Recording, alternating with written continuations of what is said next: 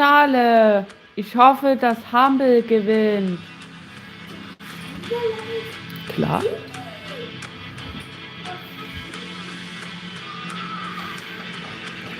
Moin, moin, was geht ab, Chat?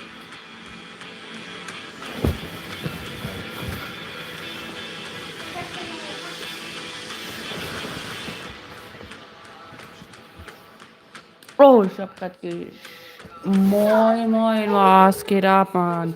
Heute ist das Finale.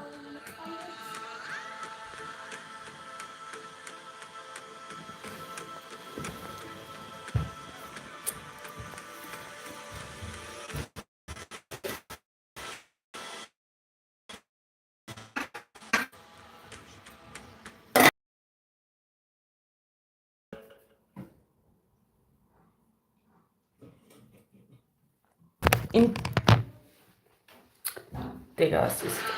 Internet ist kurz weg, Sorry, Internet war kurz weg, jetzt geht's wieder. きっかけは高校の時の同級生がスーパーセルが新しいゲーム出したんだよみたいな感じでブロスタをおすすめしてくれたってですよ。もう受験どうでもよくなっちゃいました。は単純に楽しんでた。そこからでも So, alle, wer 世 gewinnt? 界一になってトロフィーがでそこからまあちょっとやっぱ楽しいなってなってずっとやってたんでうまいのかもしれない。まあでもあんまうまいとかは考えなかったですけどね。プロは2020年ですね。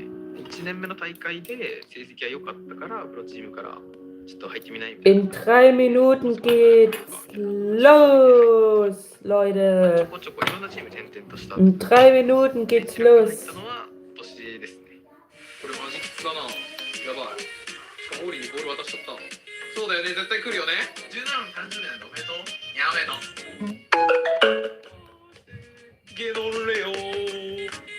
やっぱり世界2位だった時の記録を抜きたいんで、もちろん世界1位っていうのもありますし、今は1日だいたい 3,4 時間ぐらいをスクリームチーム練習としてやってて、個人では日によってそこはバラバラなんですけど、大会が近くなってスウェーデンに移動する時には1日8時間ぐらいはチーム練習が入ってくるかなっていうふうに思ってます。みんなの見たいない最強戦だね。よっ、いや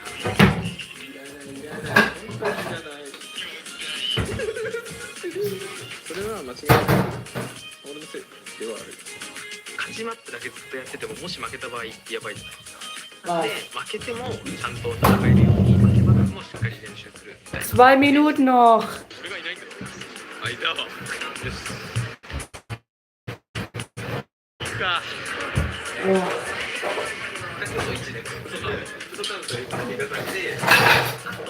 ただ相手がやっぱ強いのもあるんで、そこら辺はうまくいろんなマップ練習しないと負けてもいいような練習の仕方をするのが大事。個人的にはチームメイトが世界2位4位ってきてるんですよ、2人とも。なんでやっぱ1位させてあげたいなっていう気持ちがあります。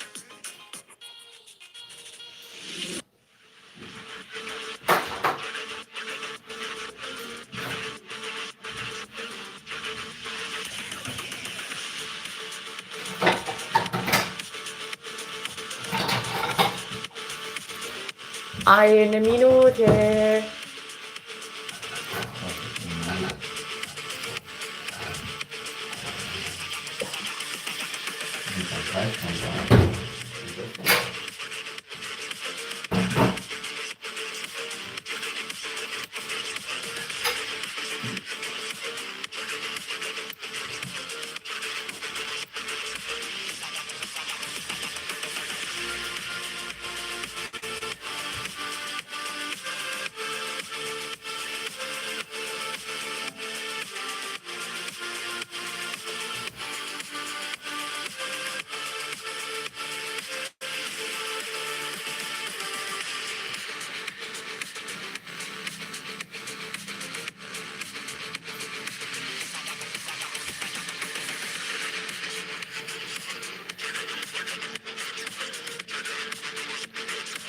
Zehn, 9, 8, 7, 6, 5, 4, 3, 2, 1. Let's go! 8 teams, 1 battlefield, and a single goal to claim the crown of Brawl Stars.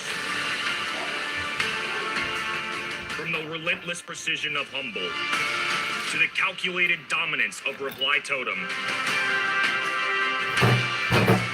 the unbreakable spirit of STMN, and the legacy forged by SK Gaming.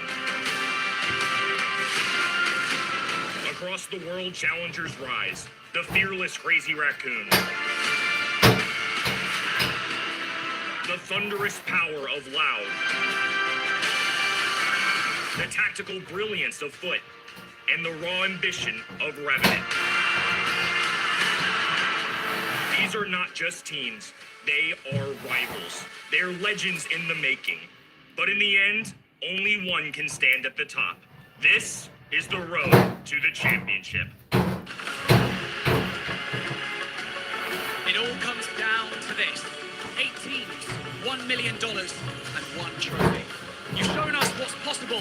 Now it's time to show us what you are made of. No more safety nets, no more second chances. It's the matchups that you've been dying to see.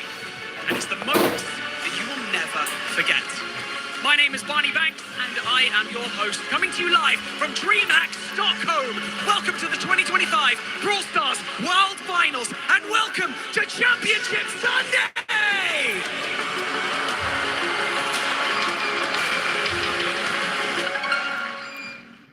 You know that feeling? When you get the perfect random? So,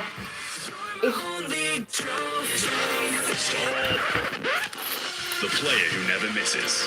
ich wette drauf, Humble oder Crazy Wagon werden sollen. The genius that makes all the right decisions. Yoshi, able to take boss down, but how are you going to stop this now? Push it, he's got the goal anyway!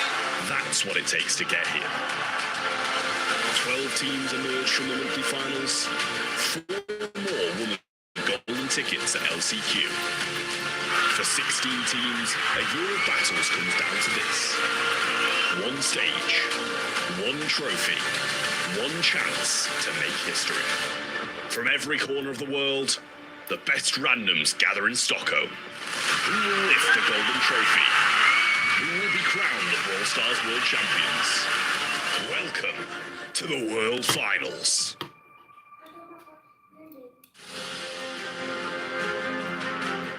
So, let's go, es geht los. Live DreamHack in Stockholm.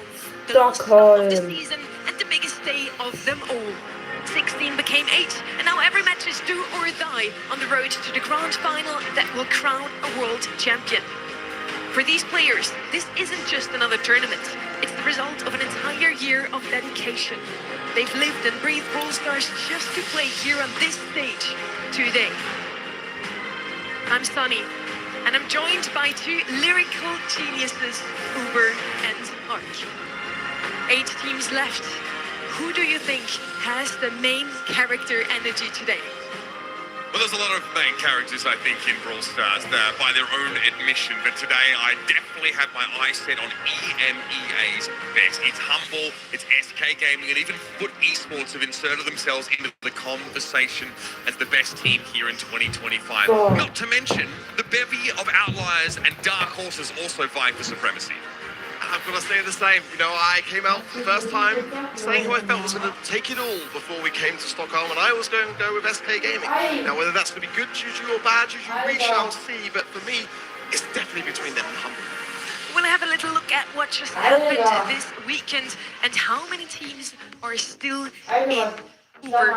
We had 4 GSL groups, now only 8 teams are left. Now we obviously whittle our 16 teams down to 8 coming into this final day, and now there are no second chances. It is win and advance, lose and go home. With all this on the line, $1 million of prize money, and I'm looking at this graphic and I'm seeing EMEA still looking pretty healthy, Ark. And for the first time since 2021, we are going to the final day with a representative from every region. That is absolutely mind-blowing to me. It is wonderful to see our final contenders can still go to win those So, mal gucken, wer heute thousands of gewinnt. dollars, over $1 million in total on the line. Yeah, it's obviously been a massive year for Brawl Stars esports, and in the BSC, it's been one of the most compelling, one of the most grueling gauntlets for all of these teams. This, of course, what awaits them alongside the title of champion. But this is our 8-team single elimination bracket, Ark. Absolutely stacked. What will be an unforgettable finale. SK Gaming versus Reply Totem up first. Crazy Raccoon and SDMN battling it out for that North American versus East Asia dominance.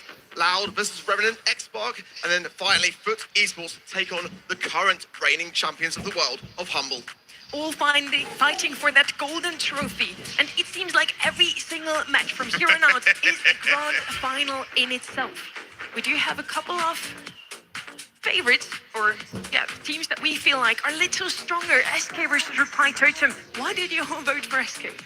Oh, look, I think that they have been squeaky clean so far. They've been, perfect in their run-through so far. They've had the luxury of getting the first game of the day out of the way and having the rest of the day to prepare for their next match. These guys have had the road paid for them now. They really need to double down as the rubber hits the road, but I think they've got everything they need to go all the way.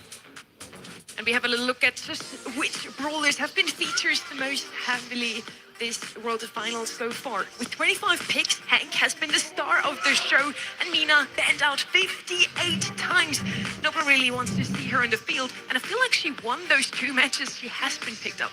Yeah, I kind of wonder whether she should be in the middle, actually. With 58 bans, no team is willing to take a chance by leaving her open. And I think for good reason, despite the nerves, it's still such a dominant threat. And the maneuverability of a brawler like that, it's just a very dangerous one to leave here. But, for me, I was expecting to see a little bit more Meeple. Ziggy's not really found its place yet in terms of the meta, it feels.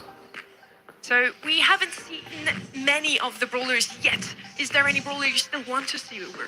Look, no, I think we've seen most of our main brawlers, right? The ones that we expected to be really menaces inside this metagame. Hank seemed to be a bit of a stumbling block for some teams. There are definitely ways to play around it, but teams like SK have really leaned heavily in that direction that made Hank look really, really good.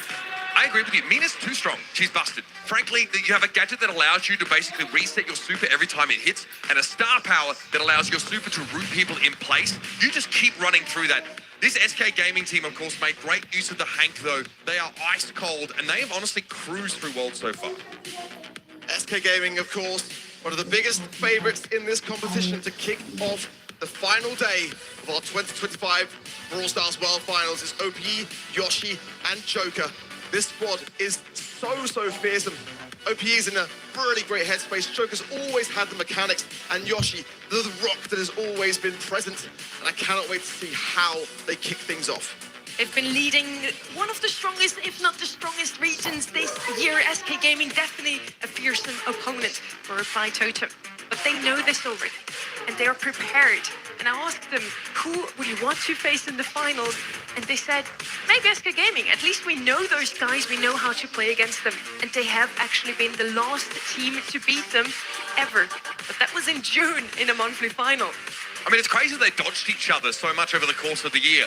Rome wasn't built in a day, but the Totem Dynasty could be cemented here on Championship Sunday. They've always done this. They come up through LCQ, and then they place really highly at Worlds. They were stopped in their tracks in the semi-finals last year, but top 4 for these guys is crazy. They're preparing for a similar run, but SK stand in their way a little bit earlier, Ark, than they, I think, anticipated. Yeah, I fully agree. It's the LAN Demons versus the LAN Angels. SK Gaming are just so ruthless at LAN, and of course, Angel Boy is the angel on the shoulder of Reply Totem. It's actually kind of wild to me. Die erste Runde geht los. SK Gaming gegen Weltmeisterschaft. On opposite ends of the bracket. They've never ran into each other. So on the World Final stage, this is actually a first, which is kind of wild. I just kind of felt that they must have run into each other at some point, but it's never happened. And just to reiterate here again, SK Gaming hasn't won a single match since June in the monthly qualifiers to Totem. Yet at LAN, we call them the LAN Demons, but they had a showing this year once, and they did lose to Humble in the end. Humble is on the other side of the bracket. We're going to see if they're going to face up against them next. First up, though, is going to be the Roman Empire. They have today. Yeah, look, I mean, I think that these two teams, they dodge each other a lot domestically, but they know each other very well. They would have been sprint partners a heck of a lot, especially seeing themselves being in different groups here, so they should know what they're running into. And now, Stockholm, are you ready for our very first match? Day 3. This is the playoff bracket. No more second chances. Bring in the teams. The dominant force facing off against the demon duo and the angel on their shoulders. DreamHack, make some noise for SK Gaming and Reply Totem! It's Obe versus Maru!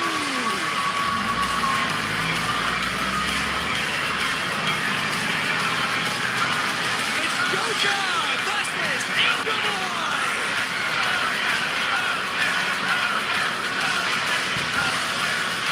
And finally, it's Yoshi versus Maori! It wouldn't be a Championship Sunday without an EMEA showdown on the card. Casters, let's do this! Nicht. We So. happily do this. Reply Totem versus SK Gaming. Could well be a monthly final, grand final here in EMEA. This is the clash of legends, and SK Gaming is looking to maintain their undefeated set record against the team that has bested them in the past.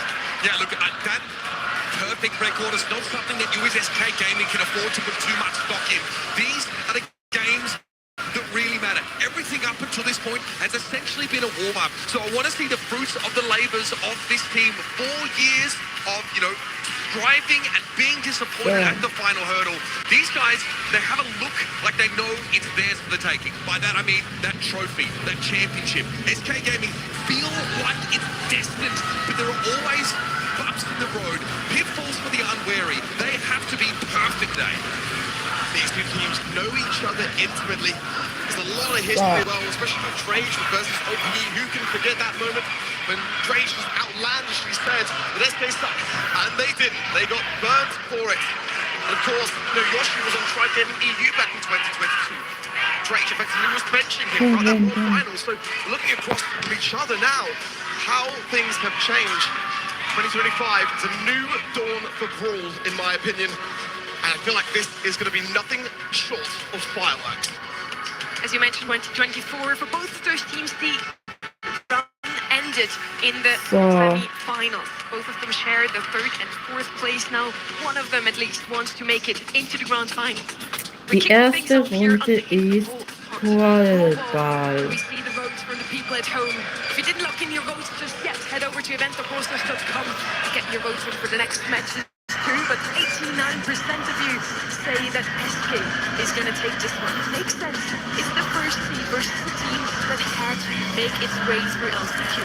The SK fan base is hungry. They've been starving, but tell you what, the Italians turn up in numbers. It's quite a mosh pit down there in the arena. With both fan clubs arrayed on either side of the stage. Expect it to get loud in here, but for now, a hush in the room as we jump into our first draft. Here on Pinhole Punt, Hank being banned away is no surprise to us. We see Otis Crow and Mina targeted by Reply Totem. Ali and Meeple round out the bans for SK. First in for SK. Looking to maybe pick up like a Ruffs here as a good starting hand.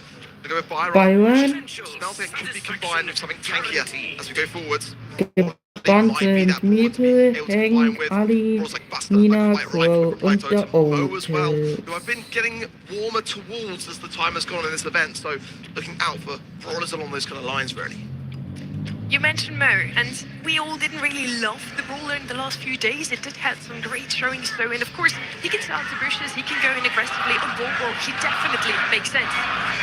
We also would have Ruff still open, like the brawler on a map like this one. You were right with the Mo immediately picked up here by Reply. Now maybe they're gonna pair it with some heals as well. This Mo is a classic Drage draft, by the way. He always wants to bring Mo into Reply Totem's team compositions. And rounding this out with Jaeyoung gives you a really solid core. Mo, very potent side laner, and it has that playmaking potential sometimes to score goals out of absolutely nowhere, but can suffer in the neutral game, at that mid-range, somewhere where Squeak really tends to shine. Yeah, there's going to be that Ollie pairing. That's dangerous with that Byron. Squeak for control, and it really has been a shining star. Who can forget that moment where Yoshi secured it in a 1 versus 2. Beautiful plays from him. I hope he's on it. Back to reply totem. They've got to have an answer for this Ollie. It's quite a dangerous one at that. Sometimes Gale could be an option. Oi, oi, oi, oi. Reply totem don't mind that kind of brawler to have that additional maneuverability. It's going to be Lily going through. Aggression is the game today, it seems. A tournament played like this all weekend. They have been in your face and they've refused to give an inch. That Ollie Squid combination is definitely something that can cause problems. If you could land a slow off that residue gadget, it's very easy for Ollie to connect, especially with his and get a pretty massive hypnotize off. Couple of 1-2 punches here on both sides of the field. Reply Totem, though, they have the hard engage potential. If they can avoid getting knocked into the corner of the map, they'll be fine. It's SK Gaming, the Uncrowned Kings versus the Roman Empire to kick us off in our first quarterfinal. And already Angel Boy stunned up there by Joker, but has the damage off the super to convert. And Maru wants to step forward. He's looking dangerous in this spot. Yoshi's flattened. Nice super there from the Mo, and Ope can only clear the ball. A very aggressive start from Raposa. Really putting the pressure on straight out of the gates. Joker does have the hypnosis to hand, so that could help certainly slow on defense's gadget. It's pretty cooled down now. Also, Angel Boy though in the realm, lurking forward. He is already in a great. OPE gets some taps off, but the heels were So, bin wieder da. Really important Byron super there for defense. Ope could have been in deep trouble, otherwise Joker's definitely going to have Maori double hypnotized here, and it's an easy pick-up of the Jaeyong. Finally, SK Gaming take their first step past the halfway mark on this map. And now they'll look to settle in. This composition is designed to choke Reply Totem out of the game, but there are many ways to break such a pincer. Angel Boy's going to be able to step forward in the Shadow Realm now and look to pressure on the Joker, but he's stunned up immediately. Tries for a super, it's not enough. Maori dropping low, and Maru does have super, but it's nowhere near close enough and help to be able to make use of it. Maori got to be caught in the hypnotize, and now SK get on the offense. A nice help from OPE to Joker. It should be enough to be able to walk this one through. It's going to be a goal for SK Gaming. There it is, SK become a torrent on Reply Totem as soon as they get on the front foot. The damage is undeniable. Here's Maru coming forward, but he was quite low, and Yoshi's able to fend him off himself. Big hypnotize, that is disgusting! Joker waves the pocket watch in the face of Reply Totem. They've got no choice but to succumb. Very bold from SK. They were put under immediate pressure. They didn't falter to it. They stayed firm in the defense, came back with an incredibly strong offense. What a way to secure that final goal. They've got to be feeling very, very good about that first game. It's down now to Reply Totem to up theirs. Important interaction here is Joker being able to catch Angel Boy with his eyes on me gadget, being able to hypnotize the Lily as she tries to step forward. It's a big part of shutting down Reply Totem's game plan, which is not exactly subtle, but it is effective. Here's Yoshi, that's a residue gadget there, creating a slowing field, denying any further advance from Reply Totem.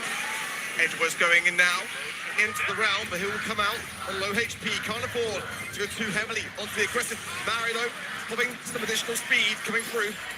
Maru pushed back on that right hand side, but he has got super. He can go in at just the right time, but Angel Boy's clearing house so far. Joker's low, he'll fall. It's a 1 versus 3 and a straightforward goal for Reply Totem.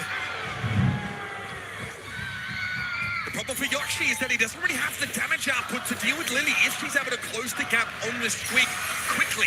There again, once more, it's going to be a flourish used by Angel Boy. Hypercharge being popped here. Ope trying to get forward, does pop his super, dumps it on himself instead. Angel Boy's going to emerge, and that was great timing from Yoshi, but he doesn't have the damage. Goal! Reply Totem! We've got an even Brawl ball game on our hands. Exactly what we expected. So, was machen wir jetzt? Spielte Brawl.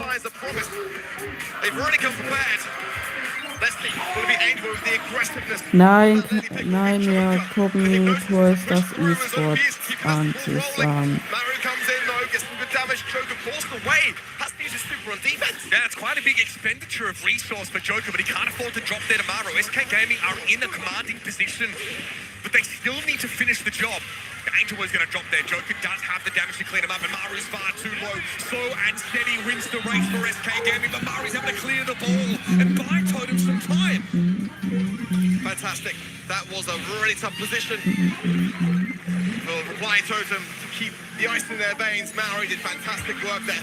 Joker, though, going in. He wants to get this ball passed through from OP, and he's found it. He would have got it. Here's Angel Boy. It's Joker.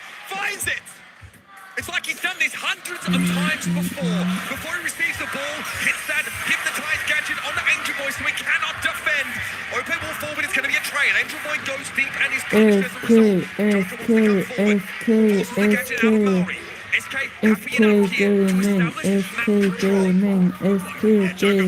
Better of that weekend warrior from the Jae-Young, and I fully agree. It's devastating. Now, though hypnotized, he should be easy pickings, but survives nonetheless. He's got the heals now as well to support Angel Boy as he comes out of this round. OP is getting some taps, but Angel Boy is going straight to the clear. The jugular finds OP to support Yoshi in one, but there's no damage. Now Joker, no hypnotized, off the line! Can he still go? Maru gets the drill. It's in! This is as close as it gets, folks. Next goal decides the stats. Reply Totem give as good as they get, but Angel Boy's hypercharge, while instrumental in their previous goal, is now on cooldown. Maru's going to be forced back. Ope, big damage, and a super connecting onto the Mo means that Maru is one shot away from being down. He knows his goose is cooked. Here comes Angel Boy, though. Joker comes forward, hypercharge, super, big hit the ties, and an easy walk in. Unreal! GG SK Gaming. Right where it hurts. The deck is decked, and it's always a Joker on top.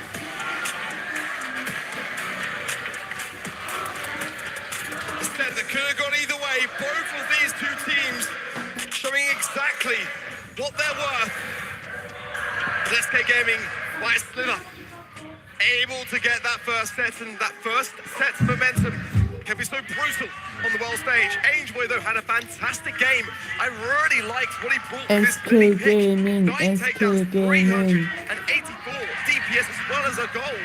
Maru to himself, but Joker with all four. That's what Ollie brings to Brawl. Schreibt mal in die Kommentare, ob ich da draus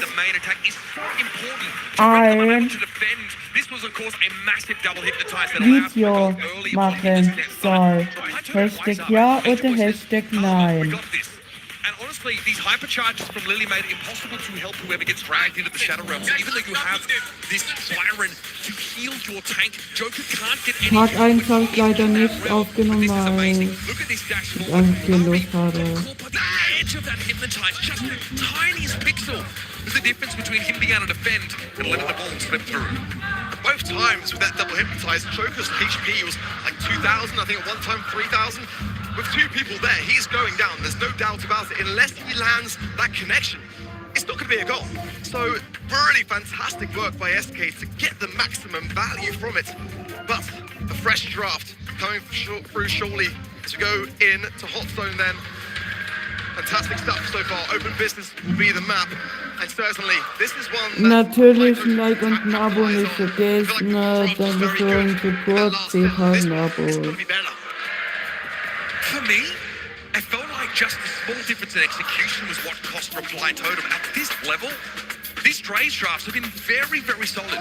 But he's going up against the combined brain power of Pedro, Ope, and Joker when it comes to the drafts, right? Those three really like to put their heads together to come up with the answer. But you're right, Open Business does feel like a map that is heavily draft dependent. Execution is going to matter, but much of the game is going to be decided right here. Ruff's Juju Crow Band, as well as the Mina, the Hank, and the Finks. It's going to leave open brawlers like Lou, brawlers like Pam, especially for me, I think can have a fantastic time on this map. SK Gaming have got that first pick as well, so they've got a chance to play it safe or really commit this opening hand. For me, I think Pam would be a solid shout, but Wall Break can then deflate what her healing station brings. Lou has dropped off. I still remain unsure as to why. I think Pam, yeah, makes a ton of sense. Healing on a game mode like this is going to go a long, long way. We've seen Lou already from Ope this weekend. It was on dueling beatles. So SK are one of those few teams that still want to try and bring that brawler in. I'd highlight Maru's Breaker with something to be feared, and they're going to know they can make great use of it. They don't want to allow both Pam and Lou into the hands of SK Gaming. Cordelia's here, I like this a lot. This is an Angel Boy special. 74% win rate for him with this brawler in the lead up when Totem didn't have the best sprint record. Honestly, it was pretty scrappy from them. But this was definitely an outlier, where they were able to find success far more often than not. We know what the Blight Totem can do with Cordelius in this kind of game mode. It could be preemptive as well of a potential Kaze on the side of SK Gaming, just to get that one out of the way. We're going to come in. Yeah, I was expecting to see a lot more of people, honestly, in the World Finals. It's really quite dangerous with that gadget to be able to box in your opposition, often combined with the Hank, but again, we saw it not work out for Team Heretics time and time again with that idea and banned out here. I'm glad that SK are going to be deviating away from that concept. Yeah, so with no Hank available, you may not even opt for something that can really punish opponents caught inside mansions of people, but throwers are always an option in that regard. You ban down the Juju and you go for the Kaze instead. This is a pretty sick draft from SK Gaming. A lot of sustain being offered up by the Pam, and also the scrap sucker here could be very, very important, especially on someone like Lou, who naturally needs to be able to keep firing to stack up those slow debuff stacks. Reply Totem now have to ask themselves if they have enough to deal with the Kaze, if the Cordelius is going to be sufficient, if they can look elsewhere. Because obviously they have Lou, who has decent mid to long range. They might look for some extra durability though. I mean, Meg's an option. Buster is going to be the answer they come up with. I was feeling Meg as well, actually, to be completely honest, but I love the boldness of SK Gaming, picking the Kaze regardless of the Cordelius. I just think to remember at L3Q, when things were really going a sour way for Reply Totem, Angel Boy getting on Cordelius in Hot Zone. This will brought things back when things were escalating out of control against Team Electros. So my I really do like it as a pick. I know that Reply Totem are confident with it, but can they shut down Kaze? It's likely to be Joker on it. He's one of the best in the world on that brawler, in my opinion. So we got through the drafts. Feels like SK Gaming are well positioned, but one mistake can cost you everything at this level. Maru with the montage already is going to be able to clear the way. Ope cannot fire into that super ability. And Yoshi here hasn't had a lot to shoot at so far. He's very mindful of not giving Angel Boy 3 supercharge by stepping into that ring. OP being really cautious and not hitting any shots. What a fast storm from Joki. He's going to leave Angel Boy to step what's going down, and he does. Maori as well, victim of it. Never montage from Maori going in with a hypercharge already just to be able to claim back position power. But Yoshi's going to be healed up as well as OP once Reply Totem join this mid. Joker needs to deal with Maru himself. Montage is very effective against both Pam and Meeple. So Maru can essentially shut both of them down, 1 versus 2 with that super available. So all on Joker here to get the Buster out of the game and pave the way for Ope and Yoshi. But SK have a good lead. Ope's been able to cycle onto the point because of that sustain of the healing turret. But again, Yoshi has to respect what Maru can do. Nice follow-up shot though. Angel Boy can't really touch onto the point, but Yoshi's happy to test the waters, jump into the ice rink and slide straight across. Reply Totem fighting well, but can't spend any time on the point. Yoshi is absolutely So fuck my SK Gaming gewinnt. To be able to retreat back slightly here, a bit too close for comfort, and Maori punishes the action.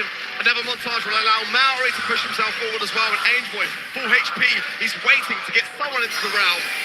Joker has to run it back. He's going to go after Maru yet again. He needs to get rid of this Buster. Now that Pam hypercharge in play, that's a lot of shielding to work with. Joker has the cycler gadget to dive into the montage hypercharge, but he does finally get the better of Maru. And all the while, SK have been rotating Ope and Yoshi onto the point. When one gets low, the other one steps up and keeps capturing. Reply Totem can't deal with this oppressive level of hypercharge. Finally broken through, and there's a hypercharge super for Mori. That's going to slow Ope up, but Joker makes sure work of Angel Boy with a hypercharge. Reply Totem have to respect SK Gaming. They are bleeding out, falling further and further behind. They have to make a play, and now's the time. Angel Boy might be able to make something of this. Joker just goes a little bit preemptively there and gets punished. Now Reply Totem catching up for lost time, but SK Gaming, they only need 10% on the zone, and that healing station from OPE should be able to secure that right-hand side. Joker's lurking forwards. He needs to make a winning push for his team here. Be aggressive in that regard. Angel Boy forcing OP into the round. Joker low on HP. It's getting so close. 95% apiece. Yoshi versus percent. What a result for Reply Totem. They were so far behind and came back strong. The round started difficultly for a Reply Totem. The only time they're actually getting capture progress is when there's a Buster Super in play. In fairness, I think Joker is struggling with that matchup, constantly getting caught in the slow-mo replay, constantly getting pushed down by this Buster. Ope's done well to keep these health bars low. Yoshi was tapping early, but when Maru rotated to the right, that's when things started to go wrong for SK, and Maru was able to get constant supers into the point. Reply Totem in that last game definitely spent a lot of time battling for control, but not as much as they should have in the early game, going for the objective. And again, slow and steady wins the race. And this Buster pick is really cutting the mustard for Reply Totem now. As Joker, though, does clear the left-hand side. Maori taking a long shot from OPE and a much-needed healing station to go on an aggressive stance to that top left. Without Buster, Reply Totem is through. They need Maru here, and that is going to be a montage. Joker tried to get inside of it. Cute that Maru was going to be there for the extra damage. Maori backing him up. Now a loose super forces SK Gaming away. Yoshi going to throw this Meeple super down and be able to fire through this large Mesa. But Maru sits at the edge of the point and gets Reply Totem back into this game. Edge of a nice jump towards Yoshi. Taking some shots. Yoshi's so low though. Pop the gadget. Stuns out. Then Reply Totem. And OB's trying to balance his time to Maori and Angel Boy to allow Joker to go on the aggressive. This is great. It's really good positioning from SK Gaming. They've got a healing station ready to go down also. I like where they're at. So Reply Totem are far from out of this game. Yoshi steps up onto the point and starts capturing him when Ope gets dragged into the Shadow Realm. So SK Gaming spent every possible second on the point. This keeps them ahead by a healthy margin, but that is starting to dwindle. Joker working the flank, gets some shots into Maru, but has to respect that super. Ope now will be able to step up as a hypercharge from the Meeple, instantly shut down by Angel Boy. Yoshi doesn't want that smoke. Not going to try and challenge out the Cordelius, but Ope still cycling on the point, bit by bit. Fanstorm allows for SK to play up close, and Yoshi gets personal with Maru, right in his face, blows him up, and SK Gaming this time were in much better shape late in the round. Before OP goes down, places the hypercharged Pam turret. That is such a devastating thing to have on the side of Reply Totem, but they've got to clear house. 95% in closing for SK Gaming. A nice Meeple stun should buy a little bit of time. Just 2% left. Stunned on the zone is Yoshi. He actually is able to get it. I thought he might have gone down, but no, SK out of nowhere secure the game, and once more SK Gaming hat die zweite Runde gewonnen. There is not 1 second that you are off the point entirely. They are making sure they make use of every moment in this round to keep that lead. Ope and Yoshi are mind-linked. They are rotating on and off that point. Look at this Pam. She can hang, sit at the back of the point and just get percent after percent. It's the long game that Ope's playing. The Reply Totem can't keep up. I'm loving Joker balancing his time between Ninja and Geisha form. Tapping down that left-hand side, still there, still a problem, and it's bought so much time for his team. SK have already got 30% to 0 from Reply Totem. Now giving themselves just a little bit better. Maru goes from that aggressive stance on the left-hand side. He might be able to get a gadget pop potentially here, get some nice value. But again, Reply Totem, they're not playing the objective. They're not on the point, right? Ope still just touching. Joker just jumping on and off. Little bits here and there. Gets them 49% to 2. And that's all it's going to take. SK don't have to team-wipe Reply Totem every time. They just need a strong staging ground here in the back of the point. As Reply Totem starts to build back for lost time. Angel Boy struggling to push forward in the round. Joker going to be able to evade it. They're going to be communicating roughly his whereabouts and ready for it now. But look at the clock on the left-hand side. It's now approaching 49 apiece, and Joker knows that he needs to get back to where he was the most dangerous. SK though have weathered the storm. That's all the super's gone for Reply Totem. Now they can start to play a bit more aggressively. Yoshi was in the Shadow Realm, but now he'll emerge and be able to fight on the point properly. Mari's low, but Ope's frozen up. Does Pam have the damage? No. Forced away are SK Gaming. Now they're starting to slip, losing their control of this game. Angel Boy again, hypercharged super on Joker, rendering him useless, but Ope and Yoshi stand up in his stead. SK will even up the game, and now with 30% to go, it might be a photo finish. Great work from Yoshi there, landing the taps, popping having the hypercharge prematurely, but getting the shot, most importantly, to have the utility coming out. A montage from Maru. It's a big push here from Blaito. It's a huge meatball gadget, also stuns them out. But it's Maru low, and Angel Boy falls. It's surely the SK. Ja, SK Gaming hat gewonnen. Again, of SK. And Joker says, get louder. That right there is the difference between challengers and champions. It's the little things that matter, especially in aggregate. And SK Gaming dot their I's, cross their T's, and complete a very elegant hot zone set. But the game plan is set in stone. Continue to apply that numbers pressure. Keep one player on the point at all times, and if we lose control, we are patient. We let Reply Totem pop those supers. We let him montage forward. We let Angel Boy target Yoshi with his super every time there's a Meeple super in play. It's beautiful to watch. It's gritty. There's a lot of back and forth. GG für SK Gaming in den Chat. And honestly, it felt deterministic at the end.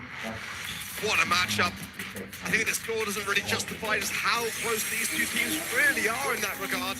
It can go either way. We've seen Replyzo to be behind and come back smelling of roses. It's definitely doable here. Have a look at this. Final moments of the round. SK Gaming have it locked down with that Kaze hypercharge. Let's go, guys! Beautiful stuff from SK Gaming. Let's listen into some moments from the match.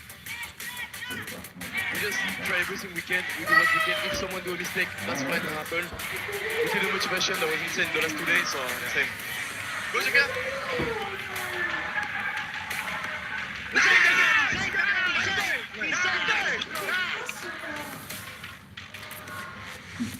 Very composed. SK Gaming team, and they have maintained their lossless streak in sets so far through the World Finals. This time, against their most fearsome opponent, Reply Totem are a cut above the rest. Nächste Runde ist Juwelenjagd. On SK Gaming. I love that from OPE, saying out from the very get-go, if we make mistakes, it's okay. It's how you handle when things are going wrong. That's what's key. That's what makes great teams. That's what makes a World Finals caliber champion. I love it. Gem grab, the Hard Rock Mine. We've got to remind ourselves that this is no day one, it's no day two. If you lose this match, you go home. Your 2025 journey is over. This is a must-win set for Reply Totem in that regard. You know, I think we might see a lot of the same bread and butter return to here by Reply Totem. This is absolutely Lily's playground.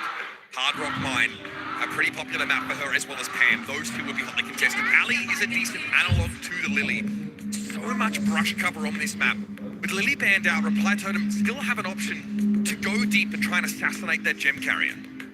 SK love a bit of Macy here. It's not really ever a worthy ban, but certainly Pam is open as the gem carrier, and that I feel was going to be a good thing for SK, especially with an Ali lurking. Yeah, lock it up. Get involved in that healing station when she's lurking, and you can just ensure a better 1v1. The scrapyard gadget can also deplete that ammo, also making Ali more susceptible, so it could certainly be on their horizons. It is going to be the Pam. I really do quite like that, but you've got to have those aggressive lanes. I wonder if this is a shade game for SK Gaming. We've seen Joker, bring that in on occasion. It's very powerful on this map. There's a ton of other options you can go with, right? The Meeple's actually not terrible as an idea to break the map up a little bit here. The Max and Sandy combo's been broken up. Still look to the Max, but Pam is going to give you a SK Gaming, SK Gaming, SK Gaming. Surprised that we don't see it banned out. It's more heavily targeted on Undermine, but it has just the same application on this map. Help from the on really effective just to frustrate those single shot brawlers, any of those sharpshooters or that brawlers that have trouble cutting through and penetrating targets. That's going to be quite helpful. But obviously just the threat of that Tara hypercharge that can really break open the map. That super is massive under hypercharge conditions. Very, very hard to avoid. But SK also do need to respect Galley. Think about how they're going to deal with what is going to be relatively constant aggression from whoever's in that seat. And Janet represents a safe mid selection here for Reply Totem with invulnerability frames. Should there be a countdown and the gems are in their favor? Still on the fence with Janet. Could be a mo here for Reply Totem, one that they get some good results with. But again, with Janet, you've got to be really cautious to not leave your teammates play. That's the thing. It's a guaranteed win if you pop it with the 10 gems at just the right time. nothing that your opposition can do when she's in the air. Carl will be the choice for Reply Totem. Not necessarily the strongest of meta brawlers, but one that I think has got some great aggressive potential. I want the Shade last pick so bad right now, Ark. This would be So let's go. time for SK Gaming to bust it out. Carl, we see a little bit less of lately. You can still burst him down, even through Protective Pirouette, if you have the right comp. So far, SK Gaming, I wouldn't quite say they do. But Tara is, of course, able to make it difficult for Carl to cross the gap, cross distance. And there it is, the Shade comes in. This is perfect. It's the perfect playmaker brawler to bring into the kind of map where Shade naturally has a lot of walls to hide inside. Great call from you. I think it could work out well, but I'm still just a little bit worried about this alley. Maybe even Amazing might have had a better chance to be able to defend against it, but Shade with a hypercharge is so brutal.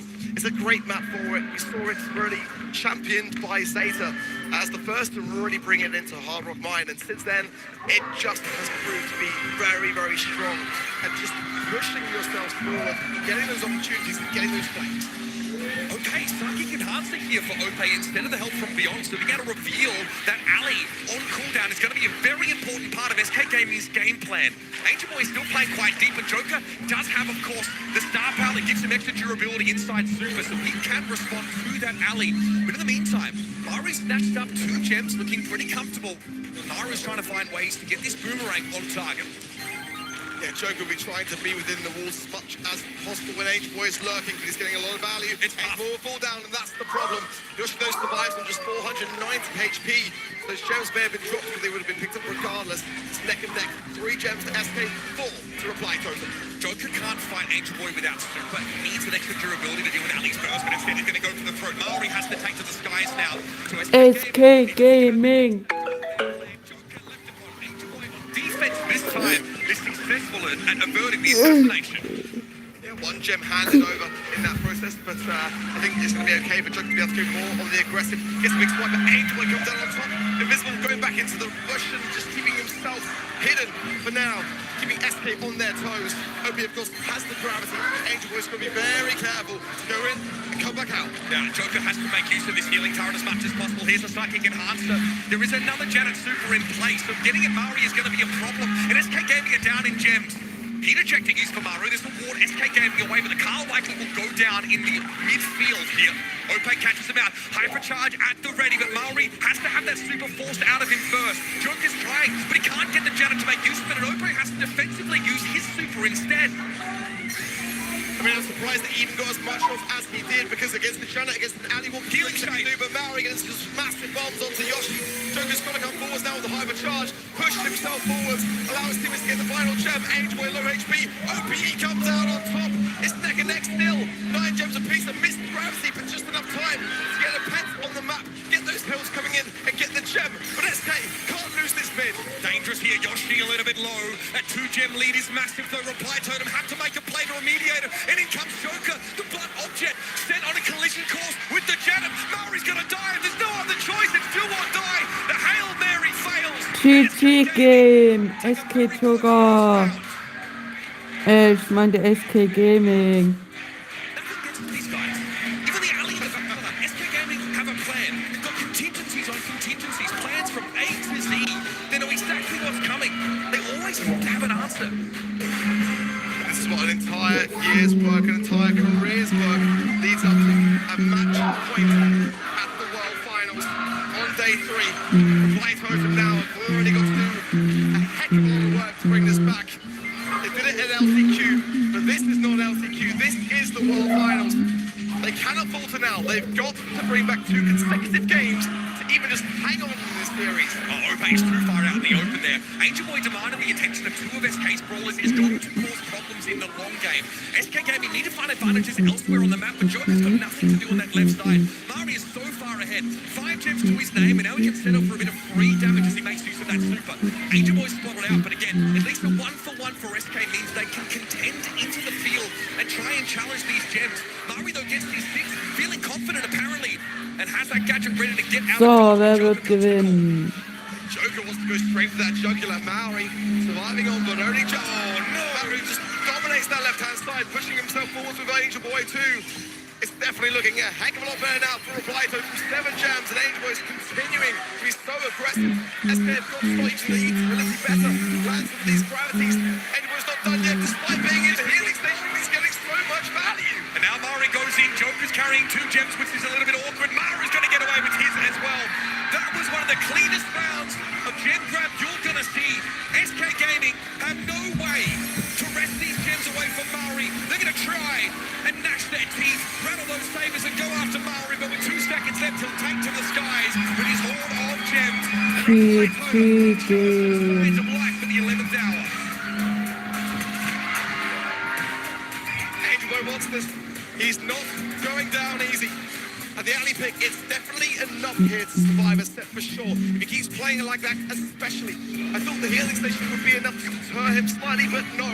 He's continuing the advance and making so much opportunity for his team, allowing Mari to get these gems, and SK have got to adapt to it.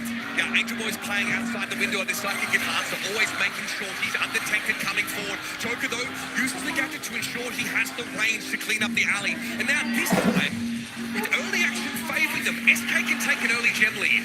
Yeah, great long arms from Joker. Trying to find Angel Boy beneath the wall. He's lurking so well and duping around it. Angel Boy comes out on top, but only just 400 HP to his name. Meanwhile, though, SK have got 4 gems. Yoshi's got the healing station, placing it down now. They've got to be able to contest Mari, who's actually getting tapped up by Yoshi there. Angel Boy needs to go down here. SK do deal with him. They're sitting on top of that healing turret, and Mari's been spotted out. Gravity made use of to turn it into a 1-for-1, and Mari's a little bit exposed here. He'll have to give that ground back, and Yoshi will get his spawn side gem and go up to 6. Oh no, Joker! He's gotten into the cookie jar, and he might get away with it all. Hypercharge up the ready, he doesn't bother to make use of it. He's done enough. Simply disrupting reply totem. He doesn't need to steal the gems, just get them dropped. Well, that bush from the gravity is broken, but H-Boy can make that and use the invisibility through it to take SK by surprise. They can't get too cozy. Gems deficit is getting better for Reply Totem, and they are still making up for a lot of lost time now. Mari coming in. It's just Josh, so this is a perfect time to strike and make up for those gems that Reply Totem dropped. This is getting sloppy for SK Gaming. This is a massive hypercharge trigger here for Ove. It feels more likely he'll use it defensively just in the name of safety, especially with those gems loose. Major Boy's up to 7. Joker's able to shut him down and get them loose now. It's only Mari with them. Joker fancy to fight, but now that hypercharge on the Janet means he'll need to accept his fate. Great use of a super. Dodges away with still 5 gems, and in the backfield, SK go up to 12. Now they have to shift into defense. Mari trying to pressure over the top, but doesn't have a hypercharge, but doesn't have full air control. Joker trying to clap them back. He's low, likely to fall here. Ope can't body block, but the gems are safely in SK territory. White Totem now dropping some gems from the mid that might be able to help him out, but they still got to get Yoshi. He is the main man on 10. He can get his guys out. So low. Maru trying to get forward, but Yoshi is healthy. He's got a healing super to throw down. Angel Boy's too low. Ja, SK Gaming hat gewonnen. Sü. Continuing to be flawless here at our World Finals. A 3-0 to banish their regional rivals. Straight back to Longridge with you. Knocked out in quarters, our Reply Totem. Straight out the gate with brilliant. And SK Gaming will at least be able to guarantee that they will be able to match their results from last year, but they want more. The job is not yet done. But what a way to start it. They didn't crumble at all. They stayed solid throughout. It's looking like it could be a good year for SK. And it begs the question, who's next? Who can step up and truly challenge this team who walked into Stockholm likely feeling like it was fated to be their weekend, to be their year? There are many, many sharks in these chummy waters. But for now, Reply Totem will be fished out. Not the finish to their 2025 campaign they would have liked, but advancing from LCQ to make the top 8 at Worlds, an impressive feat. Jetzt Crazy Wacken gegen STMN. SK Gaming once more stands in the semi-finals. They now face up against Crazy Raccoon or STMN. It's going to be our next quarter-final, and I hope we're going to witness some more incredible Brawl Stars. In the end, as much as I'm happy for SK Gaming, it's also heartbreaking that this journey was cut short for Reply Totem already. Last year they did make it into semis. This year, after coming through a grueling LCQ, they stand here on the stage today and they get demolished by SK 3-0. SK with that hasn't lost a single set so far this weekend. Yeah, still perfect, which is astonishing to me. But I hate to say it, the real challenge begins now. I mean, they're looking at the winner of Crazy Raccoon and the revelatory STMN in that next game. So it only gets harder from here on out, but so far, they've got what it takes to go all the way. I mean, for me, that very fact reminds me of the team from last year, doesn't it? I mean, but what I wouldn't give to see both SK and Humble in that grand finals. Let's get that semi-finals rematch in the grand finals. First quarterfinal was all EMEA. Now we head over to East Asia versus North America. Stay tuned. Welcome to the side of the stage. It is Championship Sunday, the Brawl Stars World Finals. We are going to crown a champion today, and I've got some very important people with me on the side of stage. I've got Maria, Pedro's mother, with me. I've got Ingrid, Joker's sister, and I've got Monica, Joker's mother, joining me as well. Maria, I'll come to you first. How does it feel having Pedro on the stage leading the charge for the boys? I feel a lot of emotion. We feel a lot of emotion, but I have to recognize that it's very, very, very stressful. It is stressful for sure. You can imagine. Now, Ingrid, your Joker's younger sister. How's it feel being a younger sister, seeing your big brother performing so incredibly well on the main stage? Well, for me, he was always that good. So it's incredibly for me to see that he has accomplished so much. Because for me, he always was good in every video game. So I'm very glad to see that he brought us this far. And Monica, I have a 3-year-old at home. Could you have imagined when Joker was 3 that he would be doing this in front of this many people? Well, actually not, because I mean, Brawl Stars, I didn't know it at that point, and afterwards, well, maybe I thought it would be a football trophy or something, but Brawl Stars, this big e-gaming, no, I did not, but I'm very happy for him, he's doing great, so go SK. Go SK, that is the theme right here. We're going to send it back to you guys. It's the final day, not only of the Brawl Stars World Finals 2025, but also of the whole entire season. Every single player that stands here today has fought hard all year long just to stand here on the stage this moment. We had to say goodbye to so many already. 7 of them are left now. SK moved on into the semis, and they're now waiting for their opponents. It's gonna be either Stamina or Crazy Raccoon, our match up next.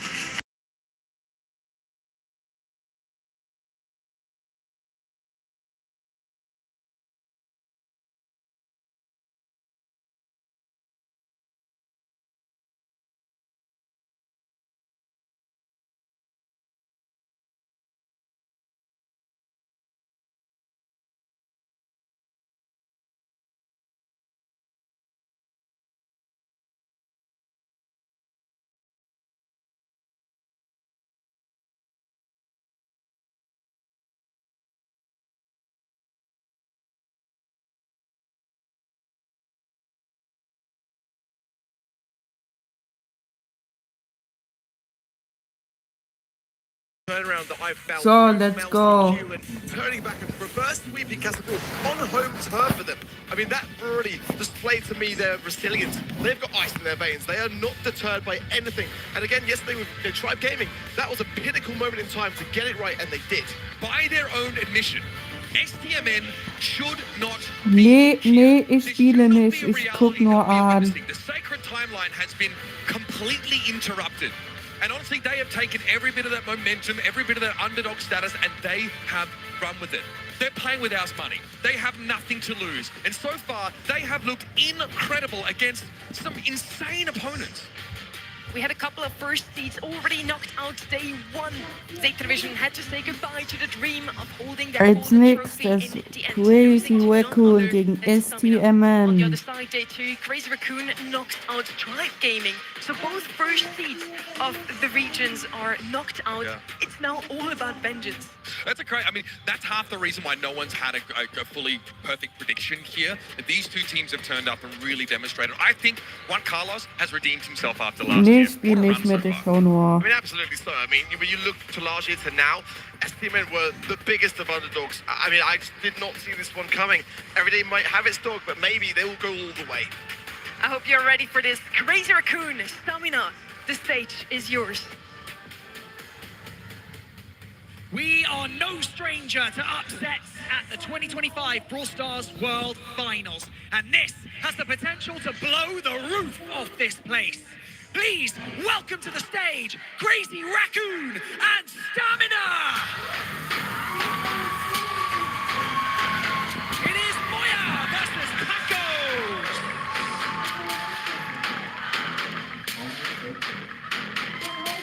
Tensai versus Paige!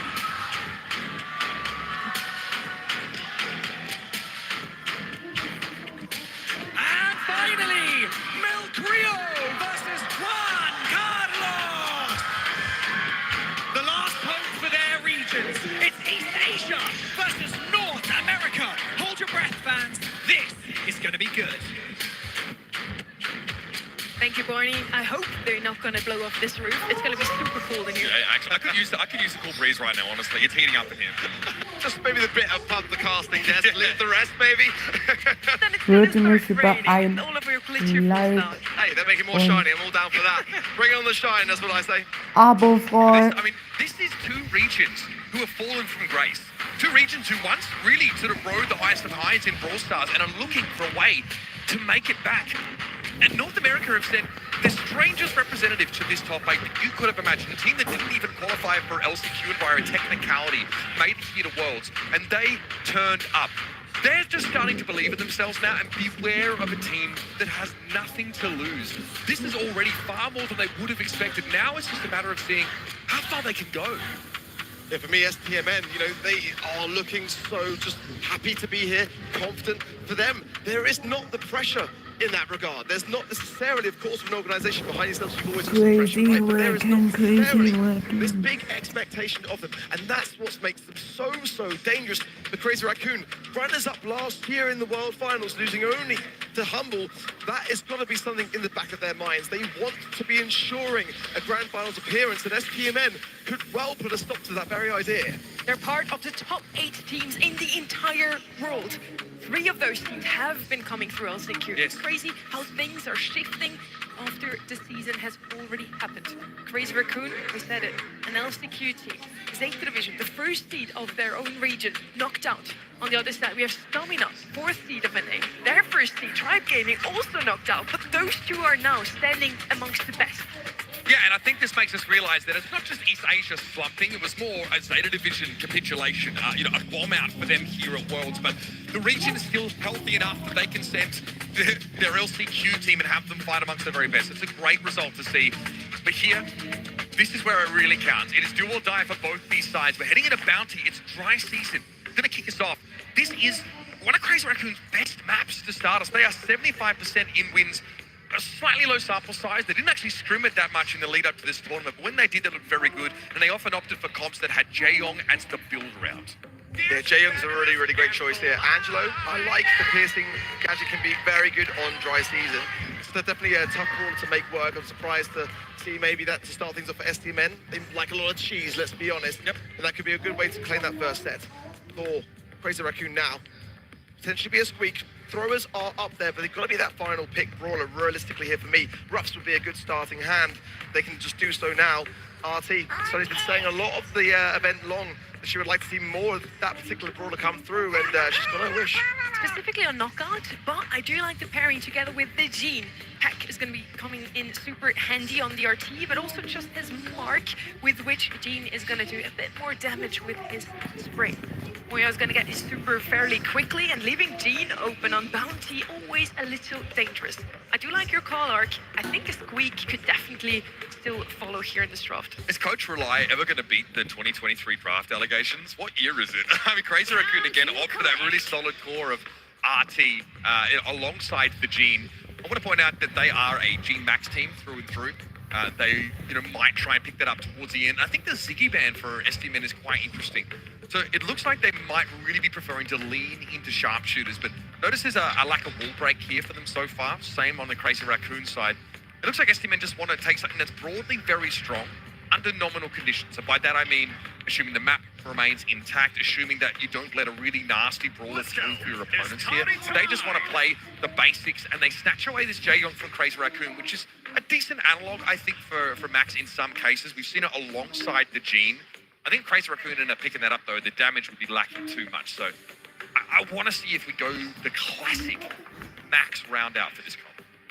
Yeah, I'm surprised that Crazy Raccoon didn't lock it in earlier for the Jaehyung, but that kind of might mean that they weren't looking to play it anyway in that regard. It is going to be the speed come through for them, but I definitely feel like it could have been their first pick brawler, quite honestly. So STMN, I feel like I've got a very rounded idea. It allows Angelo to be a little bit more able to maneuver around the map and land some of these shots as well as the bell. The sharpshooters combined with the speed can go a long way here. And the helping hand of those hills certainly be a very great thing to have in their Eins back in den pocket. Chat, wenn Crazy Raccoon gewinnt und 2, wenn STMN gewinnt. Fly token in SK Gaming. Is it going to be very even, or is it one-sided? Can the little genius plot a course through stormy seas and get Crazy Raccoon into yet another top 4? Only time will tell. This is about a course where you don't have those traditional Nee, lanes. spiel nicht mit. Diagonal plate here, as Crazy Raccoon are favoured with these early salvos and being able to pick up the blue star. A good start from STMN, getting into a very aggressive position. Ach, Milo, was geht? His position on the right hand side goes down quickly. That's enough for STMN to just cool things Ja, down. was los? Go back into the mid. They haven't got to go all the way back to spawn just yet. Get some more damage as then Crazy Raccoon. Milo, was geht? Yeah, Juan Carlos was actually not charging any of those shots earlier, just trying to force Was Tensai away. geht? But that Venn diagram of explosion, meaning Juan Ach Carlos ja, has to take some hier, form of Milo, damage. du kannst mich adden. Ich hab dieses Freunde-Dings da ausgemacht. Kannst jetzt nochmal probieren. Tarkos doesn't want to give up too much ground just in case he wants to fall back behind one of those. You can see him drop there on the right side of your Na, screen. But Juan Carlos a little bit Na, longer im than Polstars wolltest du mich doch adden, da habe ich diese Freundschaftsanfrage geblockt gehabt und ich hab's ausgemacht. Jetzt kannst du nochmal versuchen. Keep on Carlos able to go the aggressiveness. Tap on the 10 side brings him low. He's got to avoid that range. Versuch nochmal. Weißt du noch meine ID? Moya's got the pull low, but he can't really bring back a fully healthy, STMN player into his teammates to the hill back up. Yeah, Tensai was not in a position to go for the play that we're looking to make. Juan Carlos has been getting good connection off these gadgets, but they're never one-shots, they're just chunking Milkrio down. Immer noch. Ich habe kein Zweitgerät. Signals his intent to not want to give away this corner by throwing his super down, but Moya and Milkrio will bully him Da away. kann ich es mir reinschreiben. This is getting a little bit dangerous. Juan Carlos with a vengeful spirit gadget used by Moya. Still a magic hand in play, but it may not be needed. It's Juan Carlos falling. Tensai brings pain to his knees. And Juan Carlos off respawn's got nothing to do. Blink and you'll miss it. The whole round comes down to the last 10 seconds. And this is what I see time and time again from Crazy Raccoon. The composure is something to be admired. It really is. The STMN, they played it really well. I feel like that was the best way to approach the game. Aber meine ID ist Kaspar.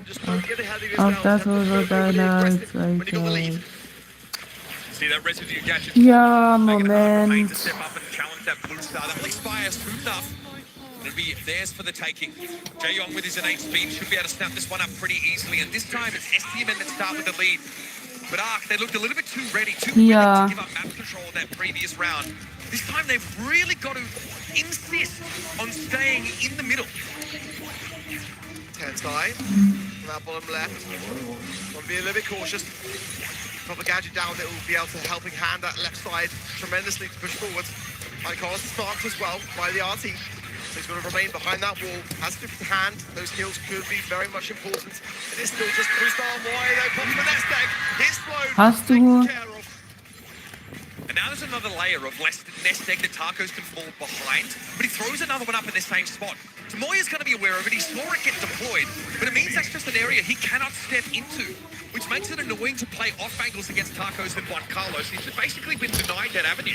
Jo, nimm ich nach dem Stream an. Just took these shots, but this bell taps are fierce. A little bit of a missed mark though previously by Tacos.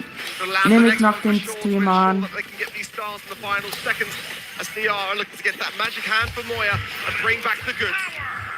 Pain there goes for a weekend warrior. Würde mich über ein Like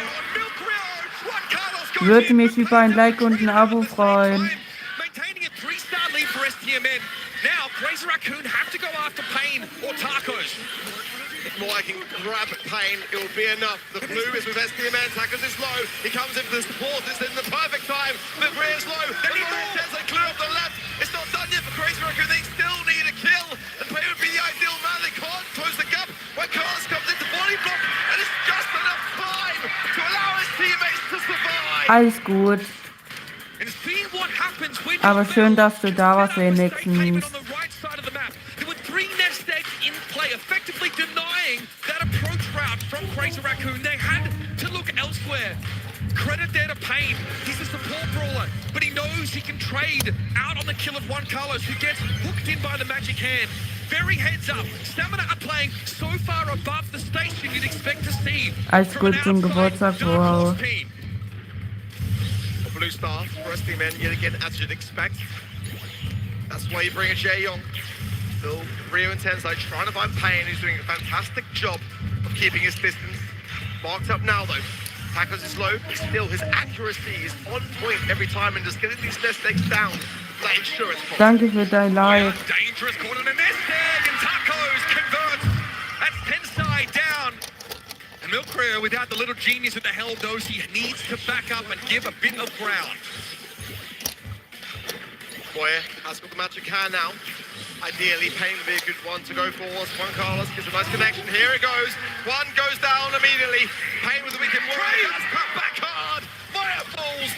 Milkreer and Tensai have got to be able to lay down the groundwork for his return. Pain is that good, Art. He gets the AoE damage off the weakened warrior, knows he's actually got a kill opportunity. That is insane that he finds a trade in that situation.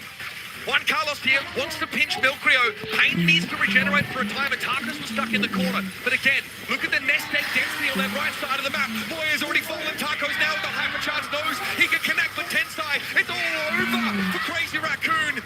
7-star difference, so much to make up. They have to all in STMN without getting traded out. They can find Pain and Juan Carlos, it can be done. Pain is now low. Boy with the magic hand, he's got the hypercharge. No way. Did he bring back 2? It'll be insane. Pain is now low, marked up. They got 1. No, Hey. 1. They get it. Volker is new. And CR are running away. Daylight robbery. But it's not done yet. STMN in the top for one final push. But it's got to be one to take back good. They can't get the reach. And CR, hold on. GG Game ist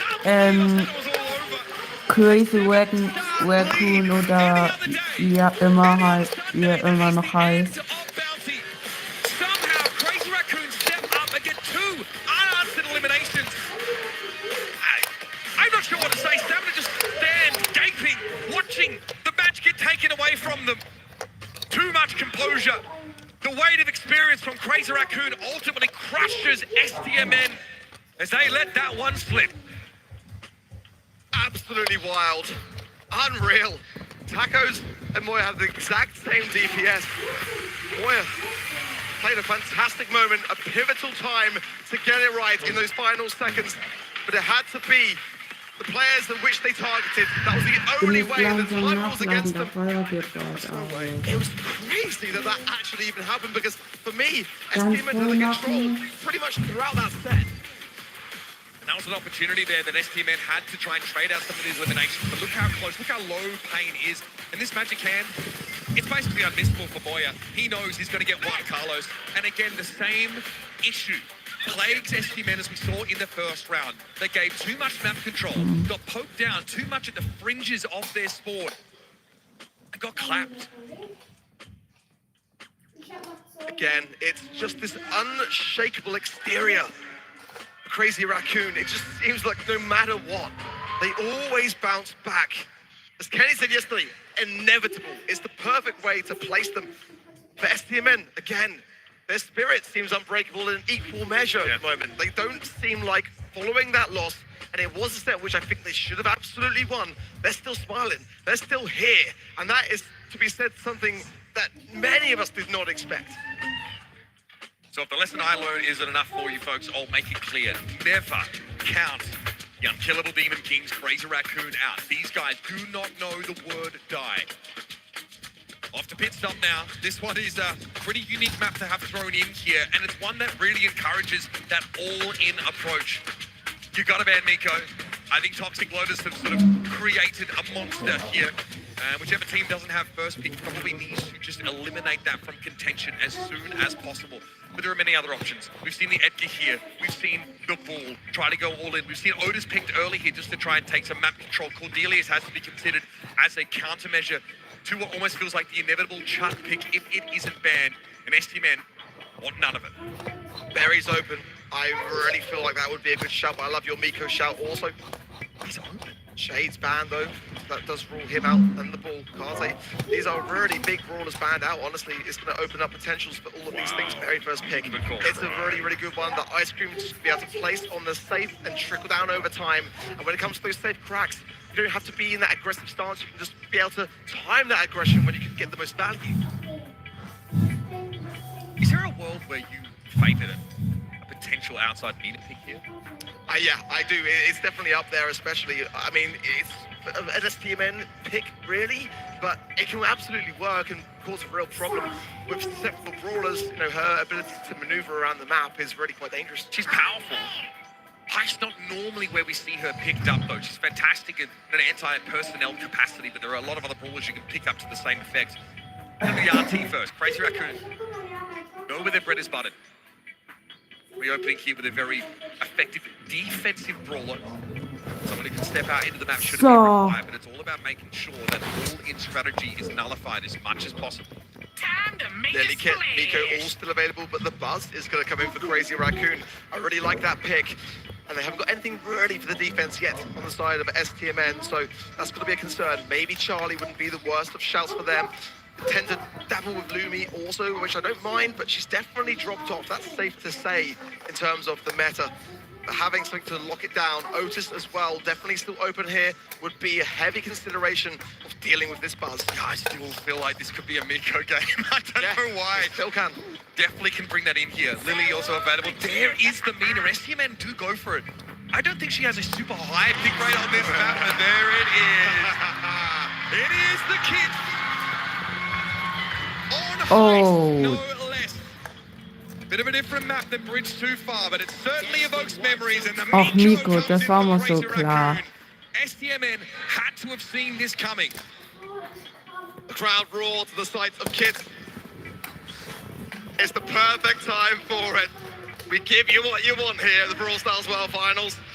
Let's just hope that Juan Carlos can get some stats to show for it. I think it's a good map though. I think it's certainly better than what we saw last year in terms of viability. But let's see. At the moment STMN are behind, so it would be the perfect time to prove that it can still cut the mustard. D'Amico's a problem. He has a star power, of course, that gives him extra damage against non-brawl entities, and the state doesn't know how to throw hands. It definitely counts. There's Maya and Aura in the dive here from Milkrio. Eventually this has to be responded to now as Juan Carlos wants to step up, and those ice cream builds do really add up over time. The Milkrio has a problem, and frankly Painside didn't even listen to answer him. Penside deals with Juan Carlos. Carco's it's only a matter of time before he's brought down. Crazy Raccoon might have comp here. I'm not sure. It looks like my favorite of the two already. So much damage has been dealt. So many stages of the safe have been cracked for me. Crazy Raccoon can run this down, especially with a buzz. STMN are going to fully commit, but that's a mistake. It's Tenslow's on the right-hand side. They've got the hypercharge now also. Milkrio goes in first, getting some good taps, but Tenslow now. So, mal gucken. Ich denke mal, Crazy Raccoon gewinnt. STMN came back in just to make a time there because he was going to get straight to the safe. You can see how hard it is for Miko to hit a super, for a kid to hit a super on Miko. If Milkrio is in mid-air, that is straight up going to miss. And Payne can't do anything about this. Miko is a big problem. And now he takes the safe down to a paltry 1%. STMN aren't even in the same postcode as Crazy Raccoon in terms of progress on this round. Can you imagine though if it was possible, but it's not going to happen. Moya with a beautiful hypercharge will ensure that there are no blunders on the side of Crazy Raccoon in this set yet. For STMN, a pretty poor start. I've got to call it how it is. They need to adapt. That cannot happen twice. Before you know it, that safe has been shredded down. They've got to play a much better defense this time round. Their comp just doesn't really interact with this Miko. Not many do, in fairness. And STMN let this through, so they have to have had a game plan for it. As powerful as Mina is, Juan Carlos has his hands full. The rest of these other brawlers, nicely done from Tacos. This time is able to deal with the Miko before he can get any damage done. And now the Berry Fields are doing work on Crazy Raccoon's safe. Boy, with the gadget just goes straight for the safe.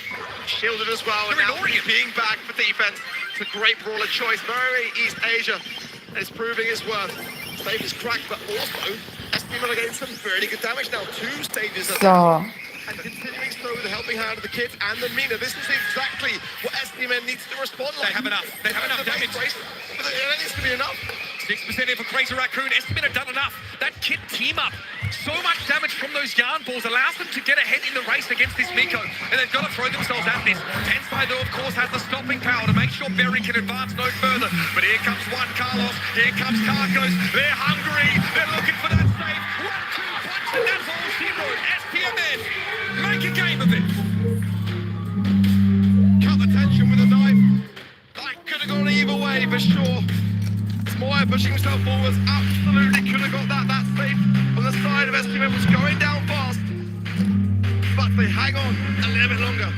The game was so important to earn. Now STM might be able to make this a set. Here goes Miltrio yet again, Ark. das war mir eigentlich so klar, dass der Inomiko nimmt. Weil ich weiß, wie nervig der ist in Tresor Rauch. STM yet to be able to go on the offense. Now we'll charge into that midfield. Boy, are those sitting on a soup, so dangerous as a defensive piece. And of course, Miltrio is immutable. He's always here, always in the mix. And now, back to St. Judy. Dodges a super there for Tacos. It has to be cleared the old-fashioned way. Yeah, STM there, floundering slightly. Need to play defense. Payne would love to get the other side of this map though. Place that healthy additive scattered onto the other side. Miltrio continuously getting damage now. That's the second stage down. Time is not on the side here of STMN. No, I don't like this. I don't like this at all for Juan Carlos and Tacos. They're too far behind to start all-in racing Crazy Raccoon. These shield stages are too much to deal with, and it feels like a little bit of an anticlimactic finish now as STMN will get crushed. She said. And the safe is spilled. Now we got ourselves a game. The STMN now. This is going to put them to the test. They've got to dig deep. They can do this. I actually really do rate predictions of those that have gone with STMN in this series. But it is slowly getting away from them. But we've got some fight nonetheless. I still feel like this is far. War mir eigentlich so klar, dass man Inomiko nimmt. Ich hätte ihn auch genommen. Finger a coach roll to after that particular set arc.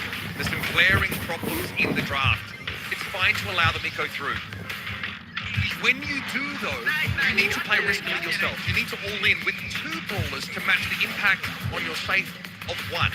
You need Tacos and Juan Carlos to go together. You basically need the kit attachment to a teammate to allow for that extra damage.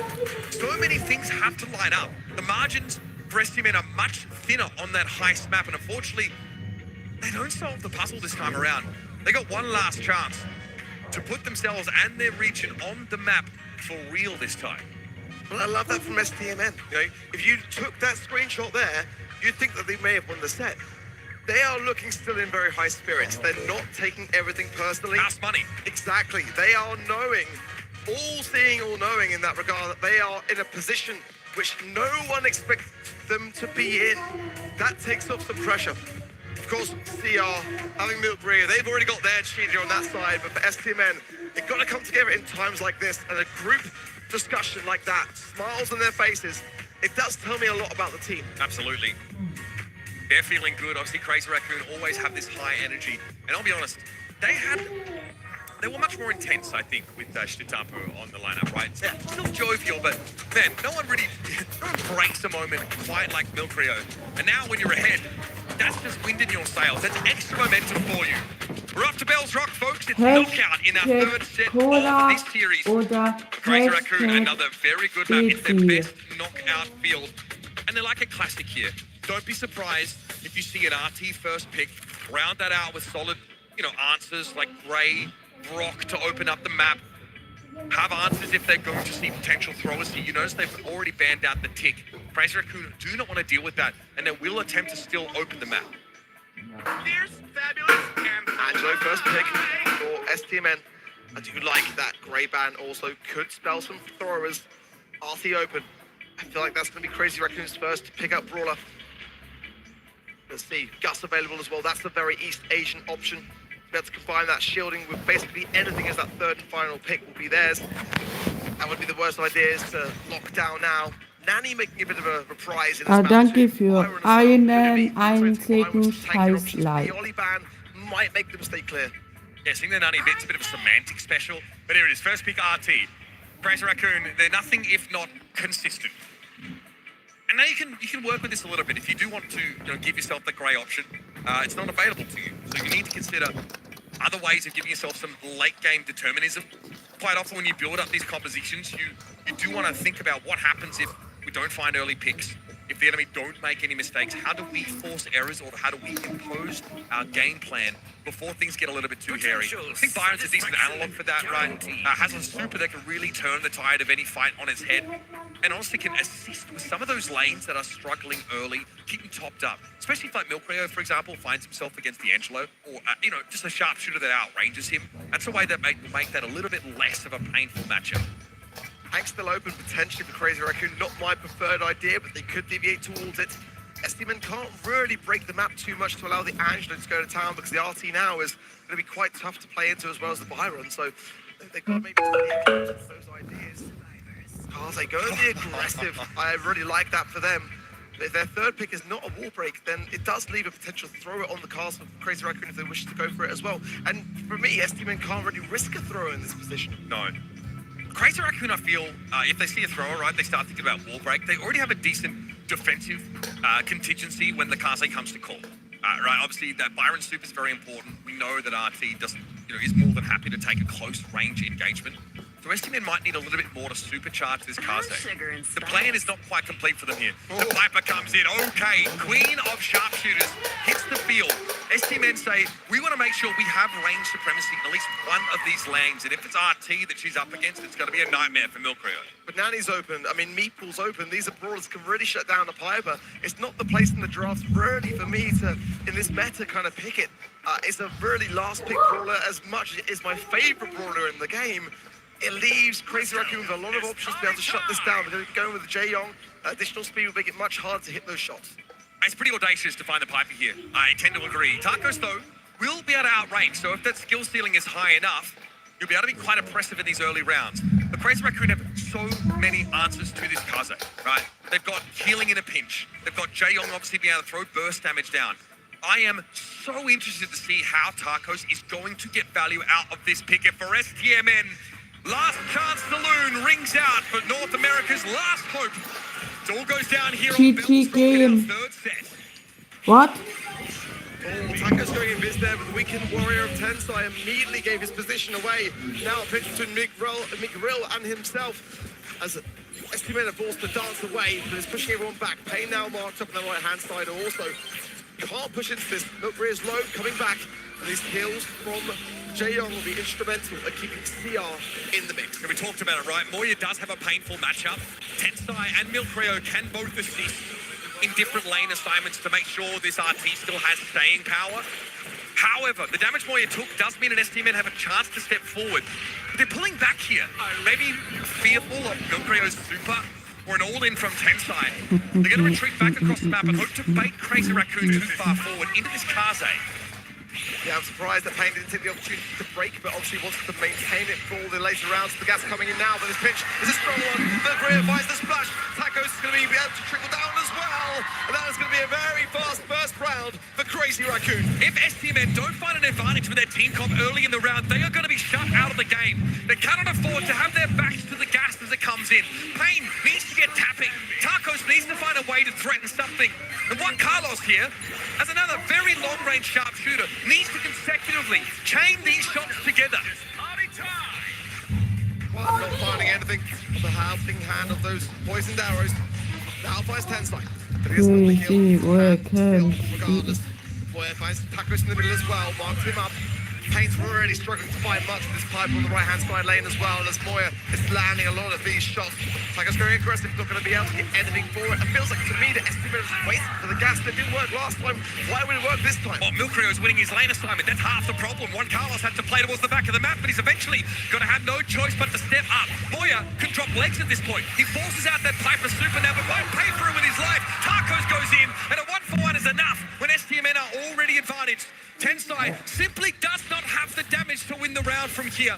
Juan Carlos with a hypercharged super doesn't want to be forced to make use of it. He'll simply step around the corner and finish off the J-on. Yeah, Tensai not going to utilise that weekend warrior there. It might have been a slight moment of an attempt, let's say, but I think White's not go for it. It keeps it in the back pocket for now. Payne down to 180 HP. The missed gadget as Moya dodges. Wild knows it's time for the hypercharge. That's fine. Tensai's got the heals to be able to counteract it.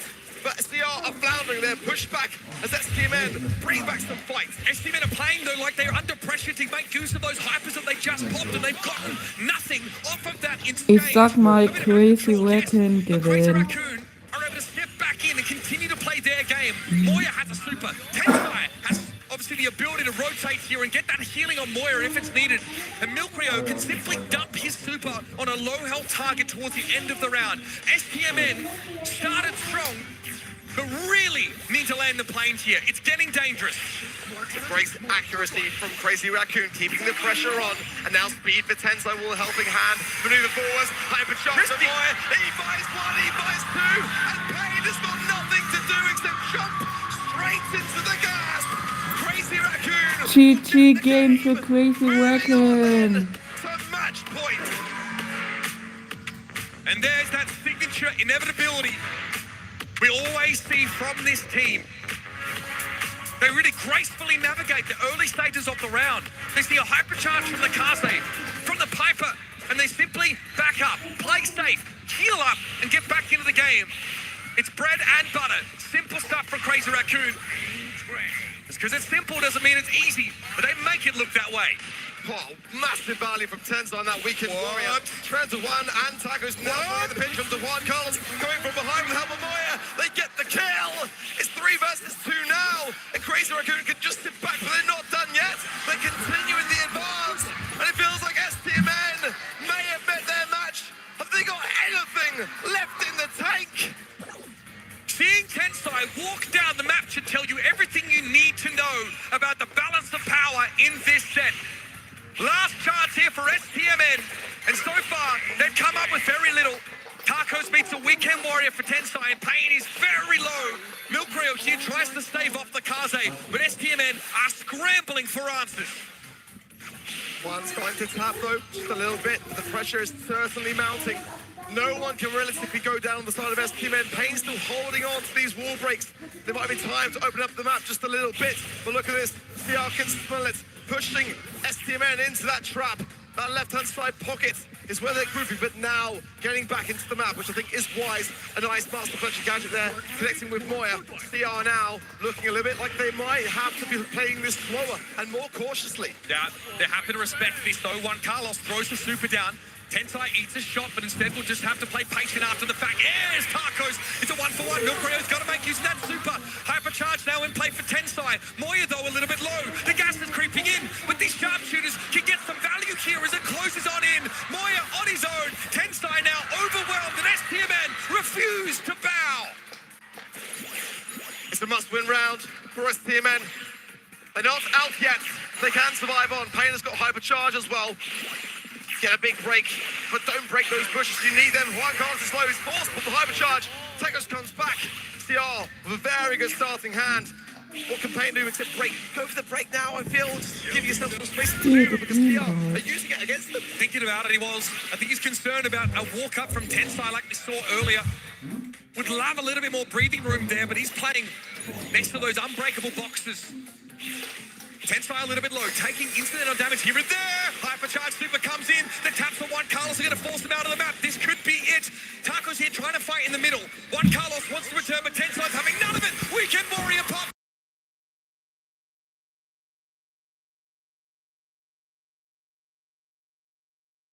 No shots. Juan Carlos still 3, 5, 6 and 0 now. Death, tag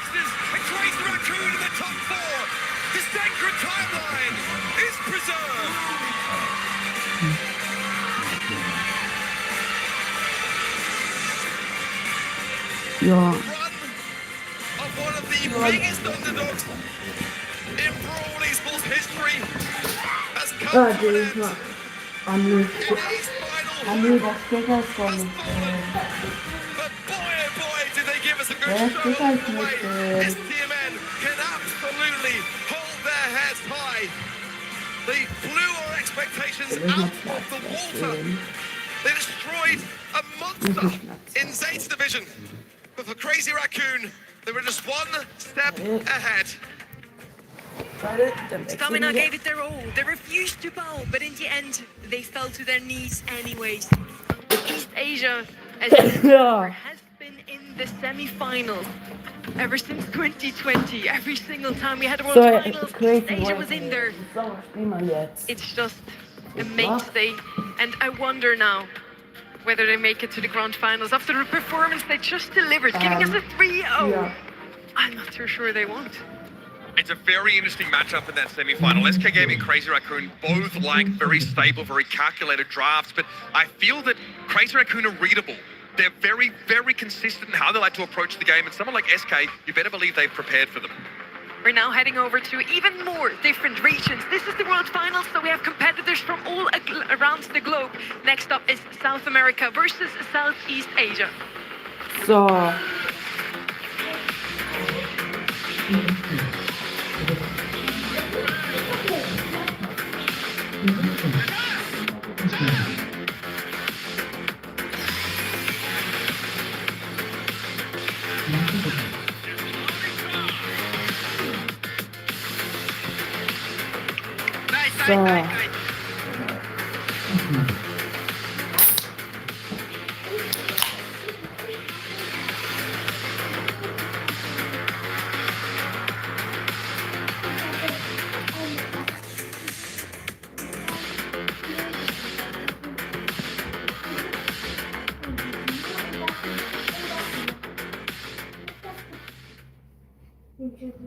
Oh, Max.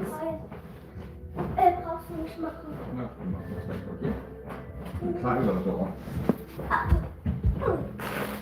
Legen die auf den Boden.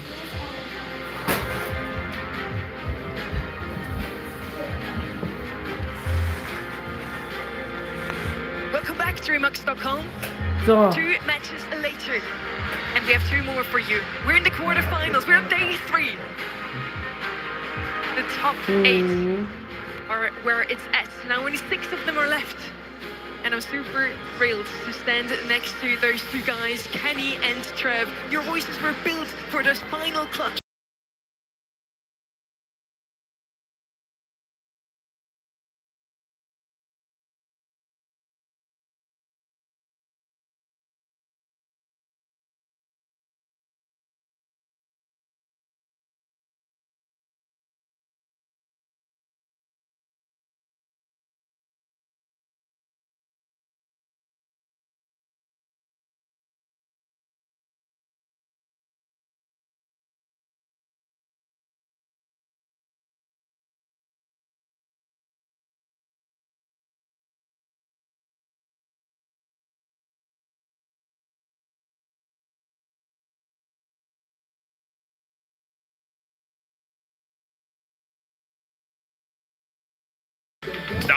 So,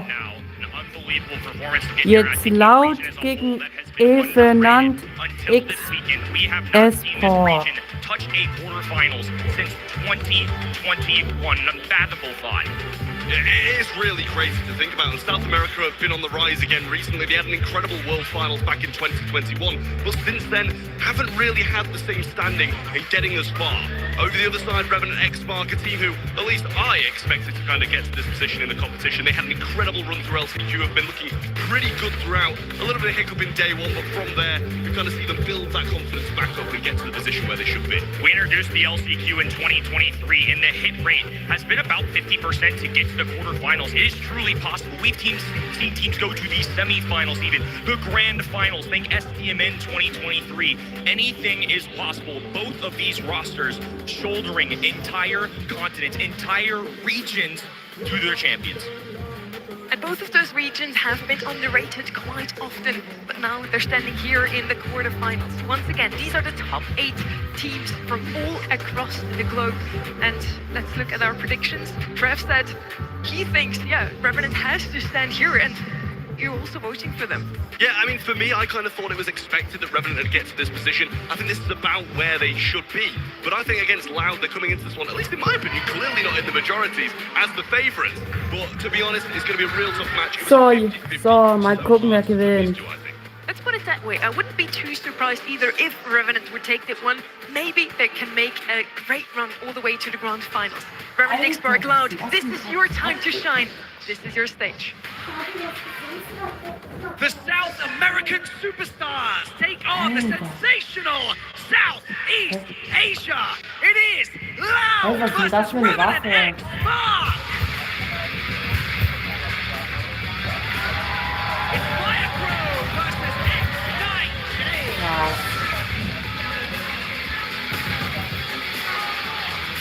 Kyodon versus Sergeant. And finally, Edinho and Response. Turn up the volume, DreamHack, and ignite the spark, because fireworks are about to go off on the big stage. The incredible players that stand here with us today. Most of them finished first in their own region. Loud had a great run throughout the year. Ended up only 7 points ahead of team number 2. But they are now in the quarterfinals, and SK Koalas not make it. Cordial walking up to the stage. Couple fists given to every player that walked by, but the second they touched down on this battlefield, 2 gladiators in the arena, ruthless teams, very aggressive ones at that, firm in what they do. I have no doubt that they are going to give it everything they have here in quarterfinal number 3. I mean, personally, I think we've been kind of seeing a little bit of a different South America. Their drafts have been a little bit better than in previous years. I think that's catapulting them forward in the competitions. Not just that, but their gameplay is very suited to the current metas. We're seeing a lot of support, kind of balanced out with that bit more aggression as well, and I think they do that absolutely perfectly. Whereas Revenant X-Spark, they've come into this competition, they came into us running it down, and it's got them this far. We'll see if it can get them any further. They took down Rival in LCQ with a quick 3-0 and made their way into World Finals with that. At World Finals itself, they had a great run as well, only got bested by SK Gaming. But now, they start with a new clean slate. On day 3, it's all or nothing, no second chances. They have to win this match to continue further ahead into this competition. Kenny, you voted for Loud. Explain to me why. I think ultimately SA are due one. I think Loud are an underrated squad. I think after Brawl Cup they're hungry, and this has been a team years in the making. South America has not seen a semi-final since INTC in 2021. While their drafts were a little shaky throughout to me, this squad is confident in what they do. They're unique in how they approach it. I think they've been tested. I think South America as a whole has improved throughout the year. 90-10 feels a little criminal to the fellas over there on Revenant. I truly could see this going either way. This was just a gut check from me. Absolutely. As you say, it's just go with your gut, and I said it was a 50-50. Similar things in the sense of, I don't see how this can be a 90-10 other than the fact that they're going to have massive support from the South American region, which is a big part of Brawl Stars. We're looking at the draft now. As you've just seen, we're going into knockout on Gold Arm. Gulch the Dug going to be banned out the way, along with the Bell and the Buster from the side of Loud. Revenant X-Spark get rid of the Mina, the Ollie, and the Gene, as they don't have that first pick. And as we are on day 3, we have no lower bracket anymore, no second chances, as I said, and we're kicking things off with knockout, where you also have no second chances. Once you're down, you want respawn, you want the survivability, and Gus, definitely a good pick for that. I was kind of expecting an Angelo coming out right at the beginning. Maybe Revenant X-Spark is going to pick him up instead now. Yeah, I think Gus can work as well in this early onset, so the range obviously could keep up with something like an Angelo, who's been a very frequent pick here. Wouldn't shock me at all if Revenant still elect to go that route. But great combinations are also something you have to look out for. RT on the defense, I'm curious what they pair this alongside. Now that Ollie has gone, several stereotypical compositions that he goes along with, Ollie plus Jay, Ollie plus Squeak, Ollie plus Byron, are out at the table. And there's one of those support brawlers too, so I think Revenant X-Spark are probably going to have some dangerous intentions towards the end of this draft. Absolutely, I love that pick as well, and it's got a great balance, providing those slipstreams or providing the heals. Weekend Warrior gadgets coming in those pressing moments as well can deal massive amounts of damage. And the same can be said for RT, marking up those opponents, being able to go and drop your legs in the later phases makes you a machine at long range and at short range when that gas closes you in. Gas is their first pick means they could pick up something a little bit more aggressive now. Tank technically still open. Jetzt gibt neue Waffen. Maybe. What is it gonna be in the end? Gray, super aggressive there. With the Gas and the Gray, they have the perfect support comp for a tank or assassin style brawler. Now, Kenny, who would you choose? Always the stereotypical one. Hank, I think, is a good shout, just considering how much we've seen him this weekend. Instead, they're going a completely different route, which is really interesting. I will say, these support compositions do go alongside Squeak, and I think it's just because Squeak is so pesky to deal with on these maps. So this is a completely different direction than what we're used to seeing, but that's the stereotypical counter you'll see. It's Brock. They want to dictate the wall break. And the thing is as well, we've seen them play this Brock multiple times throughout this weekend very, very well, getting the right wall breaks, the right grass breaks to put themselves in a great position throughout. So I really like that from Revenant. It's been Sergeant on that Brawl so far, and he's been providing some incredible gameplay. So we'll see if they repeat that again and stick to what they know. The backs of two beloved regions rest on the giant shoulders of these gentlemen on stage. Despite the burden of carrying nations, they stood against every competitor in their way. But today, only one survives. Southeast Asia's darling, South America's superstars kick us off for quarterfinal 3.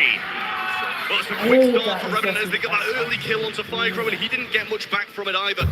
Adinho in the mid, fairly low, getting it double tapped by the two long-range players on the side of Revenant, and they're leaving Kyodog all alone, ready to just try and farm some supers for the side of Revenant. Dominant start for the fellows in red. Kyodog left all alone, not necessarily one kind of brawler. The more time that is bought as well, Sergeant can break up this map, kind of set how they want it to be built.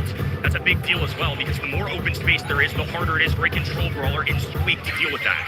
A lot of shots hit there by X9J as well. Shouldn't be too far off getting those hypercharges for the later phases of this game.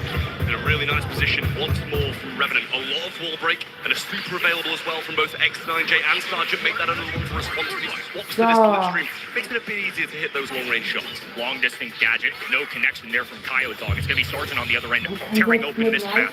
Firecrow, Adinho, Kyodog clustered together on this left hand side. It's going to become an east-west affair rather quickly. Getting down to supers for Loud as well now. The good shield is ready to go, and X9J still holding on to his, not being pushed in just yet, and a hypercharge ready to roll for Sergeant once more again. And Kyodog trying to make the move, throw that gadget to get some extra damage in, but Sergeant avoids nicely, and a walking cane was in there too. Firecrow's so low, and the Weekend Warrior will secure that kill, but it's still a 2v2. Adinho survives for the Hack's gadget. Will put the nail in the coffin. A gadget thrown out once more by Kyodog, but he's all alone in a 1v2. And the Revenant X-Spark starts strong. Quick game for Revenant. Setting the pace here early. This is a team that is high flying. I'm not used to seeing them play this long range defensive stuff. We've seen them pull it out a few times this weekend, and I think that's mainly due to the purple button being switched up in our balance changes. This was a team that thrived off shoving those in your face, rotating in hangs, ollies, things like that. Instead, though, with an overall nerf to those, it's changed up how these players handle that. I think it's smart. It's great to see Revenant adapting, and clearly it's worked to get them to the top 8. A wonderful long-range snipe early on from Squeak onto Sergeant, and he's got to start from square one yet again. That is another one too, and Response isn't in the heal form. Can't keep him in the mix, and this time Loud in a much better position to get going. And remember, the rest of those wall breaks aren't going to be there for the rest of the round now. Response will get a kill, but just fall to one shot, narrowly surviving on 5-5-6. Just retreating to this back right corner, looking for the gas, but it's not there yet. No amount of karaoke is going to save Jae Young right now. 556 HP, and he's doing what he can. I think ultimately just trying not to charge supers. At a professional level, you're going to see this a lot. They don't want to give it or concede any extra supercharge to the Loud members, so he's just going to rush to the green bomb. Well, it was an early death this time for Sergeant, and now the map's not going to be molded to their capabilities as well. A gadget once more, but this time not finding any connections for Kyodog. Has a super in his hand and looking to try and flank this bottom side. Cut off quickly by Response. Each side is trying to charge up some utility. Red roster only with one super, and of course it's the easiest one to get out of Jae Young. Kyodog's much more threatening. Nobody wants to make a mistake. I think Loud being cautious, especially after they were rushed in the opening game. Now a walking take. Ooh, a beautiful connection. Response has to run for the hills. Absolutely good evade in there from the bomb shot as well. Really tough to get out of the way of that one, and a gadget once more with the rocket fuel to get rid of some of this map. Sergeant was in hand as well. I'm sure Aktuell sieht für Hilfenand XS Park gut aus. A little extra vision to the side of Revenant. They don't mind that at all. But I think more importantly, the green fog going to start closing in. A hypercharge going out rather early. Jay survives, but his teammate falls. 2v2 situation. A teleport forward. Firecrow connects. Jay sees the writing on the wall, and Loud bounce back. Well, the right moment to accept defeat, I think there was a bit pointless to try and fight back after you've dropped your legs. Bit of a tough situation for them now. Momentum back on the side of Loud, but I think literally if they don't get an early death on Sergeant in that first round and more of the map's broken up, there's still a chance. Feels like Brock is a key player in this because, like you mentioned, the more walls they can break out, the better for Squeak. Obviously, Gray, somebody with a solid amount of range. Gus has a long distance that he can cover, but nonetheless, I think it's just better for the squad overall. Now Response blinking a little bit. They're going to surround Loud here. If Firecrow doesn't make any kind of contact, this is going to be devastating. Firecrow did get a pull through that wall, and that breaks up a little bit of the map. There's the rocket fuel and then follow-up rocket rain, and the other two collect one as well. Response swapping to these slipstreams, getting people out of the way, and they get another kill as well. And this is not what Loud want to see. Early deaths and a lot of supers to the side of Revenant. A follow-up shot from Sergeant will see the last member of Loud going down, and now just one round between them in the first set. Brass has been cut down on the left-hand side, but not too many walls yet. Brock starting to get to work on that. Now a long-distance gadget coming out of Kyolog. Loud electing to play as an entire unit while Revenant space the floor. Hypercharge. It's go time for the red roster. Down goes Squeak. Just two left for Loud. Well, we've got a lot of work to do here as well. Response choosing to go on that more aggressive stance and swapping to the slipstream once more. The rest of Revenant choosing to play this a bit more passive. Why rush when you can just take it to the late game and win anyway? Adinho and Firecrow desperately in need of supers to catapult them back into this round. Big ask. The South America superstars have done impossible feats before. Adinho from the range, working alongside Firecrow. Have to keep an eye on that teleport. It's one of the sneaky options that Gray has, and they're going to need to pull something off here if they're going to take down the entire Revenant roster. Well, that's not JV providing some speed here as well, but Adinho getting some really nice shots in. The Weekend Warrior from Response should see Adinho go down, but again, just super just in time. Firecrow the only one remaining, and if he TP's in, he's getting obliterated by all three. And that's exactly what happens as Revenant X-Spark take the first set in quite swift fashion. A lot of hope residing in these three gentlemen. We have representation from what I'll call the Big Four: East Asia, North America, South America, EMEA. But somehow Revenant, not even guaranteed a spot to World Finals, had to go through the fire of LCQ to get here. Stand on your stage today, now up 1-0. A semi-final for SEA would be unbelievable. It would be an achievement that would put them in the history books of Brawl Stars forever. And absolutely deserved at this point as well after this opening set. They've got to carry this on though. You're looking at a 5-6-3 from that side, and you know it's knockout. These stats do actually reflect how the game mode played out. It was only 2-1. So 1-0 für Revenant XS. Quite quick kills from Revenant. We saw how this one's going to go. The draft just seemed a little bit more their way. Loud came back in that second game with some fire, and they really did play well. But Revenant just kind of slipped back into that more passive route and played it slow. The response into this week, especially I think with this Brock, helped out a ton because now they can control how these walls operate. They want to bring them down and just deal with Gray and Gus at a distance, and then those in-game scenarios get aggressive. They can, but the Squeak pick was still good. It has a solid win rate and everything, but sometimes it's about how you answer, and having that final pick, if you can make it count, is such a powerful tool for you to win a set. Well, it's Pinhole Punt in Brawl Ball up next. For me, this feels like a set that Revenant X-Spark should go and win as well. They've been so dominant in Brawl Ball throughout this weekend. Really good performances throughout. They're just such an aggressive team who love to get on these more assassin tank brawlers and really push at their opponents. And Brawl Ball's a game mode that will open up the meta to that exact thing. Several tanks and metas that frequently show up here, obviously depending on the ban stage. But the little shrimp, big tank, and Hank is definitely at the top of the list. Buster actually shows up here quite a bit. And of course, in the more aggressive route, maybe the assassin, the goal scorers, Mo, somebody that constantly shows up here. And a big reason for that is one, the DPS, but two, the fact that he can burrow underground. It's a free trip to anywhere on the map, and that hypercharge is fast. It is so hard. And the blink of an eye, Mo can be in front of your face. He can throw a ball forward, dive for it, punch in the back of the net.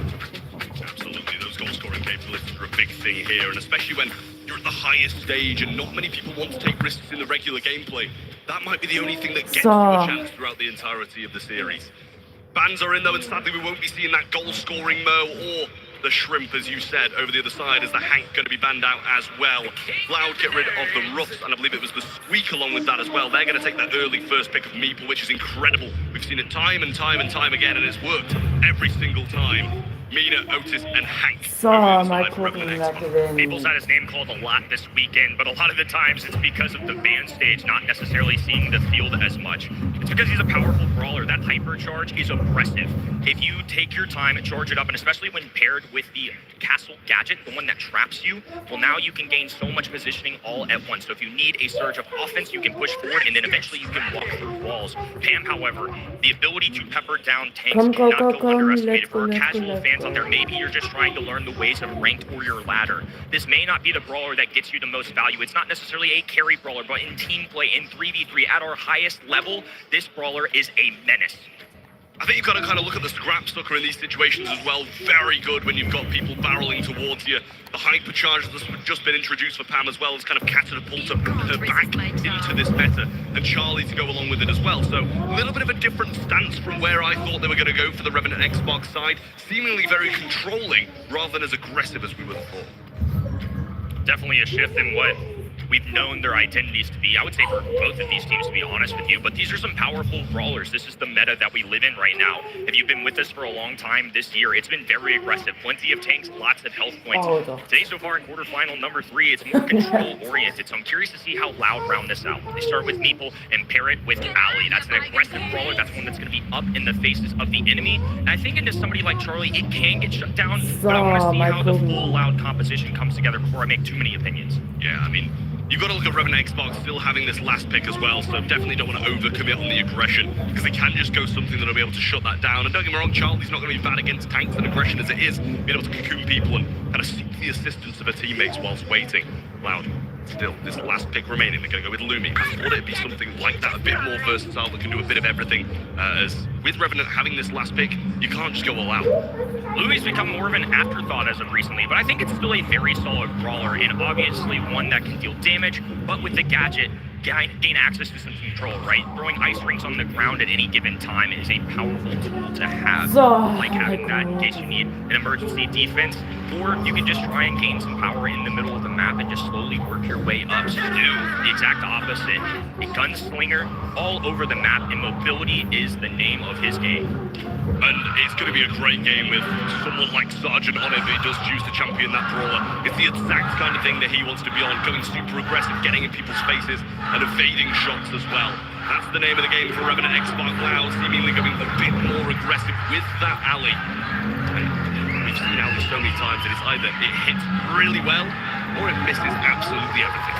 Kyle Dog going to be tasked with playing the alligator. It needs to pop off gadget early for both members of Loud. Fire throw, extinguishing one as well. Now Sergeant into the graveyard. Adinho passes up. Look at the teamwork. Execution here early from the boys in green. Well, that's one way to start and get momentum back on your side. Sergeant was absolutely decimated early on by Adinho there. The lockdown comes out. Adinho down the left-hand side, going to be able to pinch in. Sergeant dashes through the wall. Kodok very low, and now the frostbite on the floor as Adinho trying to stop it, but unable to. And what a response. Quick fires from both teams. Just under 2 minutes. We've barely gotten started here. Firecrow cycles in another gadget to respond. Just has to sit and wait. Now Adinho striking. Gets a hypercharge to make contact with Jay and Sergeant. But in the 2v2, the defense will hold. Really nice Pam star power kept them in the mix there as it maintained that kind of low HP on Kyodog, not allowing him to push forward. Fycro throws out this super and actually finds a connection to Sergeant, forcing him back as well. He'll just go back into the arms of Pam, a triple box here, but sadly for them, no super to be able to really deal some damage. Ali jumps over the top and tries to get some work done, but he's more than the same, absolutely obliterated off the map. Just Fycro left alone. He's going to go for it now, but X9J powers forward. And the Pam's not going to be locked down by Adinho. And Revenant X-Spark, even though they had a rough start to this game, bounced back well. Clever wall break coming out of Sergeant there. So you saw the Q castle being built, all 3 members trapped inside it. They burst through with a gadget from Stu. Instead of using the speed zone, I believe he just simply clicks a button and now can walk through that as long as he has to. So a reset here for game number 2. High flying offense for both sides. Right now, Loud taking control of the mid, slowly working their way up. Ali reliance on those mind games. If she can charge a super, invisibility is going to be her best asset. Absolutely. I mean, using that breakthrough is going to be so helpful to the rest of the team, and specifically against Ali as well. Might even see him kind of go towards Adinho here through the walls, but choosing to just play it a bit more patient, wait for his teammates to get some of these kills, and that they are as Response getting boxed in on the left-hand side. Fycro dashing through with the breakthrough gadget and evading shots nicely. Can he survive it just narrowly as Adinho can't find the clip?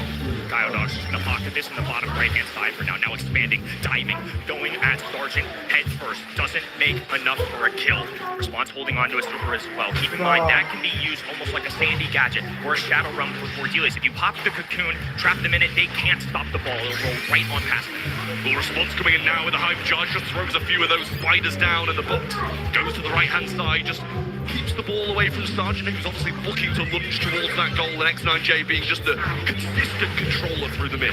Not an ideal interaction for the red roster. They would have much rather made contact with that hypercharged super coming out of Response. They're still holding firm in the mid though. Sergeant, left-hand side, looking for an angle. Adinho facing bullets from every direction he's working with. Ice cubes on the ground, and now a bunch of cubes. They're doing everything they can just to hold, but they haven't progressed forward on the map at all. Adinho's going to be able to just about pick up Sergeant there. Was incredibly low, but survived. So wie sieht's hier aus?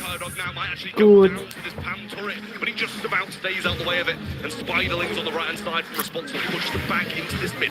Sergeant Das dauert noch bestimmt in 10 Stunden. Ich will ja sehen, wer den Pokal gewinnt, Milo. Dauert noch in 10 Stunden bestimmt. Sergeant has hit the go button. It's a hypercharge down the left-hand side, bursting through the walls. Now a cocoon, no contact on the other end. It's Lumi who makes a connection with all members of Revenant. Fycro looking for an angle to try and get this kill in Response, but he's holding firm. Now he's popping a hypercharge just to grab a kill, 30 HP, and finally Fycro buries him. Fycro boxed himself there, leaving Adinho very susceptible, so had to throw the super down just to stop Revenant from taking advantage of that slight misplay. X9J throwing out some shots, Loud have in overtime. With this alley on their side, Response with a super in hand. Scrap super not going to be used, but Kyodog gets a nice kill there, and Sergeant needs to cycle out these supers and keep this mobility in overtime. Ali knew that she had to break through right there in Vim, because otherwise Kyodog is going to be on his back heels the entire duration. He needs grasp. All the bushes have been shred through. Now a kick forward from Jay. He is trapped though. Fycro popping a hypercharge now. A stun going in on the left-hand side as well. They're going for 2. Rocket on the ball in the top left-hand side. A healing station will keep Jay afloat. Yeah, forced hypercharge there from Jay to stay alive in this situation as well, and he's getting some really nice heals and shield off the back of it, sitting it out for such a long period of time. Adinho throwing out shots, trying to keep them back. The frostbite's there as well to delay what seems to be inevitable, but Revenant get a really nice super in People's Mansion, in the right-hand side, and Sergeant will slide into this healing station as well and get some shield now moving forward as Fycro trying to defend, but a pass might be all it needs for Revenant to put the nail in the coffin. Super shot available, and Fycro's so low. Adinho going to be low as well, and they can't stop Revenant's push in overtime. That's the second set, and Revenant so far, so good. Smooth sailing. This is looking way too easy for our quarterfinal stage. Revenant X-Spark from a tiny region. Many believing in them, many resting their fate. Only 10% of the world counting them in to win this one. Nonetheless, they have started out with a huge lead, especially on the backs of their superstar Sergeant. I mean, incredible stuff from him, it really was. Getting so many kills, breaking through at the right moments, and you touched on it massively. Being able to get the 3 of them out of that Meeples Mansion turned the game massively. We didn't see Loud expecting that. He burst through, the others follow, and they get some really nice plays. I think maybe even a goal off the back of it. It was incredible stuff from them.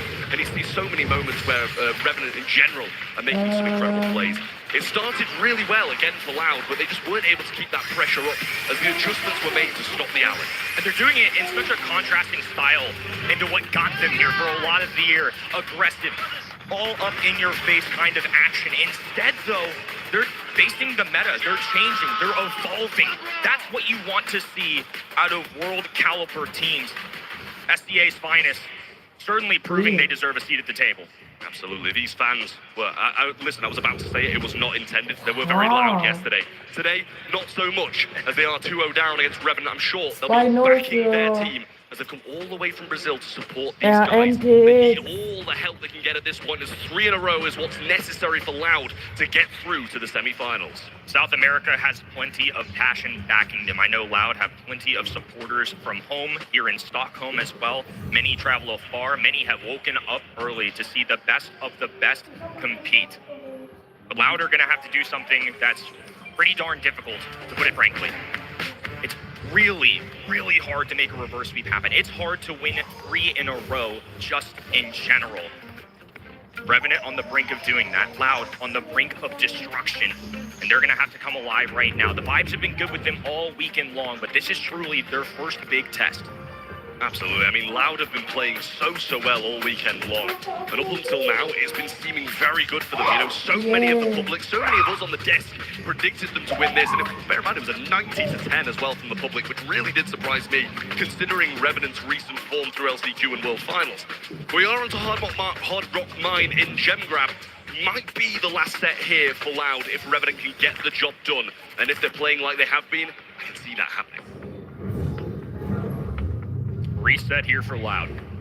No alley, no shade, no Hank. So several common culprits here on the map going down. Mina getting eliminated from the equation is a good call. Ooh. Anita first overall. So Nita by no means an awful brawler, but it's really supposed to go into tanks. I'm used to seeing this as an answer to brawlers, not as a start to any draft. I'm pretty sure me and Uber saw this exact same thing on the first day from Revenant X-Spark against, I believe it was SK. Bringing out Anita first pick on Hard Rock Mine, I think it's exactly what they did.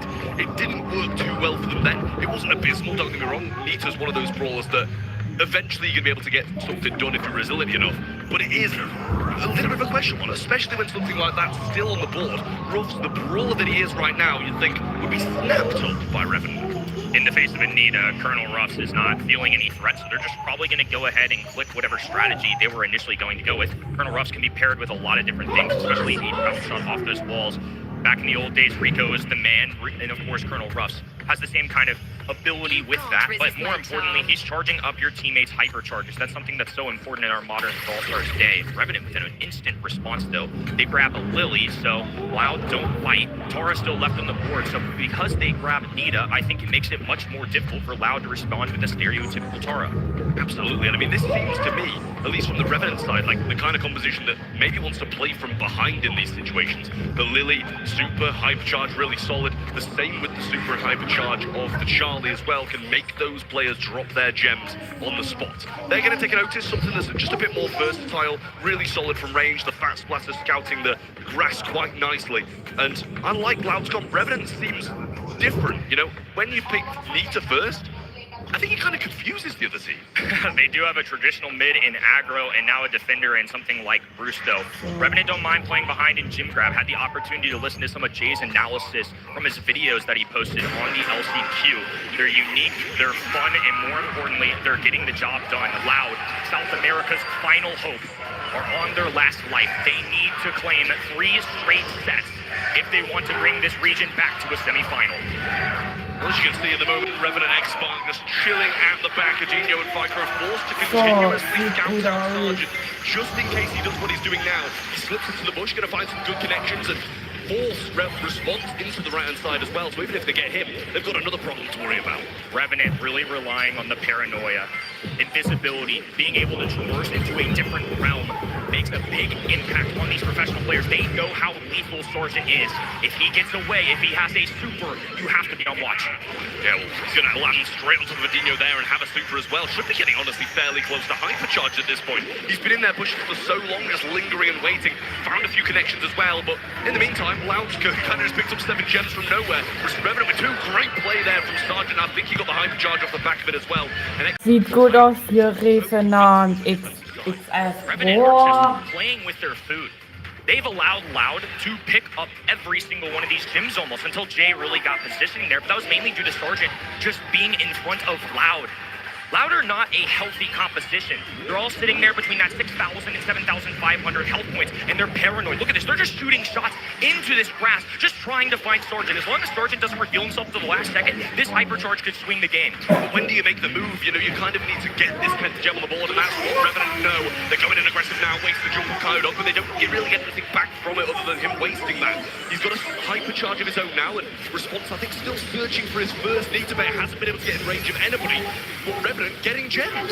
You can see the vision from Revenant's composition, but is it too cheeky? Is it a little too coy for our World Final stage? Sargent doesn't seem to think so. Dives in, Kyodog answers. Both gyms with Fire Crow and Kyodog, 5 apiece. They have to find a takedown onto at least one of these brawlers. Jay marching forward. Oh, and a missed super there will end the round. It was really close in the mid, but they could only get 9 to suffice. So Loud are gonna hold on. I mean, that was really rough there for Revenant. You know, we saw them wait the entire game to get their opportunity, and it seemed to be wasted quite quickly. They needed that Charlie super to hit, and Adinho was there chilling on the roughs just in front of his 2 teammates. So even if he got past that wall and didn't kind of mess it up, it still wouldn't have got them anywhere. It's one thing to make sense on paper. It's another thing to put it into practice. Sargent has been tasked with being the man for this team. The one that makes the big plays time and time again, especially in this set, especially if you were relying on Loud to literally pick up the gyms and you were going to play a heist. It is going to be difficult. Fire Crow once again eliminates him. Jay still in the middle though, so Jim's not going to Loud side yet. I think Revenant being a little more keen on getting aggressive early after their mistakes in the first one. I mean, Response, it realistically did nothing in the first game, and I think he knows that as well. I'm not blaming him because it's very hard to do anything. Kyodok's going to bait that Sargent super out really well, and he's still burning down on this left-hand side. They actually predict exactly where he's going to be and preemptively fire that. Really nice plays from them, and it's catapults Loud back into the gem lead. Loud occupying space in the middle of the map, most importantly, on top of where the gym spawned. But now Jay, marching forward, has a hypercharge, pops it, needs to make contact here. Kyodog around the corner, and it's the spawners that'll chase him away. Adinho, unfazed. Sargent circling, Response trying to get in the flank. Kyodog getting aggressive. He's left his teammate behind. Sargent goes for 2, won't find a third. The counterplay from Otis, too powerful. Well, I mean, all that scrap didn't really drop too many gems to either side, but Revenant have managed to get back into it, just picking those up off the mid and now take the lead in a 7-5. Sargent around the right-hand side again. Can't be too far off super as he connected a few shots. Going to be able to surprise the 2 of them here, but he goes for Kyodog over Fire Crow. Response now lurking on the bottom left-hand side. A little ring around the Rosies won't equate to much. Jay still with 8 gems in the pocket. Taking a lot of heat. Gonna have to rely on Sargent for a little cover fire. He'll dash forward. Rockets raining from the sky, and he'll have to fall back for now. That's great contact, though. Jim's build. Response scoops 2. Fire Crow there to answer. And they don't even really need that. Even though Sargent does need to survive, and he's in a tough position here with the bouncing shots around the right-hand side from Adinho. Down to 40 HP, and Kyodog jumping in. Jay's gonna go down. Sargent's still in the relevant response. Eventually gets the bear for the first time in the set, and it keeps them in it. But the gems will be there from the mid now, and Revenant need to be back in the mix. Loud have to hold on for dear life. Sargent has 7 gems. The aggressive brawler has to be much more cautious now. 10 apiece. This is going to come down to who can scoop and score. Well, there's the 11th on the side of Loud. They get that going and the countdown starts. Now Revenant know they need to be in a position to get this reset. Hypercharge can be popped to Sargent. It's going to fall in the back line. Tries to throw something out, but can't.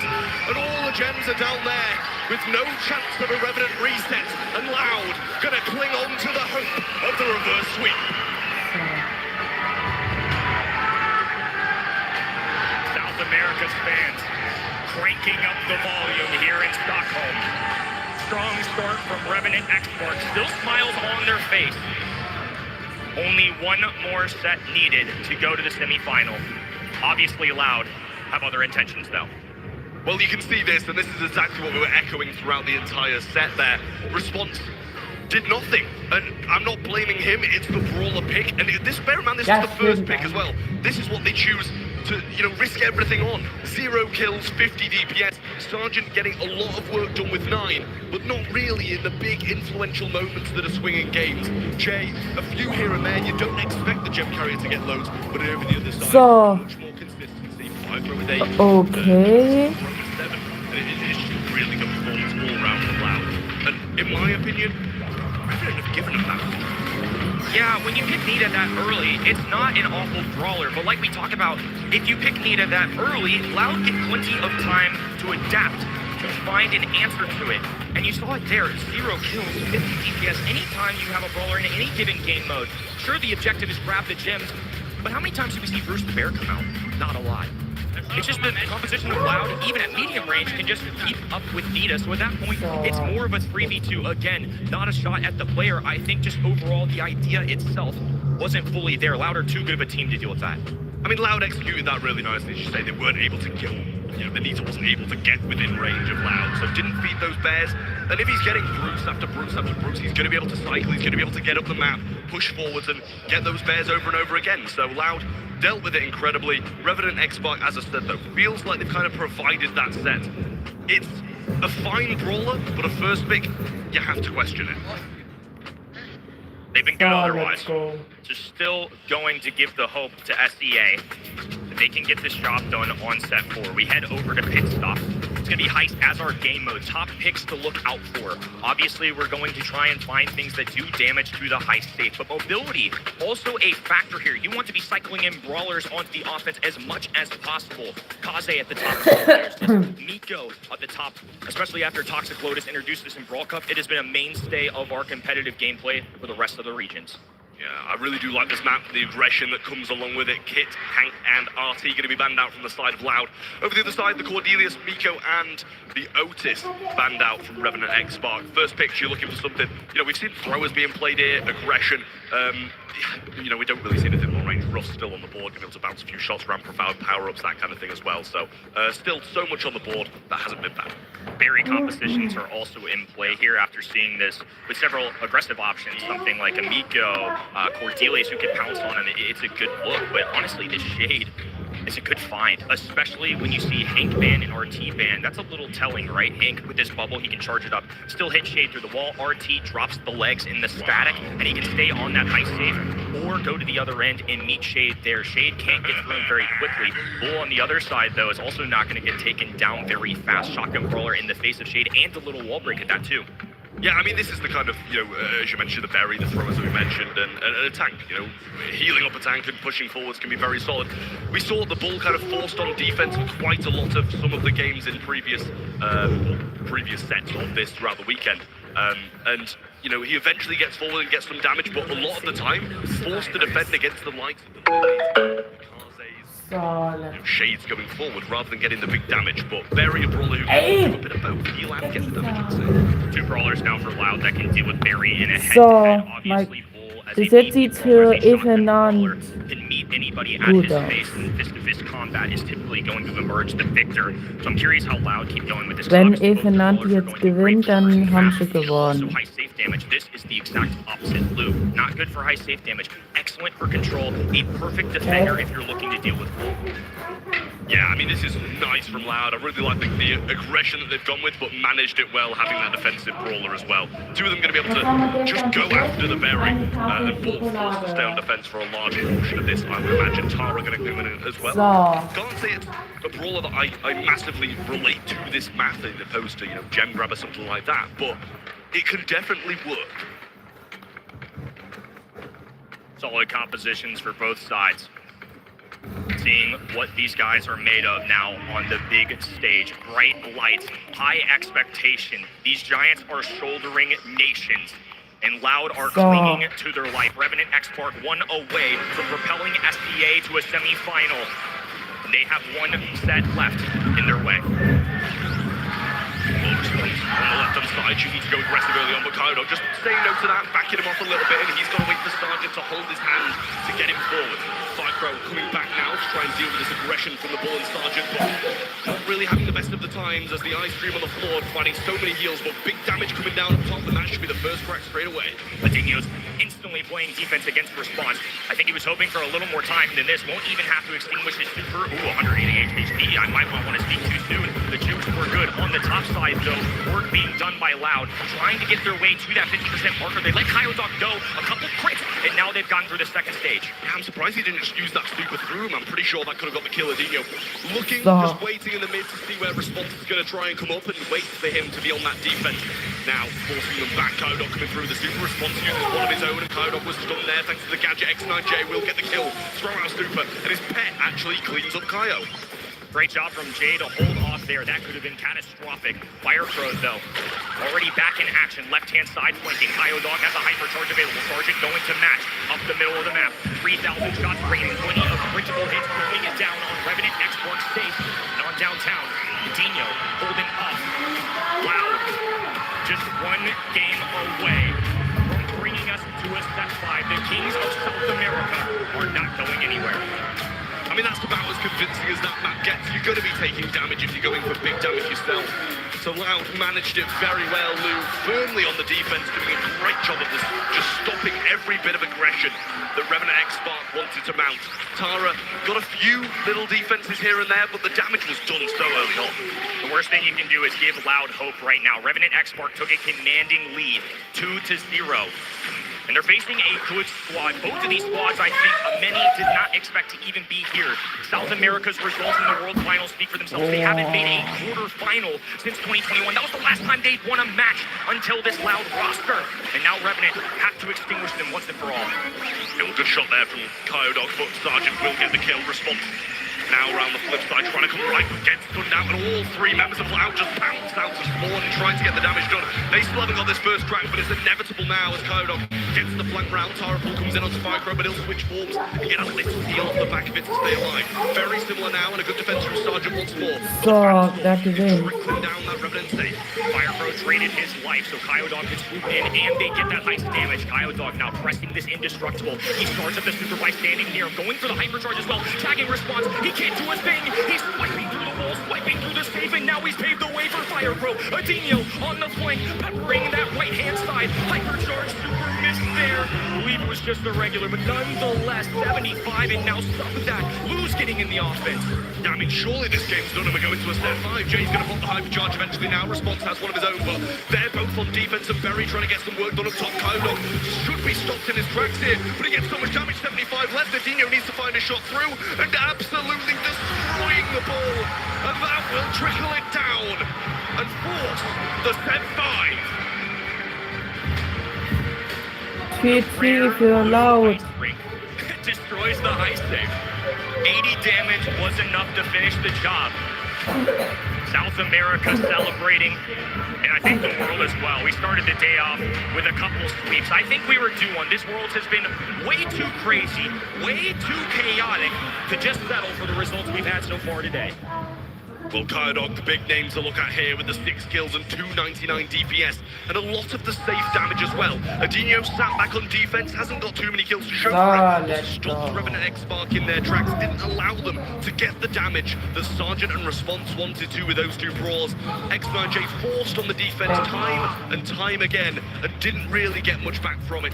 0 damage to the safe, so you can see where his positioning was for the most part, but even Response and Sergeant together haven't even got a high save down. Just another solid draft out of Loud. It really looked like Revenant had them figured out.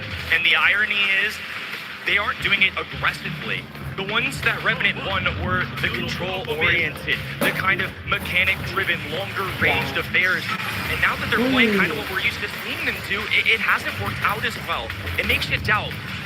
Questions creep in. It's really hard to make this work. But this is a team that's faced adversity all year long. Plenty of set 5s and LCQ have prepped them for this moment. I mean, a massive reaction from the guys on stage, shouting and screaming at this comeback that they've managed to mount against Revenant X-Spark. but also on the flip side, the crowd getting back behind them. We saw how kind of sad, slow they were, not really making too much noise when they were 2-0 down, and now they've managed to get these sets back. They're climbing back into it and getting back behind the boys in green. So a big moment now for Loud to get some work done and complete this reverse sweep. Plenty of people at home on their monitors, certainly getting behind Loud. And now they've got Stockholm rallying a little bit to Revenant. Need to rely on just themselves. They've been the heroes for their region for so long. And once again, greatness demanded of them. Expectations high, maybe too high for how small the region is, but they're looking to prove that otherwise. Yeah, well, Bounty will be the decider here. Dry season, the map. Big game for both of these teams. Who will be going home and who will be going to the semi-finals? I mean, it's a momentous occasion for both of these teams, whoever gets there. But one will sadly be eliminated from the competition. Bans are in already. We've got the Ollie, the Hank, and the Bell banned out from the side of Loud.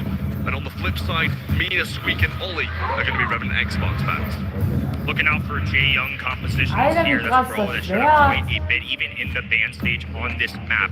But with Hank and Ollie gone, who do you pair it with? Those are two of your stereotypical tanks that you would see coming out. Squeak is one that's really pesky to deal with. And Bell in particular might be telling that they want a Gene because they want to get rid of the bounce shot. Bell is somebody that with the bounce shot can deal with the magic buffs of Gene's healing. So now they have a pesky brawler that can do poke damage, and the magic hand is certainly at play.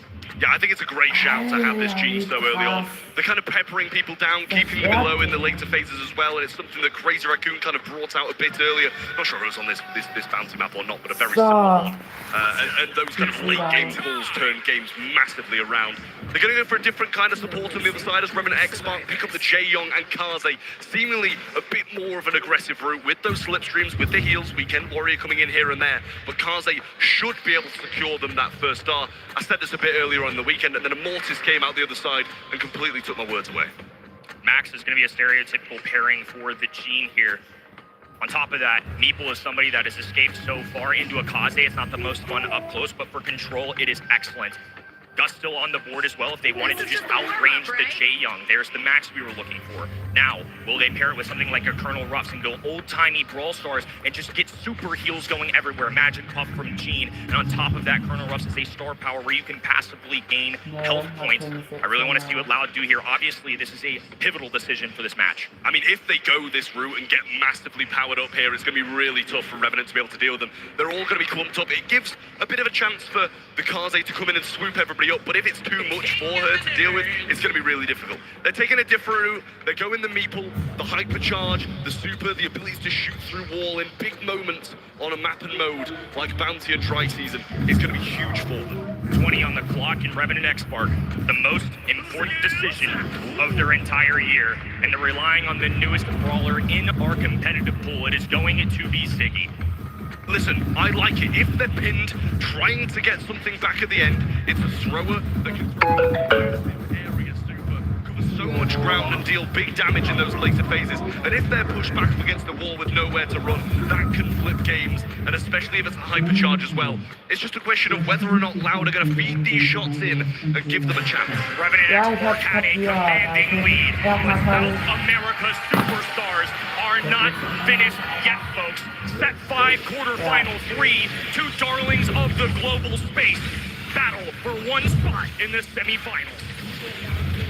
Well, an early blue star then for Revenant expected as they've got the Kaze on their side. Adinho on the left-hand side wants to try and get this speed as fast as possible, and a Meeple's Mansion to the mid-right-hand side of the map will box in Sergeant and take him up for the grabs of Adinho, but not able to get that done. Now super earned early, and Kaido, can he escape that? It's still following him, and he will get the kill and extend Revenant's lead. Revenant hold off the Loud push, so they're just going to have to take space in the mid, be patient until they can get one final strike. 1 minute over that on the clock. And this is a composition that wants to get max speed in, and once they grab that star lead, they are dipping out with the same exact super. Absolutely will respond to just trying to fend off Adinho. Now it's X9J boxing on the right side. So, wie sieht's aus? Gut. But it's wearing down these bushes where they would be hiding and showing where they'll be. And if he gets the super eventually, it's going to be super helpful for him to be unable to hide in the grass.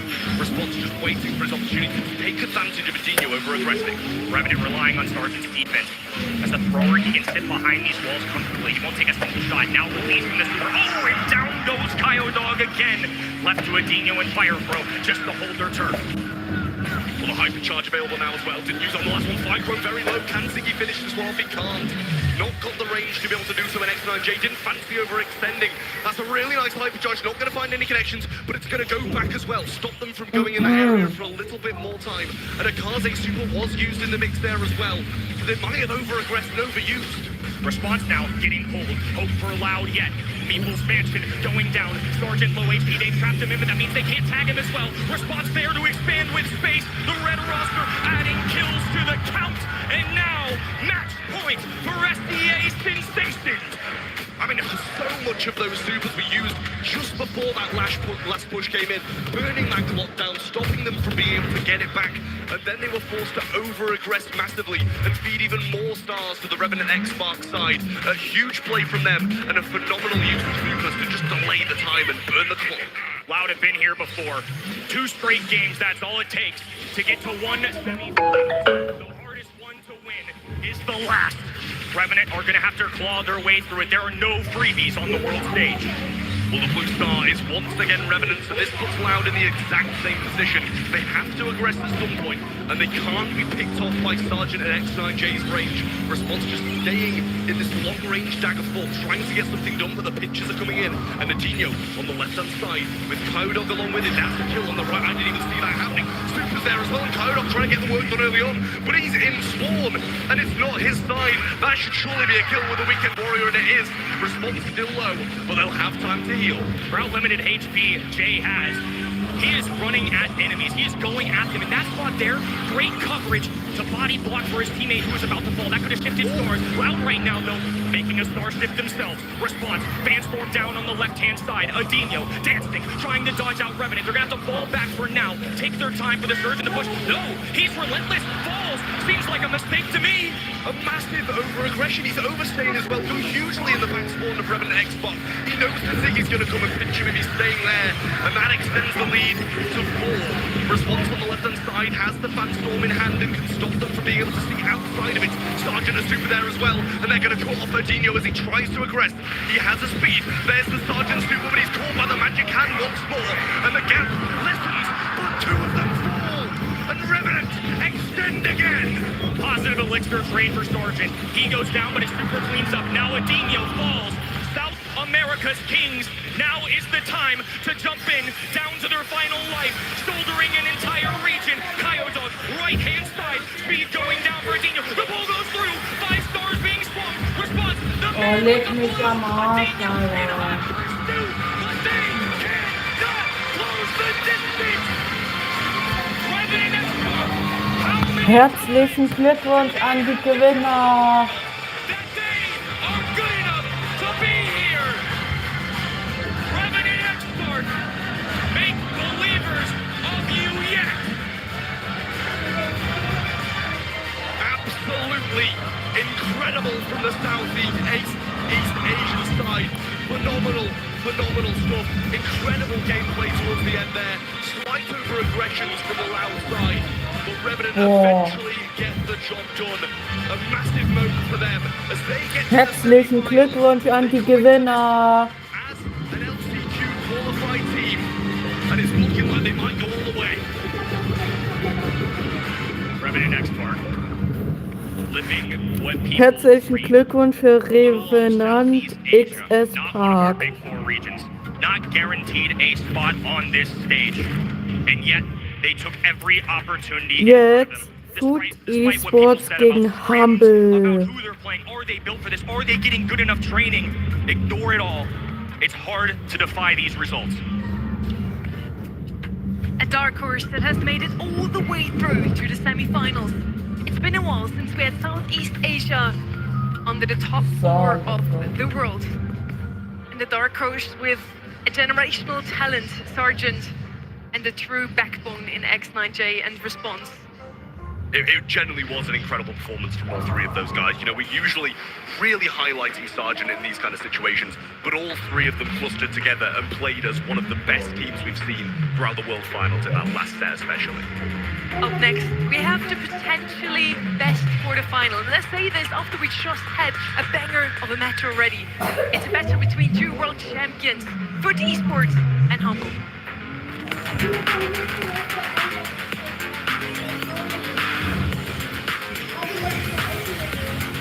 So,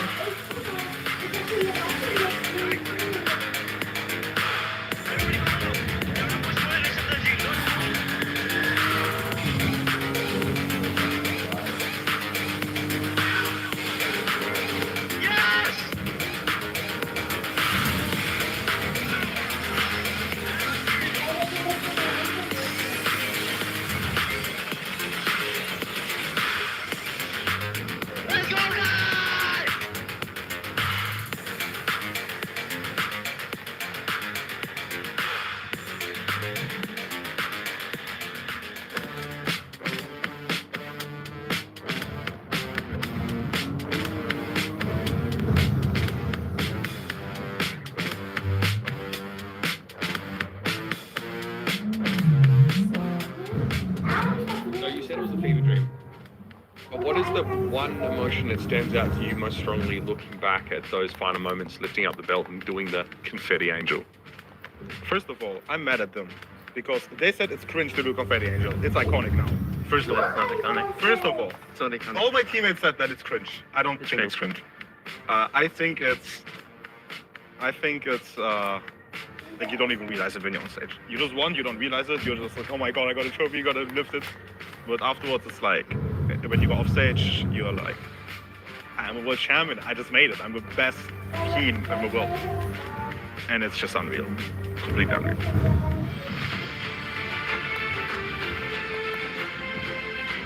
Up next, potentially the biggest match of the quarterfinals, a true world champion showdown.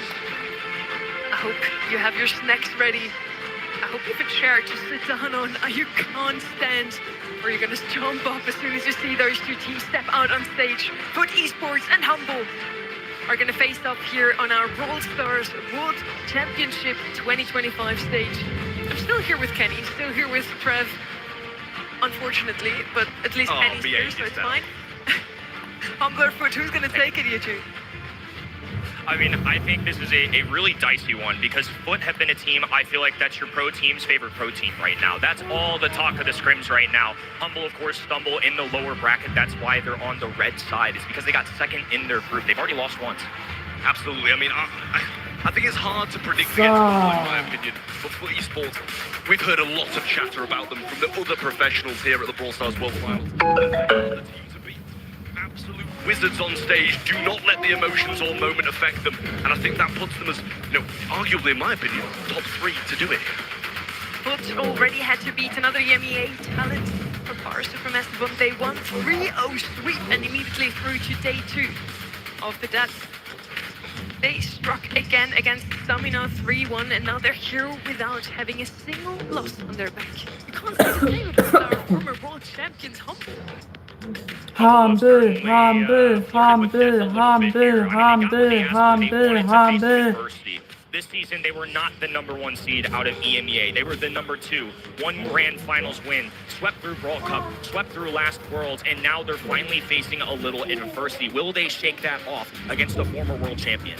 I mean, this is the thing, right? You see 2 world champions here in the 2023 and 2024 champions. It's kind of a blessing and a curse to be from EMEA at the moment. You know, they're having to fight the 2 derbies, knocking someone from their home region out. And we've just seen Reply Totem taken out by SK Gaming, and we're going to be saying goodbye to another EMEA team here. All of us going with Humble. I have no clue how someone hasn't gone for esports after we've seen after we have seen Humble stumble again and again and again throughout this competition. They had a really tough start, and then they weren't that convincing in the next game. Foot unbeaten so far, yet still the casters seem to side with Humble. It's maybe just recency-wise. They did win the last LAN this year. Foot and Humble, welcome the world champions. The unstoppable force and the immovable object meet in the quarterfinals. Your 2023 World Champions take on your 2024 World Champions. It's Foot Esports versus Humble! Humble! It's Navi versus Boss!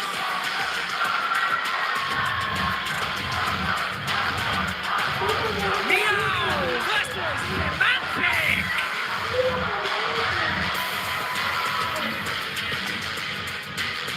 And finally, it is Garo versus Yuki! Oh, das wird schwer gegen die. Because blink, and you might just miss greatness. Those two teams, both from EMEA, they couldn't be more different. A lot of supporters, also in brawlers, when they pick Humble, like to play very Byron, anything that makes for good team play. On the side of Foot, we have a bit more of an aggressive play style. And those two teams also differ in terms of demeanor. Just look at Humble, Semantic flirting with the camera, looking, having some fun with his hats. And then there's Ice Cold for the esports looked at. Two contrasting emotions, but don't get it twisted. Foot Esports certainly talk jive. It may be behind a keyboard, they're calm, cool, and collected on this stage. And Humble just let their game do the talking. They're loud, they're proud, they're led by team leader Semantic. It was a long time coming for the World Championship last year. Back-to-back years where an EMEA team has won it all. Obviously, SK Gaming still remain, but I would gander that both of these squads have what it takes to repeat. I mean, the issue for me for Humble is last year they kind of rolled through the competition and put a phenomenal performance on throughout. This time they've stumbled in the first round, taking a loss, and then took a few hits in their second game as well, but managed to get here through a long, grueling match, and now Foot Esports stand in their way. As we've said multiple times, this is going to be the 2023 versus the 2024 World Champions, and you touched on the different emotions here. You can see smiles across the board from Humble, and the locked-in faces of Foot Esports oppose them on the other side of the stage. In 2024, those two teams were already fated to match up, you'd think. Many had Foot Esports back then, Zeta Division down to win it all again, repeat what they did in 2023. But in the end, it was SK that faced up against Zeta Division, beat them 3-2 in a grueling, really close match. And Humble never had to face Foot. They beat SK Gaming 3-1 in the end, making it through to the grand finals to now stand on this stage, to now stand on the world final stage again, and this time against Foot Esports. I mean, this is as tough of a quarterfinal as it gets. If you're Foot Esports, you just came out first place in your group. Congratulations, smooth sailing at the World Finals in 2025. You get Humble. That's your prize. That's the prize they ended up with. Look, if you want to be the best, you have to beat the best. I don't think Foot Esports are feeling sorry for themselves. They know what it takes. Both these squads do for that matter. They know they have to be perfect, unblemished. Just survive long enough. You had a first life, Humble. There's no more second chances. You have to win 3 straight on day number 3. Well, 89% of the public go for Humble on event.brawlstars.com, whereas 11% side with the 2023 champs in Foot. You've got to argue it's a lot closer than that, regardless of all the casters going the one side of Humble as well. Into the draft we go. We're in Brawl Ball to kick things off, and it's Super Beach. I love me a good Brawl Ball match between two world champions. Foot on the left-hand side. Like to go with aggression. Already mentioned that before.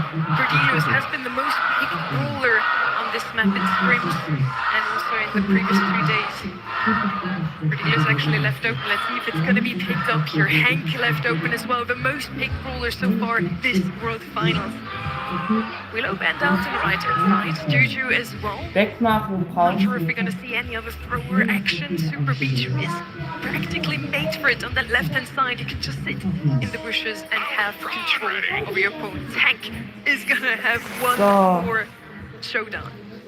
Hank and excellent, just pick in general right now. I think that's safe to say. You've seen a ton of success with this brawler and for good reason. I believe in the balance changes, there were a lot of great changes. But as a result, Hank, since he didn't get touched as much, he was already in a fine spot, just not necessarily as overpowered maybe as some of these other more deserving nerf brawlers. And as a result, it's kind of balanced out to where we're back to the little shrimp being at the top of our meta. So I'm curious what they pair this with, though. When you're picking Hank early, you do leave yourself open. He's a tank after all. He's a warm-blooded creature. There are plenty of ways to counteract that.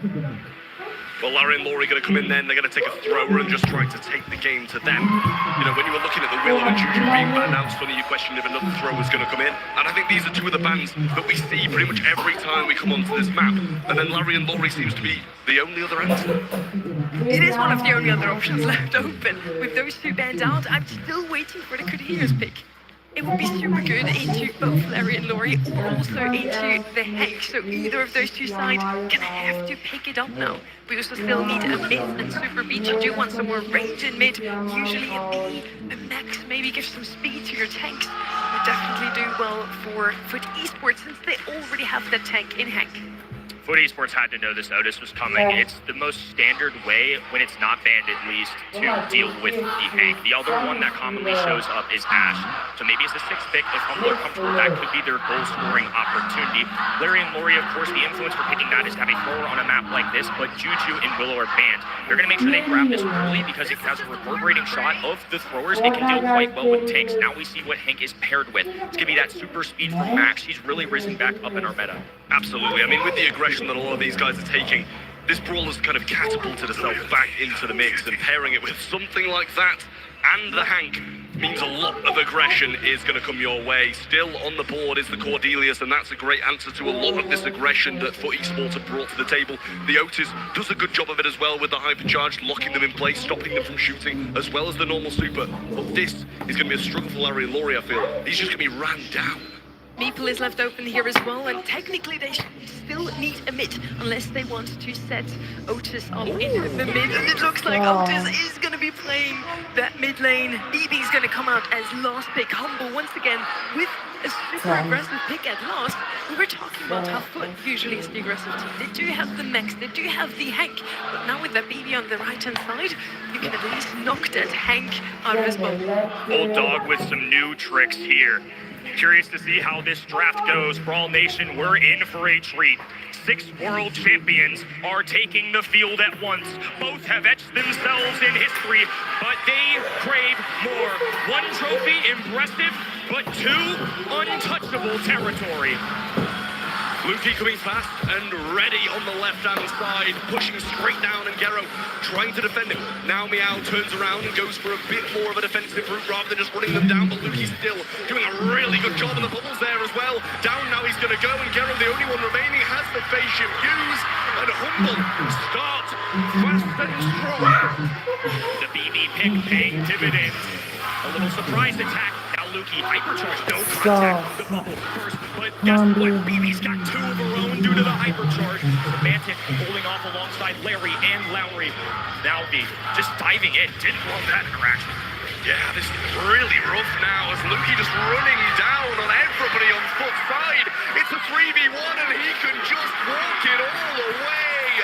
Humble, unconventional BB pick, but boy does it work. It feels like it's the most romantic, humble thing to just be bored. Last year was too easy. Draw Cup, Snooze Fest, I wasn't challenged. I had to lose at least 1 match, and all of a sudden looking alive and well against the 2023 World Champions. They are dangerous. Question is, can they replicate that success once more? Now becoming really aggressive early on, but Lukey swinging back and taking a kill along with it. He's going to pop for Meow, and he's going to have to start fresh as now he retreats down the right as the Otis is there. Semantic, finally on the defensive. Shows that they do have a literal vulnerability. As Kenji goes to the top right-hand side, Lukey trying to deal with him successfully does. Now there's a spawner, Boss trading with his twin. Meow forcing him away. But Humble on the prowl. I mean, a big moment there and a good defense from Foot. They just backed off over and over again. Meow very low, but getting pushed once more by Lukey, who pops the hypercharge. Chooses to go after Naui rather than Gero as well, and now the slicing, dicing is there. The ball into the back pocket. But Gero narrowly survives, and Humble still in control. Even if Meow rests behind these walls to charge a full bubble, Boss can still rain down shots, and that's exactly what's happening right now. Thankfully for Remy has the tank trait, full super speed from Gero. They know they have to rotate. They are on the defensive hardcore. Semantic has a mute button available too. Lukey now in the front lines, up in the face of the blue roster. It's a kick over, a pass. Boss pass to himself, defended, 165. Navi has to kick it away. Semantic has enough. This is going to be some serious mind games, but he finds the opening in the back of the net. Perfect precision finish that was from Semantic. Finds the right-hand side of the goal when two of them were there. Now he's pushing on the right-hand side. Hypercharge has been collected, but he's not going to be TPing up there anymore. Meow tries to do the same thing Semantic's just done, but a good defense and a wonderful clearance, but a two-piece for Meow, and he will just await this pass from Gero and equal the score. Now pulls off that clock. Buying a little extra time. We draw into overtime. Hank now pressing the issue. A kick over to the left-hand side, right into Lukey's hands. He's on the defense with a baseball bat in his hand. Has to be up close to the tank. Somehow he's going to have to bludgeon it down. I mean, Boss running it down. Meow forced to use the missile to heal up. Kenshi going really aggressive, but BB deals with him once more. Meow down to one shot and caught by one of those shots from Semantic. We did see the Larry and Laurie go down, but the pet was still alive and causing issues for Gero. Grass is about to be real green and an open field emerges as overtime clicks. Now it's Gero. Faster blaster on the right-hand side, slicing up the map. Now it's Meow leading the brigade. Super available for Navi as well if he wants to go in. Boss dodges it out. Can he dodge the sword? Oh, and he gets the kill. Semantic, alongside his teammates, have 3 red members. Super close there, just narrowly able to avoid the big bubble. The Hank was trying to pop on all of them. Now it's Humble's turn to aggress. Little missed shot there from Luke. He doesn't get the knock by the bubble. I don't think they had any connections either. Plus the Mantic will pop a hypercharge and keep this aggression going. Lukey narrowly surviving, but Gero will pick it up. And it's booked surely back in the driver's seat as the hypercharge is popped by Gero. Both these teams running out of time. Humble one up in the set. One goal would give them the lead. Foot on the defense. Super speed to try and hold them off. Not enough. 10,500 health points hurtling its way up the middle of the map. But Boss is the one who delivers the kill. A bubble snipe from the halfway line clears the goal for Humble to slot it home. Incredible awareness from the Humble side. And that BB, what a pick. It's crazy Humble, that these humble, guys have been humble. studied for close to 2 years. The winning drafters, Coach Kanan on the other side. It's a conversation though. There's assistance, there's chatter. They love nerding out over this draft and it has paid off tremendously. Who on earth would have thought a BB would have shown up on the world stage? I mean, that was just incredible. From start to finish, the BB was doing her job. Quick start for Humble, as you can see here, got them going fast. Foot had a few answers here and there, but just not enough for them to be able to compete in this set against the incredible pick of BB from the Humble side. Let's not just touch on that though, the rest of the guys, Boss putting so much work in on the Larry and Laurie, Semantic doing his job on the Otis, and real nice performance from the Humble side, and what a slot in that was. Finding that right is brilliant. Semantic's highlight reel over his career has got to be unbelievable. That's one to throw onto the list as well. Boss with the kill, the long-range snipe, like you called out there in our post. Unbelievable stuff. Just the coordination. I feel like Semantic is recognized as the figurehead, if you will, in our public. Make no doubt, Lukey and Boss can play. These guys are unbelievably mechanically, and I think one thing that helps Humble succeed, there are clear definitions to this composition. At the end of the day, you have people who are responsible for drafting. Boss has his job. Semantic has his. Lukey can do his thing. Nobody has an ego on this squad. It is whatever it takes to catch a win. Don't take this kind of defeated-looking look on the Foot Esports players' faces, them being down in the dumps. They just don't show any emotions throughout, and on stage, that is an absolute superpower. We're heading on to Bell's Rock in Knockout next to see if Foot Esports can bounce back and take Humble to the late game, or if they're going to just start running away with it. Both these teams have been world champions in the past, while that put number 4 seed in their region. Grand final, no shot. Humble only with 1. Goes to show how competitive Ja, the Humble fire hat that die moves them to Erstrunde get to this gewonnen, stage. Eight sie. fans coming out here early. So Foot Esports throwing out Sprout and Tick. Now Tick doesn't surprise me too much, but Sprout is a little more telling. That's either research into what Humble want, or they have a brawler in mind that Sprout would be great into. Absolutely. Well, a couple of range brawlers out the way as well, and then Nanny and Jean. Ollie you can kind of expect that they don't want that aggression to be coming their way from FUT Esports, as that's kind of the default plan that we see them going, and especially after the last with the Hank and Kenji, you're expecting more aggression to come your way. Humble's first pick should be coming in shortly. They're going to go with the Mina. We saw this work really, really well yesterday. We'll see if they can replicate the success of others. Hard to pass on Mina. It's not nearly as overpowered as it was, but it's still a very solid brawler. And obviously, the Hurricane can do wonders. If you bounce somebody into the air, and obviously, depending on what FUT Esports composition ends up being, if there aren't enough projectiles to justify running the shield, which deflects those, might be good to run a cheeky little insta-super if you can make connection with yours. So 2 really good builds for Humble here.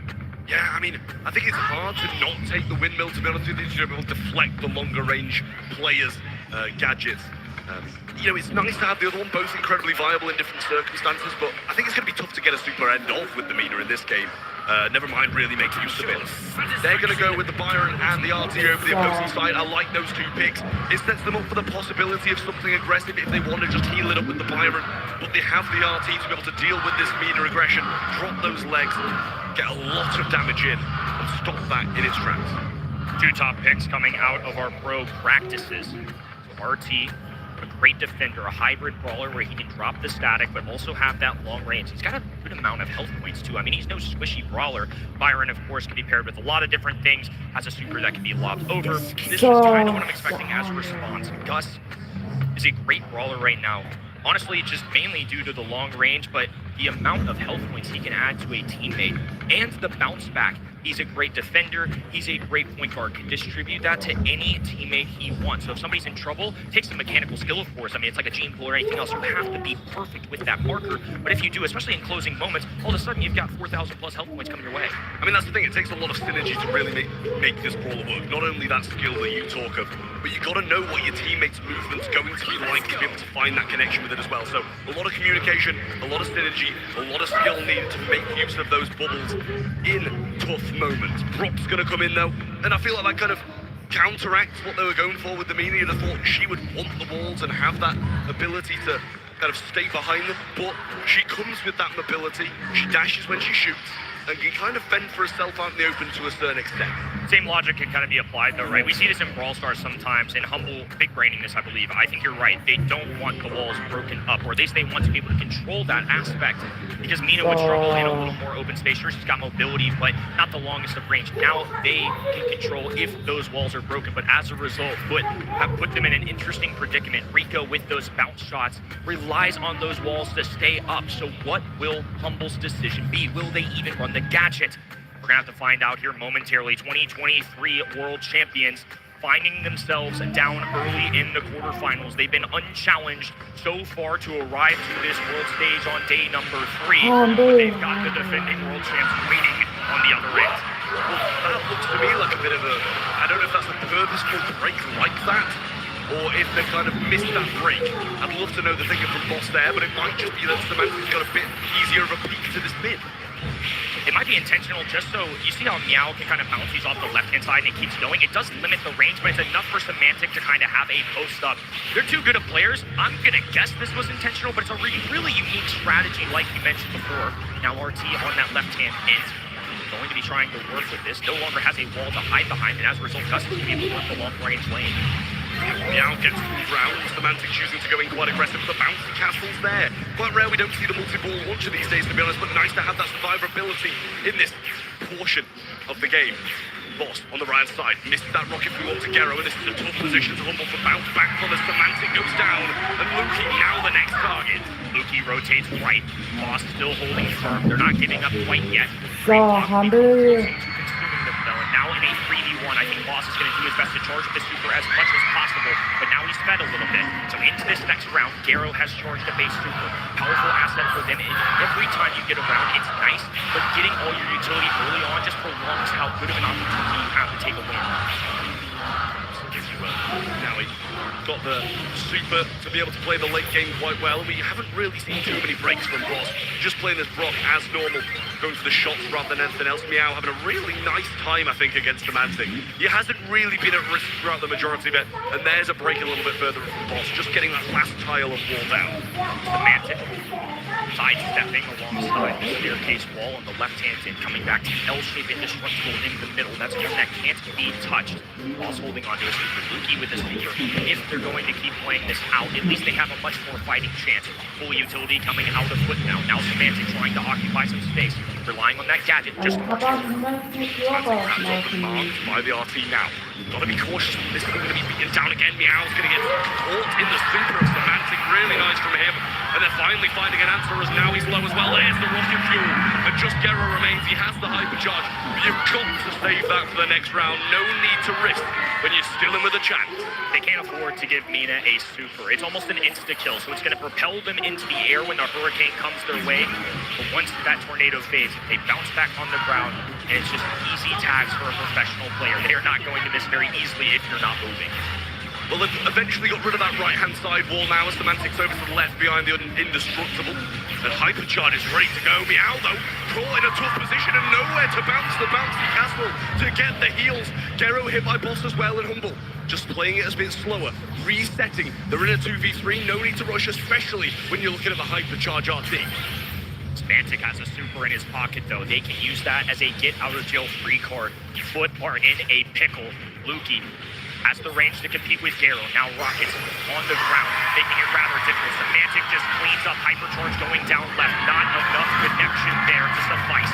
It's going to be Humble once again taking a game. Yeah, I mean, that was really good again from Humble. They took a bit of a slow start. It didn't go to plan, but eventually they managed to get going, and it really is working for them now. They're just breaking up all the walls and letting Semantic use the Indestructibles, giving Luki a bit more of an easier time on the right-hand side, more wiggle room. The ability to dodge is just massively increased. And yeah, they're going for it off the start here. Okay, so maybe it was just a simple mistake. I was trying to justify it. Maybe it was on purpose, maybe it wasn't. I'll ask later on. I'll let him tell us for himself. I'm going to believe in the player. His mechanics are great. But you know what? We're all human. Absolutely. Semantic is over the left-hand side again. He's going to want a break of that kind of, as you mentioned, the staircase wall on the left-hand side. Stops me out from having the bouncing capability as well.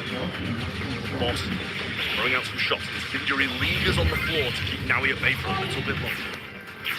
Luki, constant pursuit of this matchup with Gero. Gero doesn't have a ton of health points to work with, and of course he can keep up, especially if he gets like a cookie popper or something like that. It's a real instant kill. Oh, and Gero didn't get the super down in time. That's exactly the matchup I was talking about. Live before our eyes, we're seeing Gus pop off. I mean, Luki's finding shot after shot, and Semantic gets another super. Boss gets a couple more shots, and Humble are looking better and better every time we see them walk out. They're growing in strength by the set.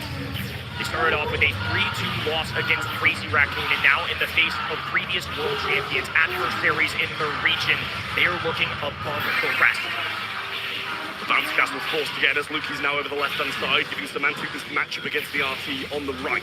Gero and Boss just trading blows, not finding any connections just yet, but they're kind of almost the same range, so you expect this to be a bit of a stalemate.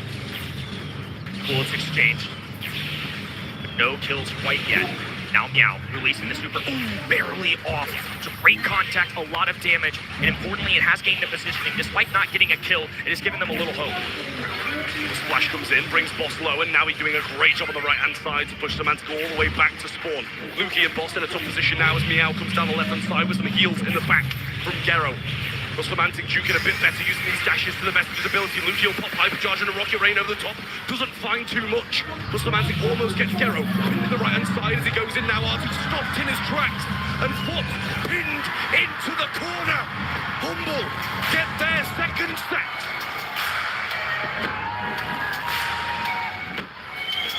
It's unbelievable. I mean, these guys on land stage for now close to 2 years are ruthless. If you're Foot, I've never seen them show emotion. No matter what, similar to superstars in tennis, they don't release what they're saying. They don't want you to know how they're feeling. Internally, though, I'm raging. I'm upset. I'm a world champion of 2023, and I mustered 3 kills in a set. Tough stuff there. But I hope the crowd is a lot happier. We'll see what Barney has to say downstage. As you can imagine, the support for Humble is crazy, being the current world champions. I've got Boss's cousin, John, with me. Is he going to do it? Is Boss going to do it? Is he going to claim this win? Yeah, he's going to do it 100%. They are so good. 100%. Humble are looking really strong already. They've just cleaned up the first set. Do you feel like this is going to set up their run to take home a back-to-back championships? Yes, I hope so. I hope so. I talk to them, they are very calm, they are chill, they are focused. So when I humble like this, I feel confident. I feel confident as well. I saw them backstage before they walked out against Foot Esports, and they look really calm as well. Who's going to win? Humble! You heard him. Well, so far, so good. The confidence from the crowd isn't misplaced in this Humble roster as they go 2-0, 2-0 through Brawl Ball and Knockout. We head on to the heist next in pit stop, and this could be over fast if it goes Humble's way. This is a base racy map, and Foot need to get it right. They have to figure something out here. Look, we saw SK Gaming earlier. I think a lot of us, including myself, really thought of SK Gaming and Humble as our two top contenders. We saw them at the Brawl Cup, but also it just feels like it's been a long time coming. Defending champions out of Humble have looked unfazed on the LAN stage. You can say what you want about online, but when they're in an arena, it's just different. And SK, of course, were pushed a little bit. It was a successful score. But right now, Humble have not wavered, have not moved a muscle, have not dropped a game. Something's just clicking right now. Yeah, it absolutely is. Humble looking on top of the world. And, I don't necessarily think Foot are playing bad. I don't think the draft has been terrible. But I think Humble are just peaking at the moment. And they need to be against a team like this. So many pros backstage were saying, Foot, they're looking like a contender. They're at least top 3. They could do it all. They're unfazed by the big stage. And so far it seems Humble are more of the same, unfazed under these conditions. As I said, we're going on to heist in pit stops. You've got to be ready to go aggressive. You've got to be ready to defend. And it's going to be a big mode for both of these teams. Do Humble get this sweep done and head to the semis on top of the world? Or do Foot Esports get the dream reverse sweep against the 24 champions? Our bans have come in, and RT is out for both sides, and the unique one's going to be any berry compositions no longer. Lily, an aggressive brawler, Hank, a tank, is going to be a great one there too. And Otis for defense is just insane right now. So that fact that we're on pit stop, again, looking out for brawlers like Kaze and Miko at this point, especially now that we have some of those defenders out of the way. We're running limited on those two. Somebody like Ford is usually a way for teams to kind of get a defensive presence. It's not great for offense, it's not great for high stage damage, but removing somebody to Shadow Realm is a huge help. Well, it's go time for Semantic and Humble as they pick the Miko early on as the first pick. Got to be cautious of that, just going straight for the safe. But the same can be said about the Shade on the opposing side. Cordelius to go along with it as well. And that can not only defend Semantic, you've got to get it right. It's very easy to miss that super when the Miko's jumping over the top of you time and time again. But it also prevents Humble from going even more aggression. Curious if we see something like a kit coming out here soon. I'm going to call it out just in case it happens, but it's a pretty nasty pairing, and I think this could be just a full-out assassin one coming out of Humble. I think they need a flare of defense, but they're running out of top choices. We saw Otis already go off the board, and then on top of that, Cordelius has now been scooped by the other end, so this is going to be Colonel Ruffs. Definitely wouldn't call that an offensive player onto that high save. Yeah, I mean, I like the Ruffs, though. Going to be able to break up this map. Miko likes walls. He likes to be able to jump over them, but his main goal is to just get to the safe. Ruffs can break some of these down, make it harder for Cordelius, make it harder for the Shade to be in the mid-map portion. Yes, they're going to be able to thrive quite a lot behind those unbreakable walls in front of the safe. But Boss should be able to do a solid job of powering up his teammates and getting that extra damage on offense and defense. Meeple's going to come in, and another brawler who can use walls well. It's a tough spot to be in. I feel like there's a few aggros that this left-hand side could go if they really wanted to. Buzz comes to mind as somebody pro maybe if they want to dive in at this safe and be crazy. We've seen a lot of different kinds of choices. Not quite sure where they land. I don't know if Colonel Ruffs goes sandbags. You could go Coral to try and prevent that out, but with 10 seconds on the clock and their tournament lives in hand, they finally need to get a draft right. It's really hard to out-draft somebody like Humble. Obviously, Foot can show that. Whoa, so they did go beefy, but it's a flashy one. Well, the El Primo, I welcome it. I really do. When you're under pressure like this, you've got to make those big moves and try and get something going. A few big plays with Primo can make your mentality go incredibly wild. Not in the right way, at least. As we head on to this possible last set, I should say, as Humble are 2-0 up against the 23 world champions. They're both looking to continue their run and try to get to the semis. This could be the last, or it could be the start of something special for Foot Esports. Time to Humble. champions. and you need to show it here, but it's a different year, a different time, and it could just be another year. Humble, back one, gain a trophy. They've already got a belt at home. What's one more? Well, a good dodge and a few shots onto the safe early on. Good defense again from Humble. And a good amount of work from the Miko once more to get down that left-hand side against the Cordelius and find a couple of shots. Meow's going to realm up the roughs here, which I don't think's that incredible, to be honest with you. It's going to allow Gero to go a bit further, but Lukey's already got a hypercharge after that first defense. Meteor coming down, and all three on offense trying to get the job done. Gero gets stopped, Cordelius taken down 2, and Semantic doing as much as 3. One little monkey on the bottom right-hand side is doing enough to equate to what the full foot offense is doing. You can start seeing the vision of why Meeple was picked. They want to get shots through the walls. That's why they matched El Primo. He can jump over anything, can get in your face at any moment, and he's dishing out a lot of damage here. Foot has taken a lead now.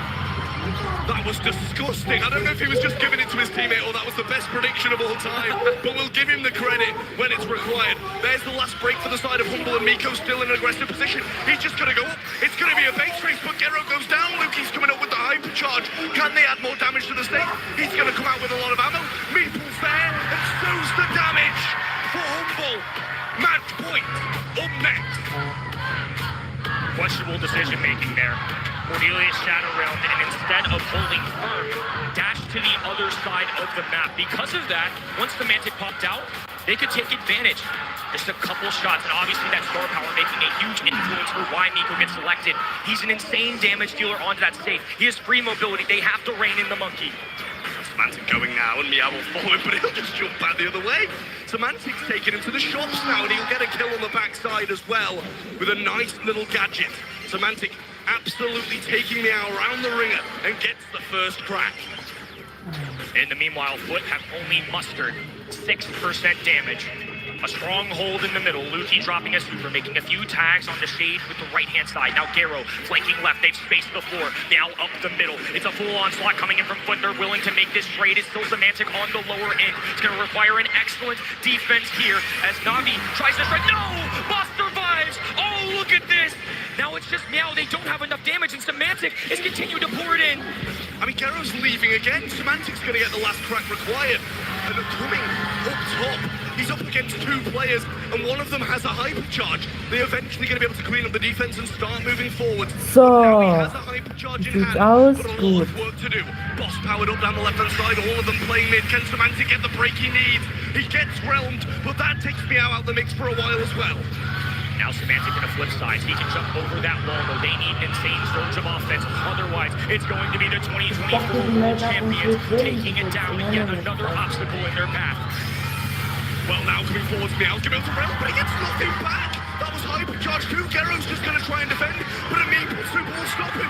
Semantic coming up, and he should be able to get it done. As the 2024 Humble! take down the 2023 champions.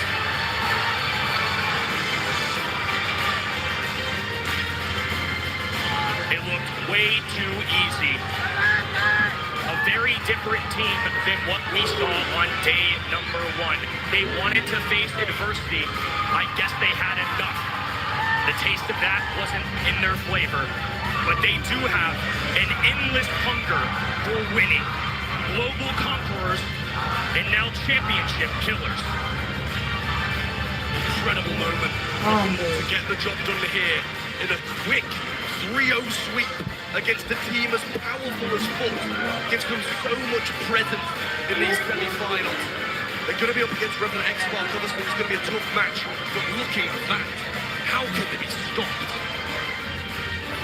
Humble hat gewonnen. Their competition Hum- 3-0. Another 3-0. Ich sag euch and eins, third 3-0. Humble gewinnt den Pokal. Trev, you mentioned it. 2024 beats 2023 champion. Now, can they do it again? Can Humble be the back-to-back world champions? First, they have to make it through the semis. Revenant is not going to be an easy task here. Looking at the draft, Kenny, was it just a draft? I'm not sure what to make of this. I really don't feel like Foot played super poorly. I think Humble were just through the roof. It's staggering to see the contrast in this team that played Crazy Raccoon just 2 days ago. Sometimes you're just gonna wake up a different team. Humble, something special. I had them as the winner before this tournament started, but they made me question it. Jetzt I ist picked SK Gaming. I'm back to Humble. I'm all over the place right now. They put the world back on watch. Crazy I am too. My Raccoon. heart can't take this anymore, especially since I'm a lover of very close matches. We got one at least, so thank you to Loud and Revenant X-Spark. But Humble could have made it a bit closer. Please, give us some more Brawl Stars to watch. Just play worse. Just play worse. On the biggest stage, trying to get to the semi-finals, just give us some more games. We are here to cast as many matches as possible. I'm glad we still got 3 for you. The next 2 are going to be our semi-finals, and the next one is going to be 2 teams that haven't faced each other that often on an international stage. I'm looking forward to it truly. It's going to be SK Gaming versus Crazy Raccoon.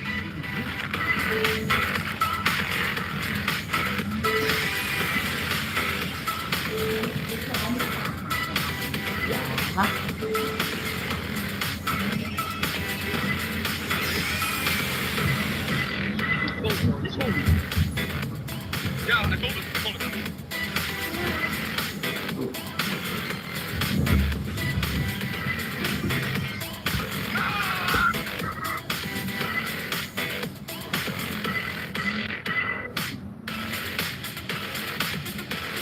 Guys, they're still nervous. They didn't win a single game. I know they're fucking nervous. No, but like they're fucking nervous. No. They just won one round.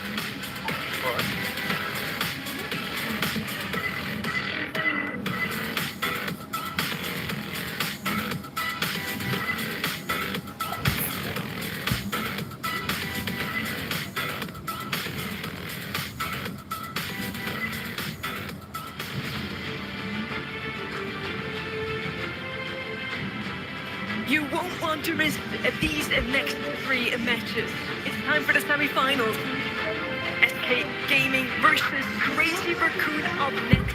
2 Titans. So, Humble soll gewinnen. For one of them, it will be time to finally win a World Finals. For the other one, it's been a while. So for both of them, it's time to step into the Grand Final again. But unfortunately, Jetzt we will have to say SK goodbye to Gaming one of gegen them. Crazy Raccoon. I mean, there's a lot on the line here for these two, and again, 2 rosters that rarely play in matches of consequence, right? Elimination games, ones with really high stakes. As was mentioned earlier, they've played in the past in the group stage, and that's fine, but this is a very different scenario here for SK Gaming, who now have to put their money where their mouth is. They've been making claims all year. This is our year. We're going to go all the way. Now they need to put up or shut up against the world's best. I mean, there's no more David and Goliath story. This is only Goliath at this stage. And for Yoshi, for Joker, and for OPE, this is going to be their biggest test yet. SK Gaming are renowned for their top 4 finish last year, but this, again, the job is not done. They're looking for top 2 at the very least. And they've never looked better, in my opinion. I just hate watching SK Gaming's matches, though. They always ended at 3-0 anyway. No, I mean, they have been very one-sided so far for this team. It's always kind of scary coming into these top-cut games without losses. Like, you haven't really experienced that at this land. Crazy Raccoon, though, have got some degree of experience in handing out those fat L's because they've done it to Humble already. They've done it to every other team that's in their way. And they've quickly brought us back to reality, remembering that there are sleeping giants in East Asia waiting to come alive. For me, this is such a scary roster because it doesn't matter if they're behind. They know that they are still in it. With a little shoulder shuffle, you can bet your bottom dollar that they're going to come back strong under pressure. I think this is the biggest difference between those 2 teams so far. SK hasn't dropped a single set, and Crazy Raccoon is known now to reverse sweep anyone who's 2-0 up against them. Yeah, that's those 2 now facing off against each other. And yeah, talking about what we're seeing on our screens here, SK and Crazy Raccoon haven't faced in a playoffs yet in any of the last 4 years. They did face in the group stage once. How did that go, Mark? It was a sweep in favour of CR, so, I mean, not great as far as that's concerned, but I think for them, they were just kind of grateful that they were not going to run into Tribe, who sweeped them in the previous years. Historically, that was the battle, but so much time has now passed. SK Gaming have got bigger and better rivals, and they've got to now demonstrate that they can go up against the very best of East Asia. To then see what happens in that grand final, who's going to meet them there? I think coming into this weekend, many of us expected to have SK Gaming and Crazy Raccoon in the finals. Those two are now in the semi-finals up against each other. We'll see who will take it in the end.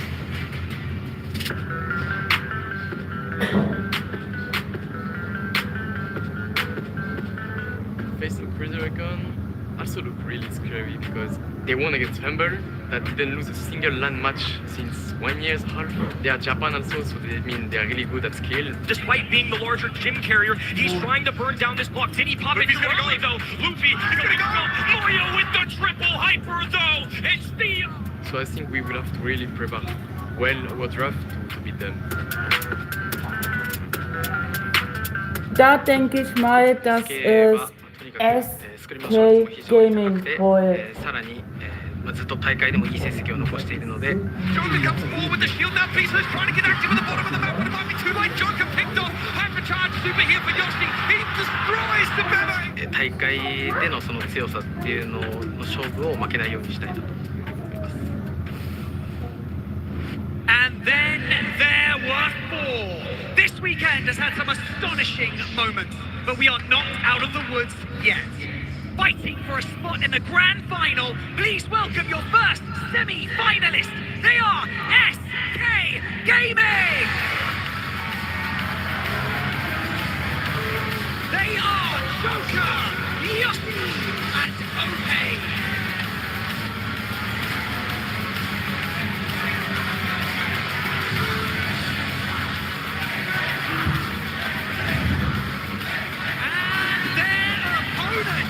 East Asia's finest. They are Crazy Raccoon. They are Fire, Milkrio, and Tensai. Both dominant teams this week, but for one of them, the journey ends here.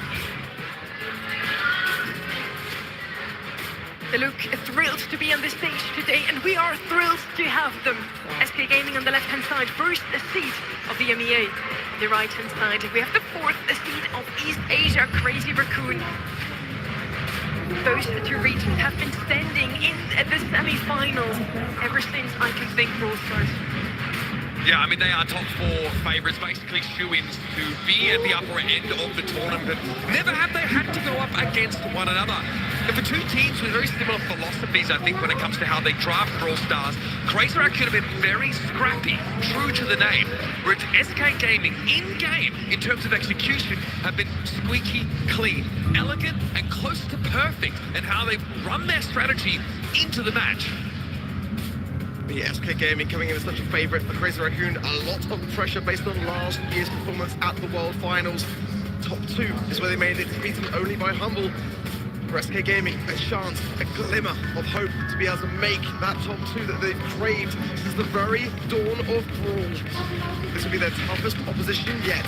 Will they make it look that way? That's the question. Again, Crazy Raccoon, they don't take lying down for an answer. It's down until the very final second is over as to whether it will be a win or a loss for them. They are impenetrable. If you look back to the LCQ, it didn't matter how many Brazilian fans were cheering against them with Castor Brawl as their opposition, and they were able to reverse or sweep that. I have never seen such a commendable comeback in Brawl Stars.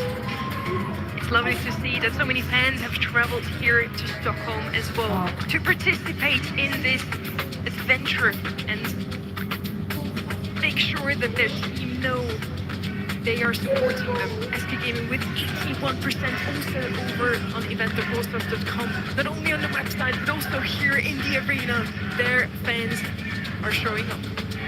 Undermine going to be our first map in this set. It's Gem Grab to get us started. First things first, address the issue of the Ope Tara.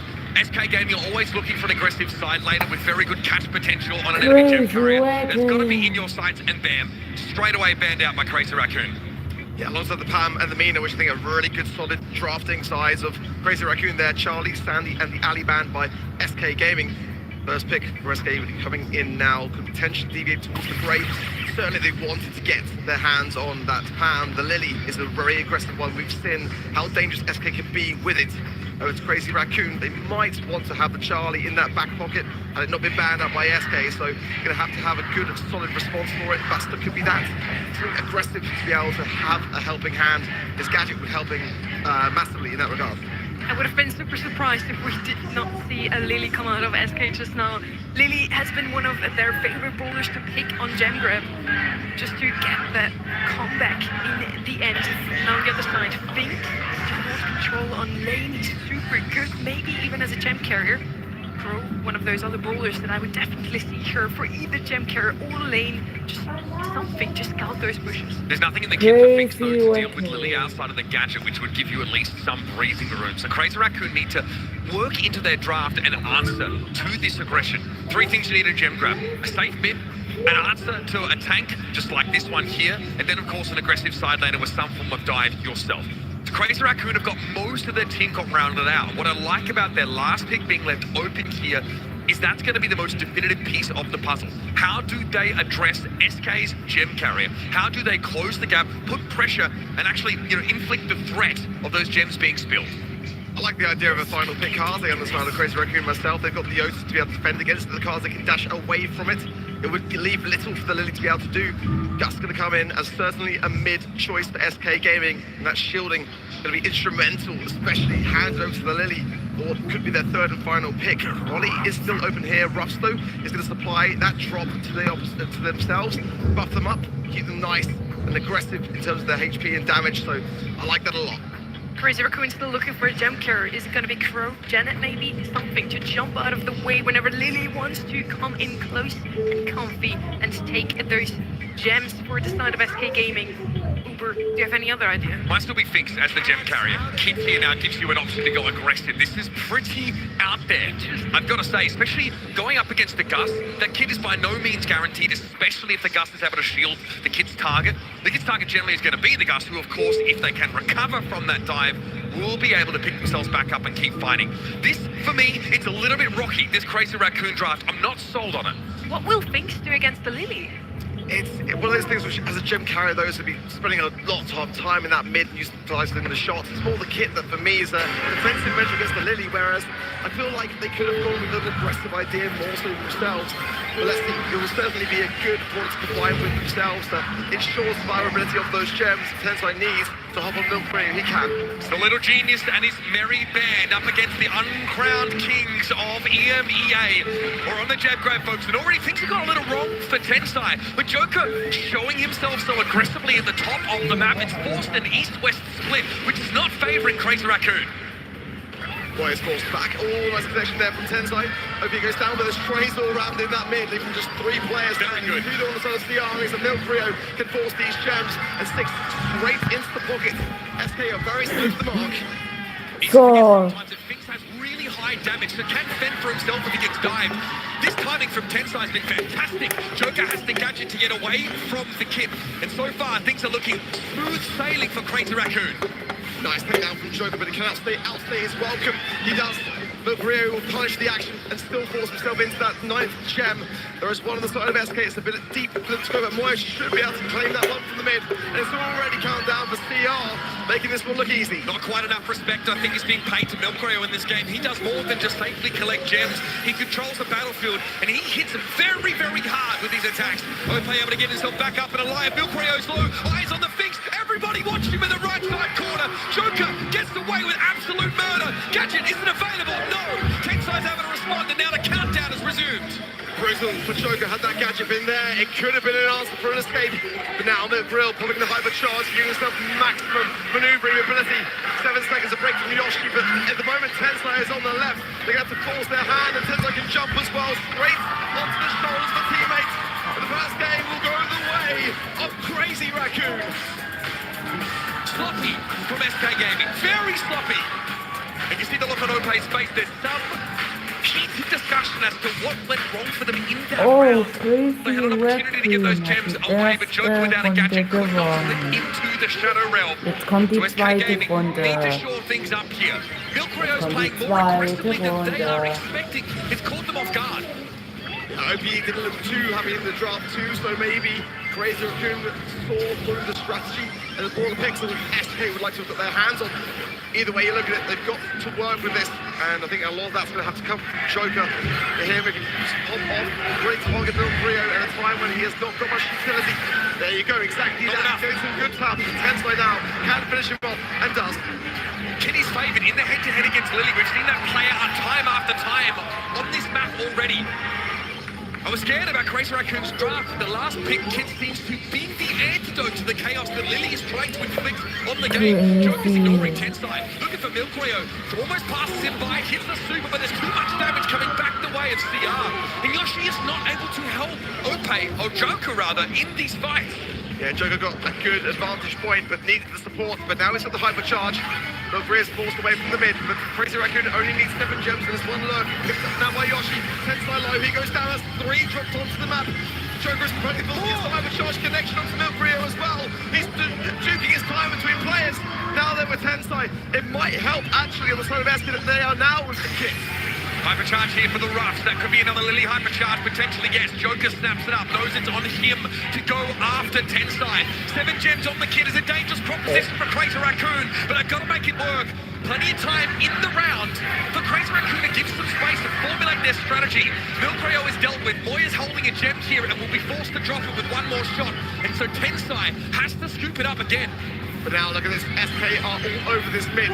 Tensai Milkreo who's trying to break through, and all the time that they can't. It's gems more over to SK. Moya has got a hypercharge, and we know what that stun can bring on the side of the Otis. A break there from Yoshi, and a gem from the mid. Behind one piece either side. Moya body blocked that super that came in from the Lily. Tensai is sitting pretty here at 9 gems. Yoshi's flattened, gems are spilled. Joker to the Shadow Realm, can't pick them up. He's got to go for the throat, but he is going to pull off short.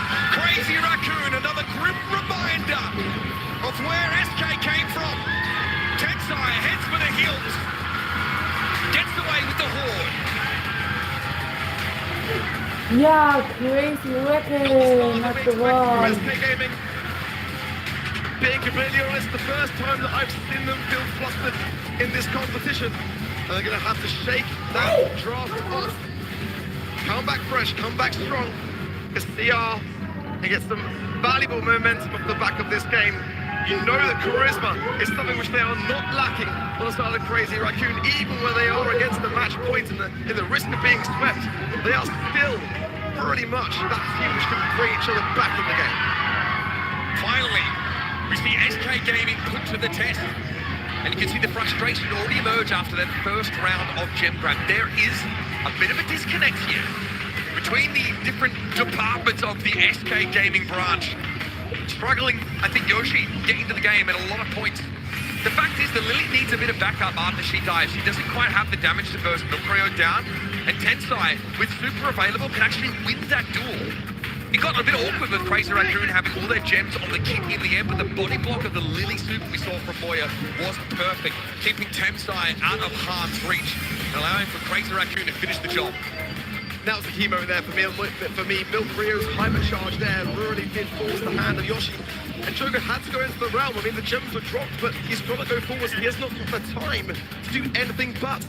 And it just meant that Crazy Raccoon could put all their eggs in one basket, and most importantly, keep them there. One set up now, putting the pressure onto SK early on. So far, Moya's been my standout player for Crazy Raccoon. The one I've been watching, mechanically gifted and really exerting his So, influence. mal gucken. The gym grab set for me was all about Milkreo. Nächste Runde 2-0 hat Crazy Raccoon gewonnen, jetzt ist Brawl Ball dran. He controls the map. You can see how impossible it was for the Gus to hit him with any of those balloons with that super down. It sneaks through the draft. The things really, as a first pick, seems pretty obvious. The kit, though, much less so. Let's cast our eyes now over towards Brawl Ball. And SK Gaming have had a couple of moments to catch their breath.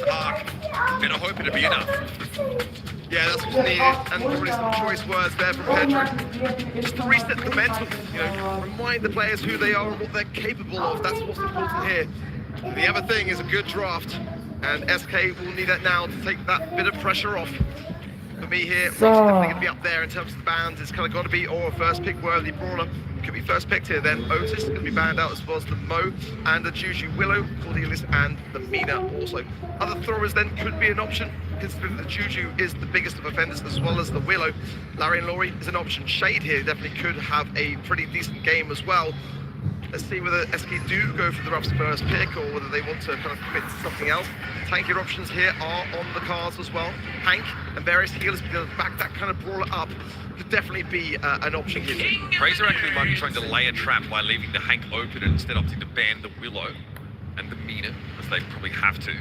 Meeple comes in first, of course. This is the kind of map, like many of them, where that Meeple can find great success. I think we've seen it in Yoshi's hands at times over the course of this tournament.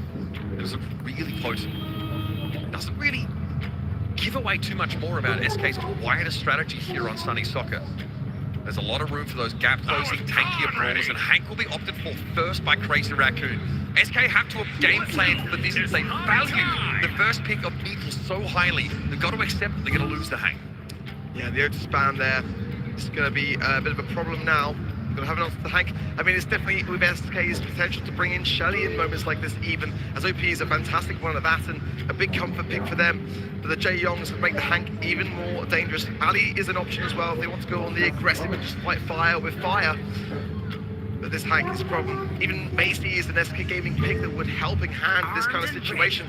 And it is actually going to come in. I think that's wise, because OP is fantastic. It's a brawler that many squads do not deviate towards, but it makes a ton of sense. Resetting that Hank bubble is what it's all designed for. Yeah, and there's no part of Macy's game in which she's really weak. At long range, of course, is where she's at her best in terms of her main attack as it accelerates the longer it's in the air. But defensively, she has a super that can inflict a slow on people. She has a gap close or disengage ability. And obviously she can combo that together to very quickly emerge in the midst of her opponents, and Shade will round this comp out. Now make no mistake, this is not the tankiest setup for SK Gaming. This setup is going to require them to be aggressive. They must come forward on the map here because they need to constantly apply pressure to nullify the consistent healing that Moya is going to put out, plus the innate tankiness and sustain that Hank boasts, especially with his own hypercharge. Oh no, kid again. There's no answer to this. It's going to be one of those small finals. Oh my word. There's no answer to this. It's going to keep ringing it, it feels. This can be very, very dangerous for SK Gaming. And now it forces them as well to try and double up on the kit when they dive in as opposed to just trying to play their own lanes. And if you're playing Shade, you're not really in a position to do much about that. If one of your teammates gets doped by the kit, you kind of just have to look on and hope that your other teammate is clued in enough to assist them. Tensai once again will be on the kit. It was instrumental in that previous set. And now we head out to Sunny Soccer for our second set. Crazy Raccoon have issued a challenge. A gauntlet has been thrown. And it's up to SK to respond. Well, Yoshi already tapping. He was doing a beautiful Meeple game earlier. The kit can jump out of the box. That's the problem now as well. For Meeple's Scout, it can be a little bit less effective. Joker with a huge Bloody Warrior gets off the Jae Young. It's not enough to stop the early goal of SK. If SK can drag Crazy Raccoon out into the open and sort of peg these shots at them, it's going to be hard for CR to have more than one player to defend. Moy's being ignored for the most part. Ope's happy just to fire free shots in the direction of the Hank. Can dive close up with that gadget should be required. Nicely done. Ope's able to assist Joker when he gets domed by the kid, and now Moy is in trouble. There's the bubble reset off the super, and it's an insta-kill here onto the Hank. It's all about the comfort picks, baby. I love to see it. OP did a fantastic job there on defense. Exactly what Joker needs to survive that scenario. Tenzo has now got jump. Moya trying to find that bubble connection, but slightly missing. There's the long arm swipe of Joker, keeping CR on their toes. Josh just trying to tap in to Moya and Tensai. So much healing available here to Moya, of course, with Tensai sitting in the backpack. Joker's just got to get out of the map. There's no escape, no hook. Crazy Raccoons, the equalizer. Have a charge from Yoshi. You're going to have to utilize it as much as possible. Great touch on the Tensai. He's forced to jump off the shoulders of his teammate. OP have a massive ability. Oh my God, cycling in tremendously well. Easy a big Brawl falls. It's going to be SK that get themselves a game. There's a key weakness with using the kid super defensively like that onto one of your teammates. It prevents you from spreading effectively across the map to defend against these thrusts from SK. Moya is forced to move front and center when he has that kid super on him. Otherwise, the ball will slip past, just like it did there. Really powerful stuff. Exactly what SK need, but this set's still all up for grabs. They can't get too cozy in that regard. Missed long arms there from Joker. His Tensai just playing it cautiously in that mid. Gonna have some helping hand speed. Will Brio shortly. But he's considering bringing the ball back, maybe even there, but for better of it. Tensai goes for the jump, will not survive it. Yoshi low HP is going to have to heal up. It's a miracle that the Meeple gets out of that one alive, I'll be honest. Yoshi living to fight yet another day. Joker caught in a bit of a compromising spot. Moy is healthy. This is dangerous. When you have a Hank crossing into your half of the field at full health, you have to have your wits about you. Tensai has a super, can take out one of the defenders, render them completely useless, but instead wants to just back up Moya. The super there from Joker is enough. The ball is cleared, but it may not be for long enough. Tensai can pass to Moya, and Crazy Raccoon can get on the board first. Yeah, good to see no signs of fumbling, because sometimes moments like that when the pressure is on you, they can get the better of you, but it's Crazy Raccoon, they've got ice in their veins. Yoshi placing down the super into the mid. Tensai into the cardboard box, and the hypercharge from Moya could be brutal. Pushing down this left-hand side, no signs of scoring now, the hypercharge is popped, and Moya goes on to the aggressive torpedoes for the healing, Joker low HP. Tensai will suddenly a pass through, but Yoshi's there still. Now he goes down to Milgrio, and surely now LCR can force the hand and get this game! Keeping it interesting, Crazy Raccoon, and again, if SK take their foot off the gas for a second, if they let their Hank into their side of the field at full health, they don't really have the burst damage to take him out. Tensai was lingering there, looming with that super available. SK knew they'd be down to 2 players in order to defend. Early swipes from Joker. Tensai coming back here as well, as he says that OP might be trying to go on the aggressive. All safe for now. Joker low. OP needs to consider taking some time out himself. Milgrio has been tapping to this right-hand side, and now Tensai's in a dangerous spot, especially here. Joker now, Zep's going down and does. This is a good start here from CR.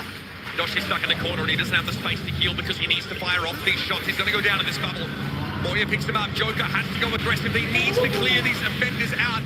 Fish torpedoes use Tensai with a dive, and Joker, there's no help for him. Great spot to find that kid super, and SK can only look on as they lose their captain. Yeah, Joker can get himself inside the wall in time, and now straight up the spawn and trying to get maximum value. Milgrio is low here as well, but Joker missed the swipe. Now he picks it up. OP though traded out. Moya's going to go for Joker surely here, but a great gadget from Yoshi. He might give the ball away, choosing to retain it. But Joker coming back down with OP just in the nick of time. SK need a Meeple super to get some poke down on Crazy Raccoon. It's too easy to dodge away from these long shots. Joker with a hypercharge though, every slap doing full damage. He's able at least to clear them some room. Now, you have what you need for SK. Meeple super in the middle, give Ope clear sight lines to land these shots. He's got the defensive option in the super. Keep an eye out for that. What a dash from Joker there to avoid Tensai's OP. Double kill! It's the double! Can Yoshi pass the balls down? Milgrio is the last man standing for CR, and SK need this set! It's in! SK Gaming get the goal that they need, and the timer is low. Surely now they just hold their own. It could be a set. No one knows how to park the bus like SK Gaming, but it's a new era for this team, and they've got teeth this time around. Joker charges forward, going for it. Ope here, able to pass the ball up, but Joker is too low. That offense fizzles out for SK Gaming, but they can fall back to halfway. They've got to respect this kid's super arc. Joker has got hypercharge as well. He's going to need it really for his team now, especially now that Tensai has destroyed Moya. OP has to as well, goes for the pass actually, and Joker always went for it. Sierra baiting it. Yoshi there though for support pass. It's an open goal, and that's an open goal. No matter what, surely can walk this one in. They do. Cheese it. Keep themselves alive. They bring Für SK Gaming. That's more like it.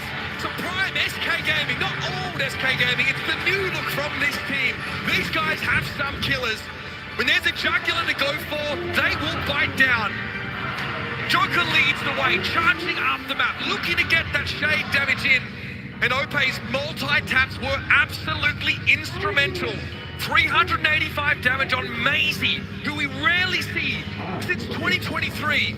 Makes her way back in and shows us how potent her kit is against this Hank composition. It's funny that so many teams have deviated away to other brawlers when it comes to answering the Hank. But OP was always so good with Maisie. And it's not in the worst of spots, showing just how beautiful he can make it work. Joker as well had a tough time in that game, because also Jay Young with Weekend Warrior gadgets can just punish the action. If he wants to go on the aggressive, he's going to be more calculated in that approach. For SK Gaming, that was a must-win set, just based purely on how they looked. the back of that first set defeat, they have to have some wind in their sails, or that could have gone very, very ugly. Any other team in SK Gaming's shoes, though, in this competition could have fallen flat. There are so many things that need to go right for them here against a broadly powerful comp featuring Kit and Hank. Yoshi, the prime facilitator here.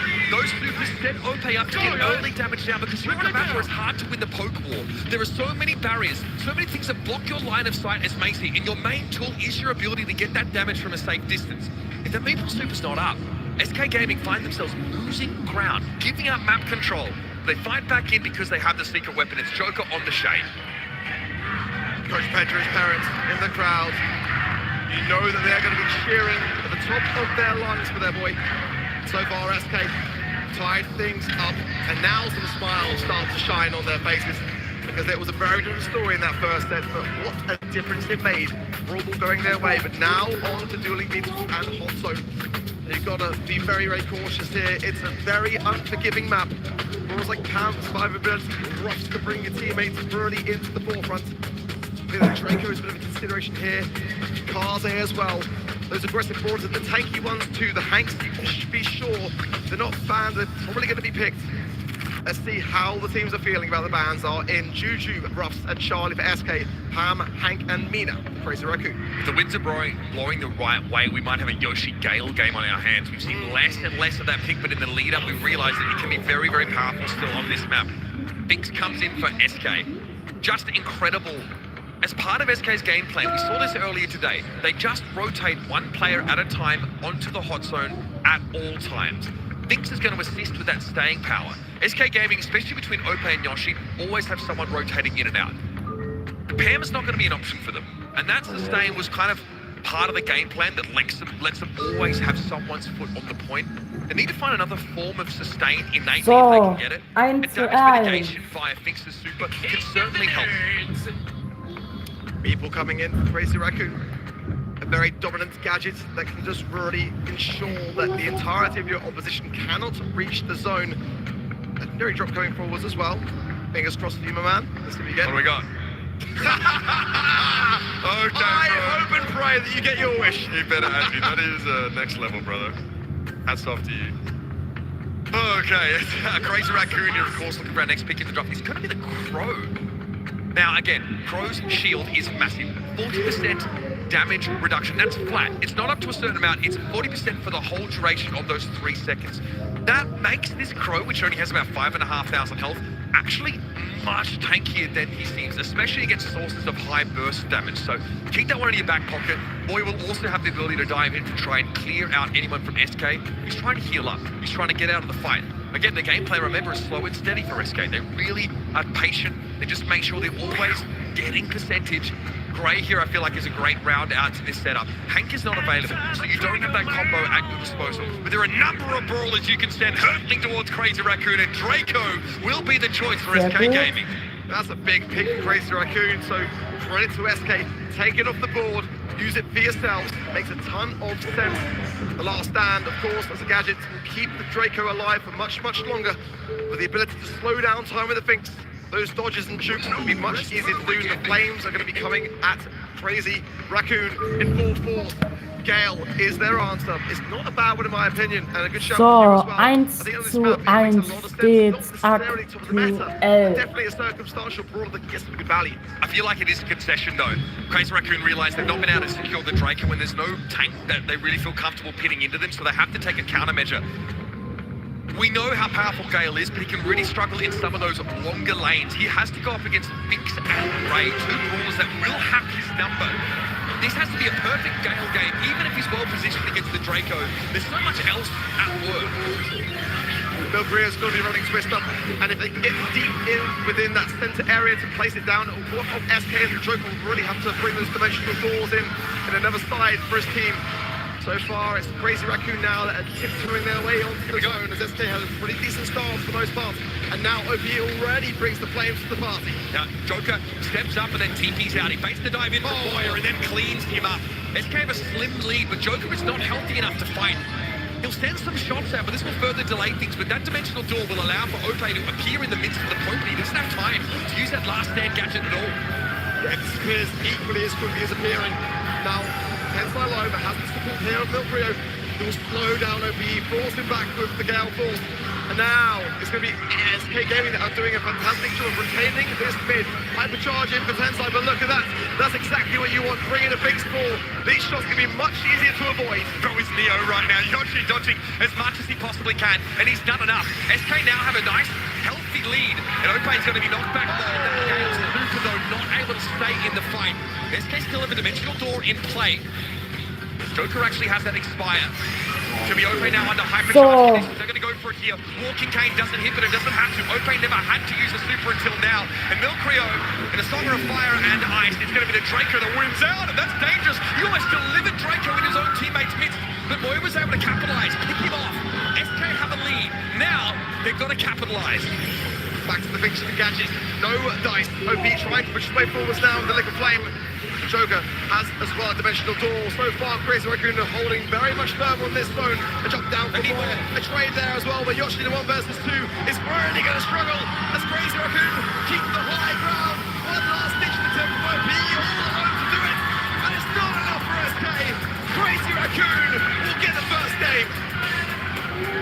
You can see how much harder it is for SK to execute their strategy when they don't have a Pam in their midst. They need to take more risks. And frankly, they need to generate more of those big supers. Yoshi needs to be able to hit these shots or just be set up in a position to connect them more frequently. Once that super's in play, you don't need healing. You have damage mitigation of a sort. Kane connection off the bat from Joker. Yoshi couldn't quite finalise the shots from Milkrio, but it's not too much of a hassle for now. But OP is surely going to fall here, and he does. And now he's going to put a lot of pressure onto the shoulders of Joker. So Bryson actually going to TP in on the throw there, just to secure the lane, allowing Yoshi to go straight towards the mid, but going to set it up for his teammates as it's more important to have that Draco contest. Okay, yeah, that TP's just being set up for Ope to make use of. So all eyes here on this Draco. Can he make enough space? That is some sharp shooting from Joker. And that's going to buy SK Gaming back into the lead. Joker now trying to kill the 3 low, but not quite going to be enough there. Goes down very quickly. Tensai popping there, hypercharge as well. That's beautiful thing, gadget super there, just slowing everything down. Joker coming in straight in with a shield, and now SK getting set up. Yoshi super completely negated the fixed hypercharge. That was massive, but we need more from Yoshi. So, erste Game haben die Crazy Weapon gewonnen. Gaming threatening to run away with the round now. Yoshi steps up, still shielded from the hypercharge TP, and Ope is front and center. Should be able to build up yet another super. It's a hypercharge, in fact. There's no way into this game for Crazy Raccoon. SK shuts them out. SK sogar absolutely crazy, and he had to. Tapping away. CR were just target practice, but now this is so important for both of these two sides. One game for a set to take the lead. OB giving some instructions to his teammates. That was much better from SK, but as we know, Crazy Raccoon have got a really solid comp. They've got to keep bringing in the time warps of this thing. Already a lovely walking cane from Joker, and immediately Moya goes down. And Ope is so far off the map, but still alive. That is massive. He'll just get some free capture progress here. Use the healing, the innate healing is star power opposite, and keep stacking up the Benjamins. 24% and counting, and SK Gaming looks like they might have figured it out. We'll jump in from Milkrio. There's the time warp. It actually does kill the right. So. Came as well from Joker on the left-hand side, and a big free blow from Milkrio. Last stand for OPE, stays alive a little bit longer. Moya's getting the trade. Yoshi now low. He's going to fall, but already 60% for SK. And this is what they want to do. Rotate onto the point, just throw themselves now at Crazy Raccoon. They've got such a lead, and Ope appears in a flourish of flame. Tensai at risk of being burnt to a crisp, but Ope's going to back up. 76% and counting. SK Gaming are relentless. They are a tsunami, and they refuse to be washed away. Moya now can only look on. He doesn't have the help to contest this. And SK Gaming find the right answer amidst the chaos. Crazy Raccoon back to the showers, back to the drawing board. It's an SK Gaming set. Sehr gut, SK Gaming hat gewonnen. The difference in SK there.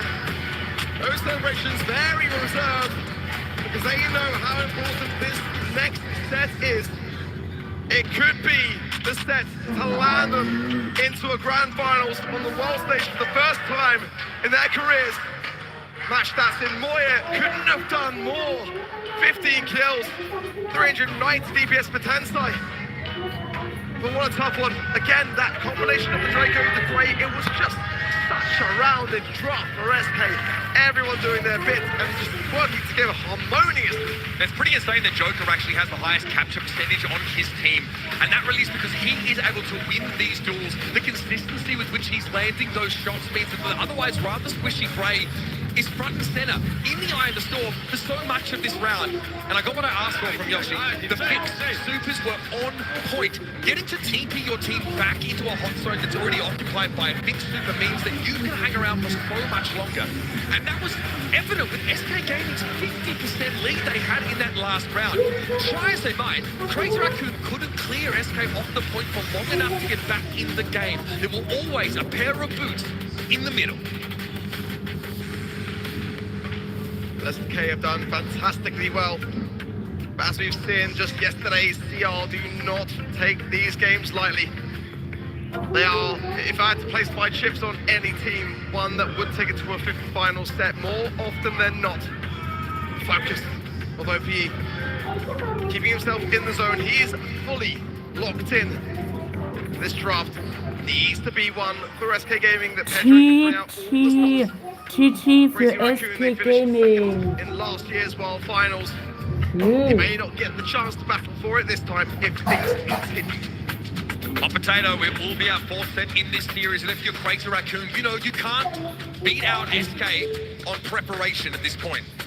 The only way you take this team down is by testing their ability to adapt. You have to throw a curveball at them. Something out of left field. Something unexpected that takes them just a little bit too long to calibrate to. No spike, please. No curveballs. Not right now.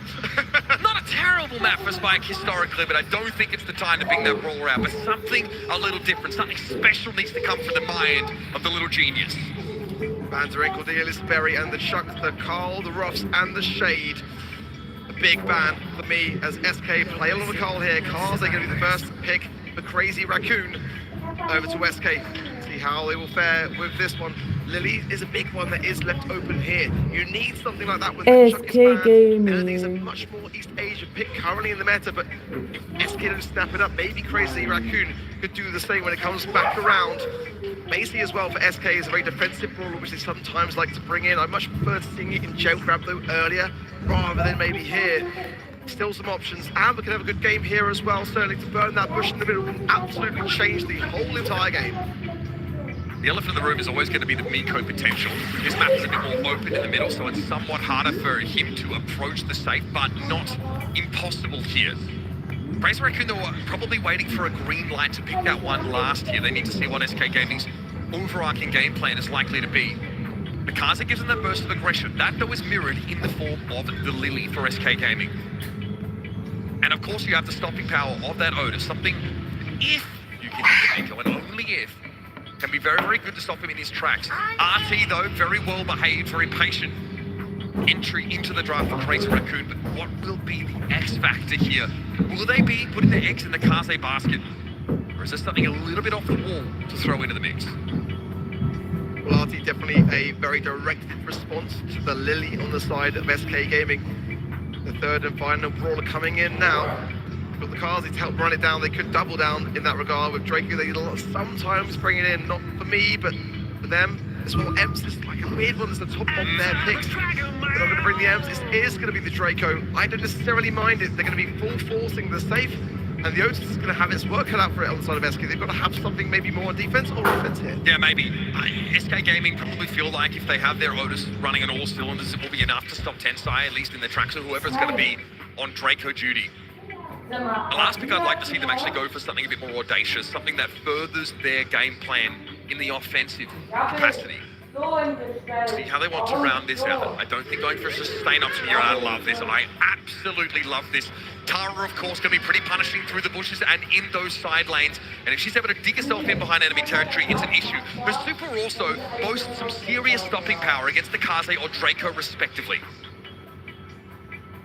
I don't mind it. I don't know whether I love it, but it's certainly a brawler which has gone from a different place, from being more of a kind of meme-worthy ladder-type brawler to put the pets onto the safe now since the rework. It's definitely much better for Tara. But let's see, certainly the gravity that for me is more exciting, being able to ensure that kind of interaction with Draco. And maybe even the cars, if they can secure it down, Was geht ab? we'll get that vision and that ability to see through the bush as well. Yeah, it is a spicy pick, make no mistake. Look, Joker close to Gafka and Moya. Legs are dropped, and I don't think they mind too much. Joker going to double back here and try and deal with Tensai. Yoshi will have his hands full, like you mentioned. He's at the Ope here to do most of the safe damage. Gravity used to try and bring Tensai down. Eventually, he is stopped, but at quite a steep cost. You can trade there for SK. 6% more than that of Crazy Raccoon's damage.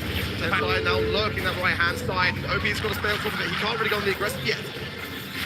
Ope trying to dodge here. Pretty well positioned to fight Tensai. Fist to the Brawl Star. They try and cross the map. Damage on the safe here coming from Joker. Just pummeling it. Moya trying to shoot down at this Tara. And they're already dealt with when Tensai comes back off respawn. Ope flashes yet another super, but it's a gadget use instead. He knows he's going to have to deal with his RT. Very defensive play here for Moya. Milkray is going to be muted up. Yoshi and Ope should be able to deal with him now, and that Draco super will burn Otis almost to the ground. It's a healthy lead, all things considered, though, for SK. Yoshi's awareness of range is scary, just keeping himself alive there. And CR now can't push it as heavily, Joker back. And it's got the hypercharge as well. Great legs there from Moya though. Danger here for SK Gaming now. Moya now pushed back, and Yoshi and Joker trying to make a run for it. Shut down again by the hypercharge, and Moya allowing Tensai to sneak through this mid. It looks like SK might be moving in a bit of a race stance here, but Ope gets cut short. Milkrayo has the presence of mind to come off spawn and deal with him now. SK safe knocked. Joker again with yet another gravity. Milkrayo is going to be next up to the plate. He actually has the star power there to make it hard for Ope to fight in 1 versus 1. And God, that hypercharge is filthy. Crazy Raccoon have knocked the safe down to its last stage, and SK are really absolutely disgusting from the rear there. The last down will still keep him alive. He's not done yet. Yoshi will steal it. The legs of Moya go down yet again. More damage from Crazy Raccoon. SK clear it up now. They've got 25 seconds on the clock. OP there forces himself into the realm. Milkbridge trying to run it down this left-hand side. Joker's going to try and hypercharge through the middle of the map. It catches Milkrayo. Tensai also went down. Ope is alive. He's still kicking. And got a look at that safe. Milkrayo marked up, but Ope, he gets through. Just enough damage on the safe. 8 seconds left, but Tensai has a hypercharge super to tip damage from the fan storm. Will be enough to take SK Gaming safe low enough to win the round. Was? Crazy Raccoon hat gewonnen. Die erste Runde. Knapp. You knew it was not going to be enough, despite OP's best attempts on safe. CR just gave on through, but it's not done yet in this set. SK had a good showing, and they still have a lead in sets. But that might not be the case if this game goes the way of CR. They've got to knock them down. Crazy Raccoon have warmed up to it. This composition looks pretty terrifying in their hands. And Tensai always seems to get unfettered access to that safe one way or another. But in much the same way as the previous round, SK have a very clean start with that first safe knock. Yeah, very solid stuff there. OPE, and now Yoshi and Joker can stay in this mid. Joker coming back though. Needs the sails Tensai. Got Brie on this right-hand side. They can't beat him nearly as much as the last game. That hypercharge was absolutely devastating. It could well have been the difference maker. OP going straight for him as well, getting some great taps. And he goes down. Tensai now going to be scrutinized between Yoshi and Joker. Tensai's done well to stay alive here, but he's actually further in the game plan. Ope comes out in the shadow room, and Moya's going to be muted up instantly. Now SK, another fat splatter on the safe could be huge. I think it was used just earlier on by Yoshi in mid. So SK will settle for another safe knock. One shot for Joker will bring out the shield. I'm loving the adaptation from SK, but it is very, very close still. Oh, the gravity kept still Moya on his feet. It was not enough to take him down. Yoshi getting some great value for Tensai. He's not there, the first splatter into the mid, forcing Tensai to the right. So, aktuell sieht's gut This is aus. big. Next time Milkrayo steps up, he could be in deep trouble. Gets into dragon form now, so Ope simply just dives down. Onto the safe we go. Once again, Moya defending it adequately, but there's a lot of damage coming from SK Gaming, and their defense this time, Ark, has been really solid. Joker's been playing out of his mind, staying on Tensai now though, going on the aggressive. He knows piercing damage is very important to get down now.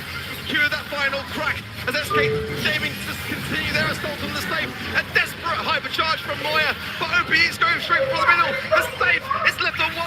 Yoshi is there. Oh my word! A 106 HP is all that's stabbed to SK Gaming, and this game win. And surely now OP going out straight on it. It's theirs. GG game, SK Gaming hat gewonnen. Really brutal round there for Crazy Raccoon. SK have a way of really taking a chokehold of a round early and not letting go. This time they get away with it again. Great start. Off the break, they look really good. These fat splatters onto the stage also really starting to add up. But it's the defensive Tara supers from Joker that are making all the difference. Joker needs to stay on Tensai. It made such a difference in the last game. Moya solid defense this time round. Only 60% there for SK Gaming. And now a chance for a CR push. Moya still utilizing those legs. And that's weak here. Milcroy is lurking on that right. A great move from Yoshi. A swift and early takedown. Joker marked up briefly here. Needs to have his wits about him. Bit of chip damage for SK on Crazy Raccoon's safe has left him in a decent standing here. So, mal gucken, entweder SK Gaming oder Crazy Raccoon gewinnt. Want to find the Draco. He's able to bait the super out of Milcroyo and might just have the super hit himself. Last stand gadget could be a problem, but Ope deals with him. And goodness, Joker handles Tensai with grace. Same as Yoshi. They've got a lot of weight on their shoulders, but they're already putting up the best they can. Moya will fall now, and a real chance for OP to be able to skate on through and go into the round. He's going to do that with the hypercharge. He's going to bounce, but not find a connection. Tensai onto the safe now, and Joker's going to use the gravity. He gets a good shot on him and secures the kill. And now the damage rains down for SK, and they get the safe crack. Timely gadget used there by Moya. He would have gone down if that fat splatter had been allowed to tickle his legs any further. Joker's going to back it up. Hypercharge now comes out from Moya. That is dirty. Found himself a couple, but Yoshi needs to sit on this mute button and use it very judiciously. Milcroyo and Tensai are both leering in his direction. Here's the fan storm combined with Milcroyo's hypercharge. He is muted up, but it wasn't a stun. It's enough at least to keep the Draco silent for now. Long enough that the hypercharge elapses. But Milcroyo's still in striking distance off the safe. He's got to drop, and Ope knows it. So, wer gewinnt? Tensai now though, since that hypercharge gravity is exposed anywhere. No place to hide now for CR. They're going to have to utilize that right. OP on the right-hand side has got the hypercharge as well. He's looking for that safe. Tensai's low, but he's got Fan Storm too. SK coming back to defend it. They do not want to risk it. Super's still being flashed. The bounce off the wall is immaculate. And OP's able to deal with Tensai. Traded out instantly there. But good use to that super. Shutting Milcroyo down from Joker. Moya's able to survive the gravity here, but Yoshi and Ope will be on defense. Crazy Raccoon have a slim lead. But that Fan Storm is going to increase it further. 10 seconds left. Moya, a little bit low, falls the double back. Tensai has to be addressed. He needs to be dealt with. And there's a same crack here. Und, oh. Rush shot into the dirt. Crazy Raccoon will stand in their way. Crazy Raccoon hat gewonnen, Süd.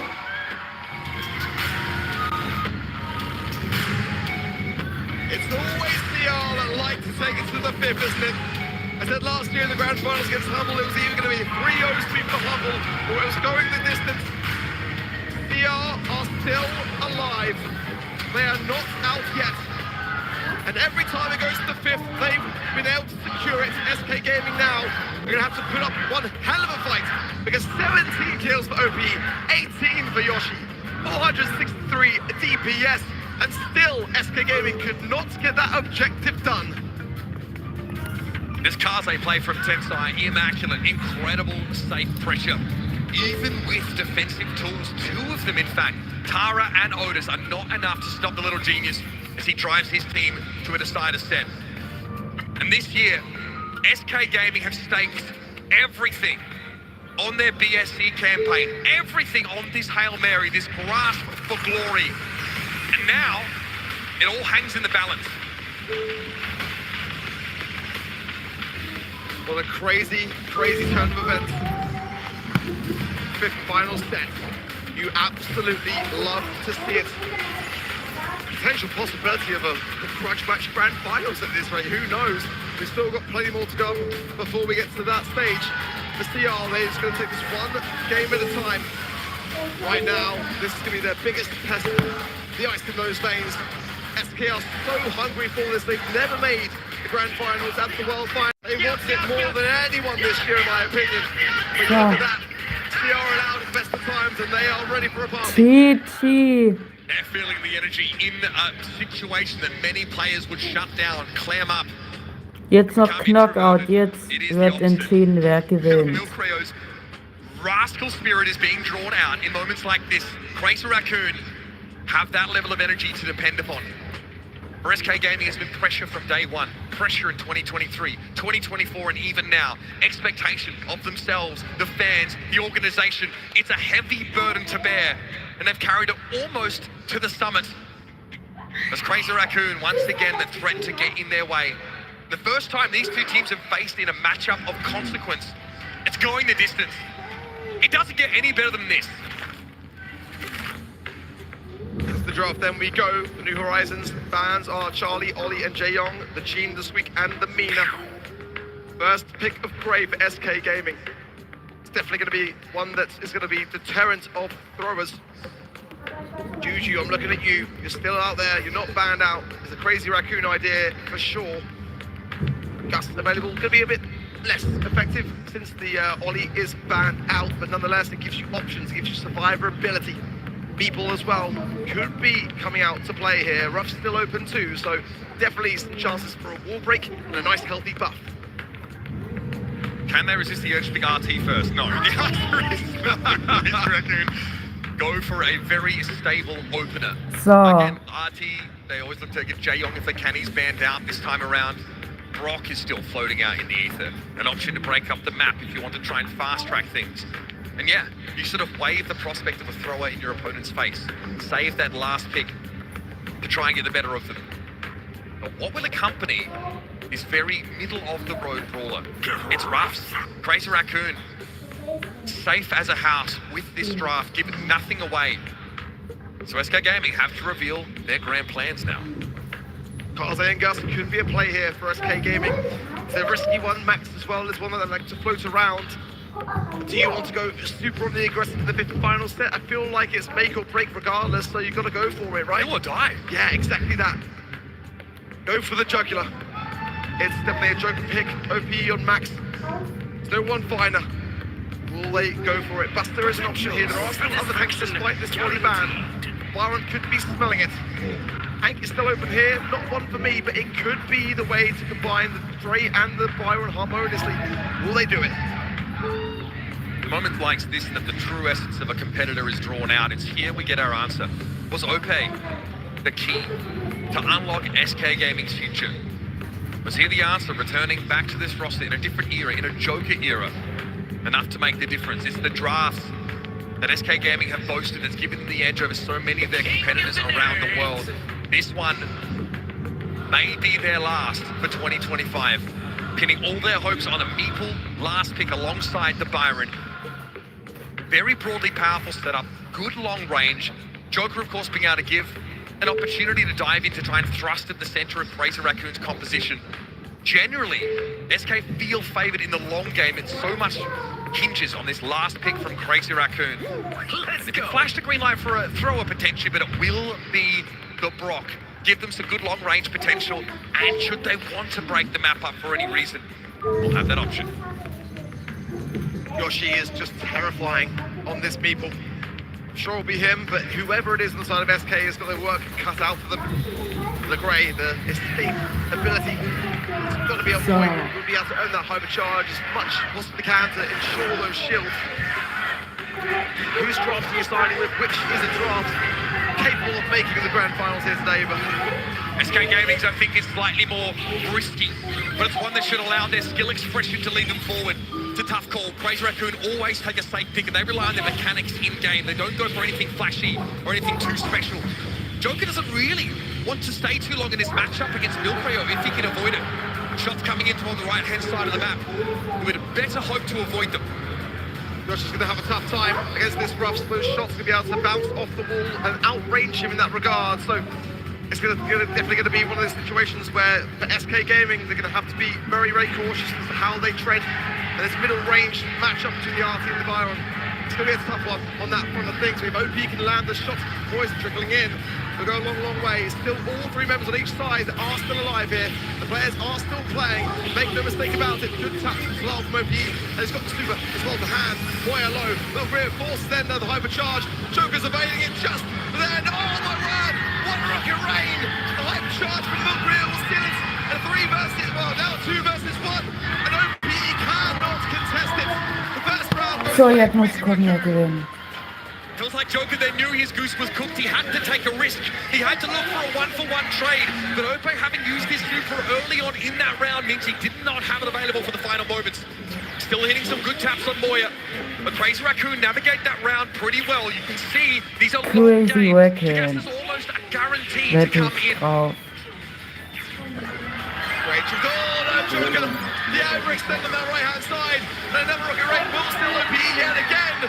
Crazy Raccoon are getting very, very comfy. GG Match für Crazy Raccoon. At least the grand finals will be over. It's now or never. Not like this, SK. Not like this. That was dominant. Decisive from Crazy Raccoon. SK Gaming, shell-shocked as they may feel, have to pick themselves up and run it back in this second round.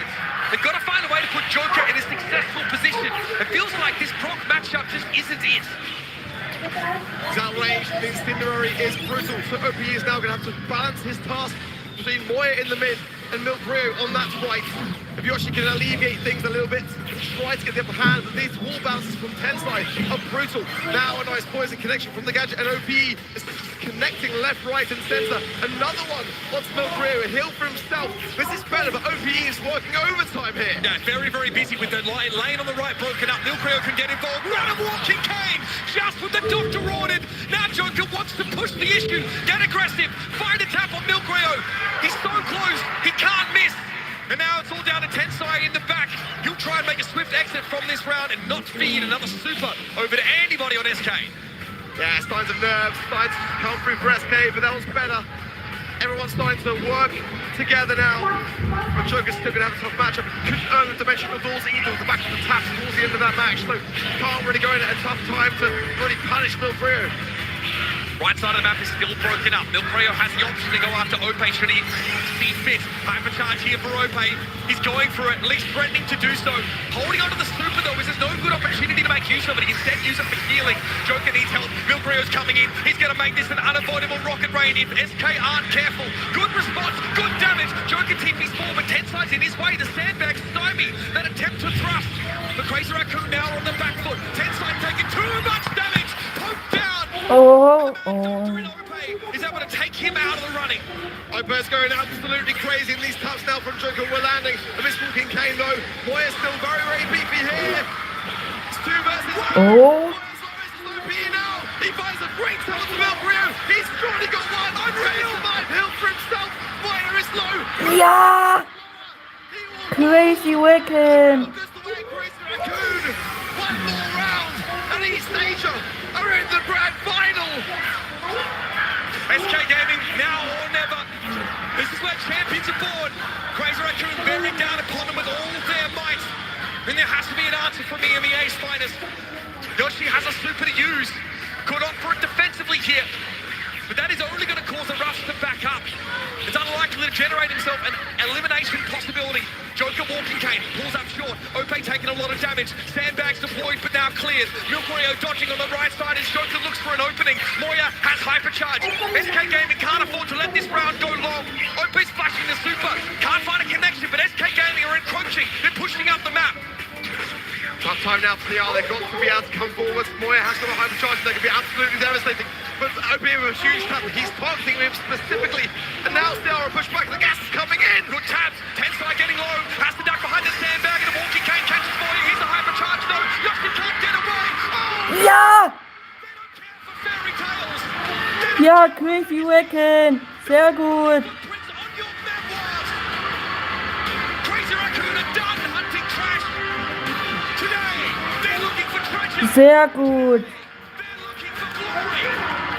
GG. An unreal hypercharge. Moya came in at just the right time. Heartbreak. GG. Another top 4 finish to add to the tally. It wasn't to be today. The Crazy Raccoon, they are in the grand finals. The place that they know and love. And now Milk Rio joins them in that regard. Unreal.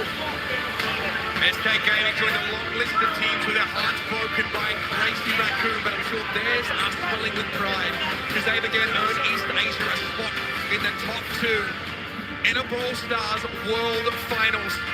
The question is, who can stop this team? Who can stop the little genius and his merry band? Let's head down to Barney on the stage and get some words from the victors.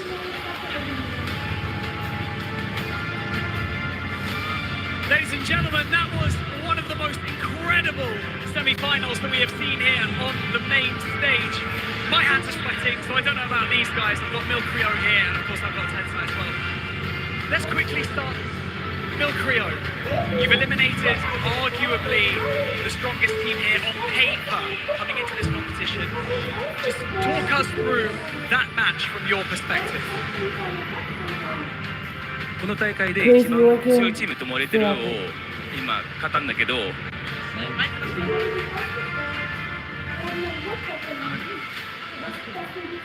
一番強いチームに優勝したんだけど、今どんな気持ちですか？もう最高に嬉しいです。I'm super happy right now.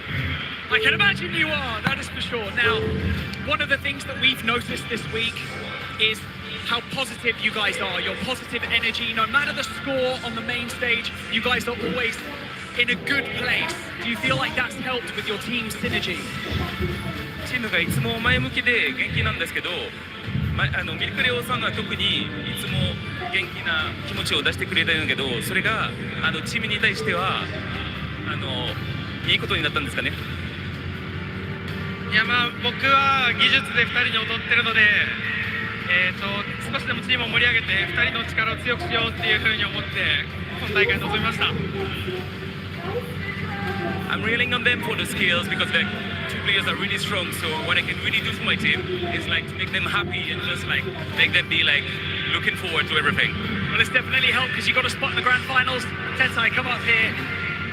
This next match that you'll face on the main stage will be the grand final, and it could be a repeat of the 2024 World Final. Are you ready?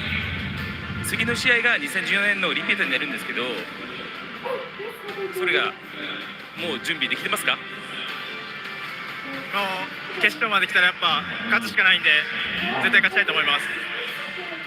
We finally made it to the final, so we'll definitely make it and win. They think they can make it. Ladies and gentlemen, make some noise for Crazy Raccoon, your first grand finalist of the 2025 Brawl Stars World Finals. Let's go back up to the desk to keep this day going. Thank you, Barney. Two-time world champion Tensai and the most consistent backbone any team could want. Milcrio and Moyo, who never lost their smile even once and showed incredible resistance throughout this weekend. Once again, a 3-2 for Crazy Raccoon. They really seem to like those close matchups. I mean, Milcrio was dominating Joker in that last map. I mean, absolutely spanking him on that right side, that lane. He was really feeling himself, and that's what momentum gives you. That's what a player who's always positive, always upbeat can offer your team. Even if your back's against the wall, you always feel like you have a shot. And now they've got a shot at the biggest prize in Brawl Jetzt Stars. Revenant XS Park gegen Humble und der Gewinner tradet gegen Crazy Raccoon the most an. disgusting hypercharge I've ever seen. And also as a player, you know, he's always evaded those kind of grand finals trophy moments. This could be the time for him. He might get his first ever World Finals win here today. We'll see who the people voting over at event.brawlstars.com vote for MVP. You can still get your Pro Pass XP, so you better lock in your predictions. Also, for our next match, it could technically be an all-APEC final this year again. It's Humble versus Revenant X Spark.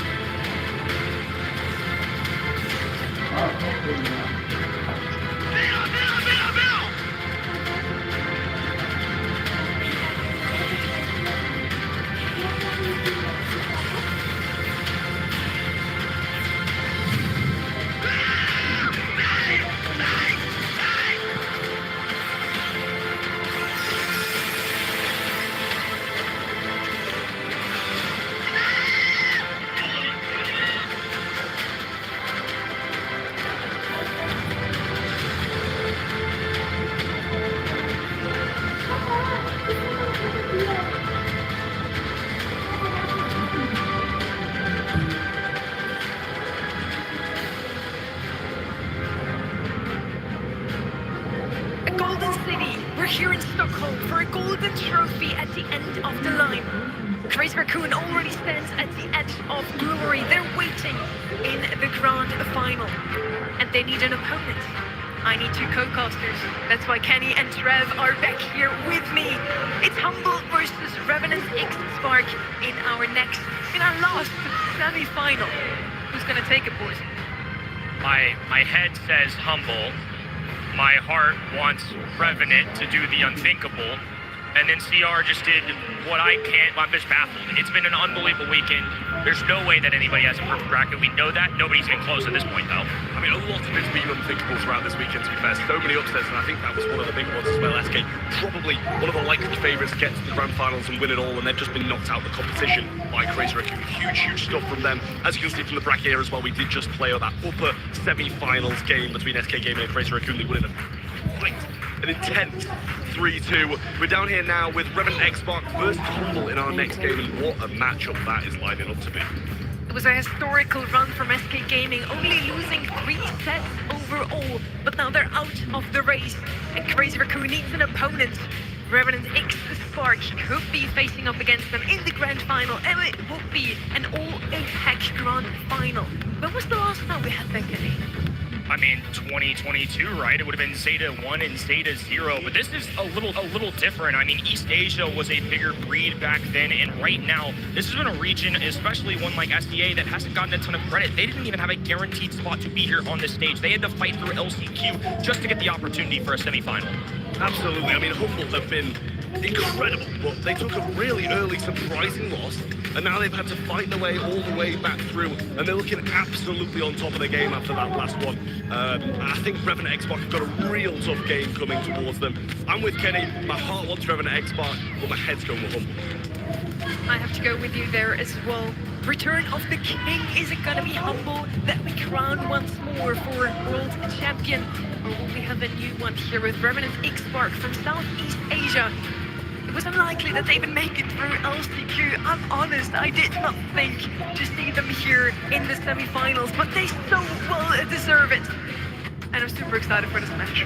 Funnily enough, too, Revenant X Spark defeated CR at LCQ. The last team now to take down CR on the world stage just 1 year ago was Humble. Who would have thought we'd be in the predicament we are in right now? The ultimate David versus Goliath story. If Revenant X Spark somehow conquered Humble, it would be one of the most unbelievable feats we've ever seen in this esport.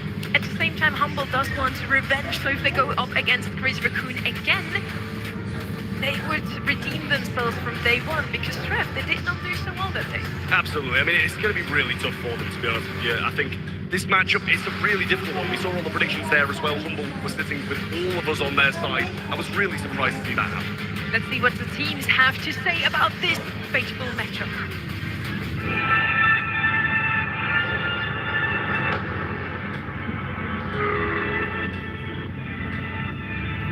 I think Humble is one of the strongest teams. Like, when we sim them, we realize that the planning is far above ours. Very powerful in those all-in situations. So I'm very excited to face them, because they are definitely one of the teams we want to beat, as everybody looks up to them as the best. It would mean the world to us to win the championship, especially since this is only my second World Finals. We still deserve to be on the top. Playing against Revenant. Something to keep an eye on here. Jay definitely has to have his wits about him now, as all the little helpers are going to... I did not expect that, honestly. Coming from LCQ, yes, they played amazing. Yes, Sergeant is him and everything, but I did not think there will be a top 4 of a world team. And I really hope you just don't lose to them. Please, I need the finals. Please, give it to me.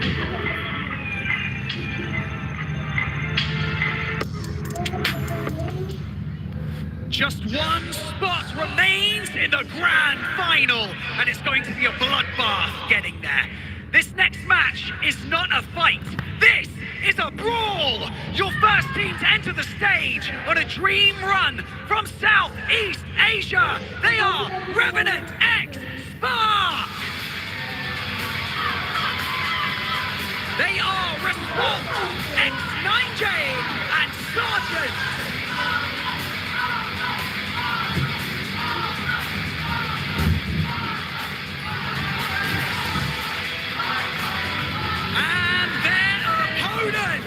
Your reigning world champions, they are Humble!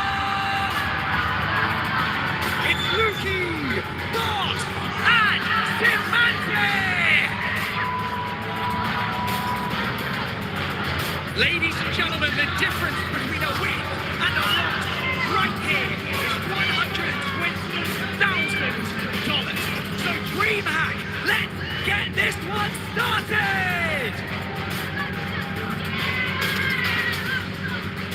Playing in the grand finals is going to be a once-in-a-lifetime opportunity, yet Humble could claim it again. They are one step away. One more hurdle is between them and the grand finals. Had a really good run this weekend. Only lost to Crazy Raccoon that are now waiting for them in the finals. On the other side, we have Reverend X-Park. They themselves a brilliant run. Only lost to SK Gaming 0-3, but after that, it was smooth sailing for them. Players are selfish at times. You saw it in that semantic interview. He got a world championship last year, and in the face of somebody like Revenant X-Mark in a tiny region on a Cinderella run, what did he say? He said, I need this finals. They're hungry. They're not just interested in winning one. They want to go down as a dynasty of Brawl Stars. And if they win this one, they certainly have the chance to do so.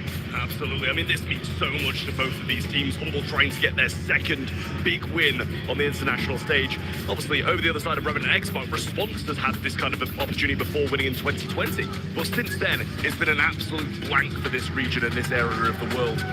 Looking at the stats, though, 86% going the side of Humble to the 14 of Revenant. I can understand why. And I think, it's not this heavy. I'm leaning more kind of like 70-30 in favor of Humble. But I can see why they're having it this way. We're talking so much about our own predictions, about the predictions from the people at home, but in the end, it's in those 6 players' hands what the future's gonna bring. We had an 81% vote also for SK Gaming, now 86 for Humble.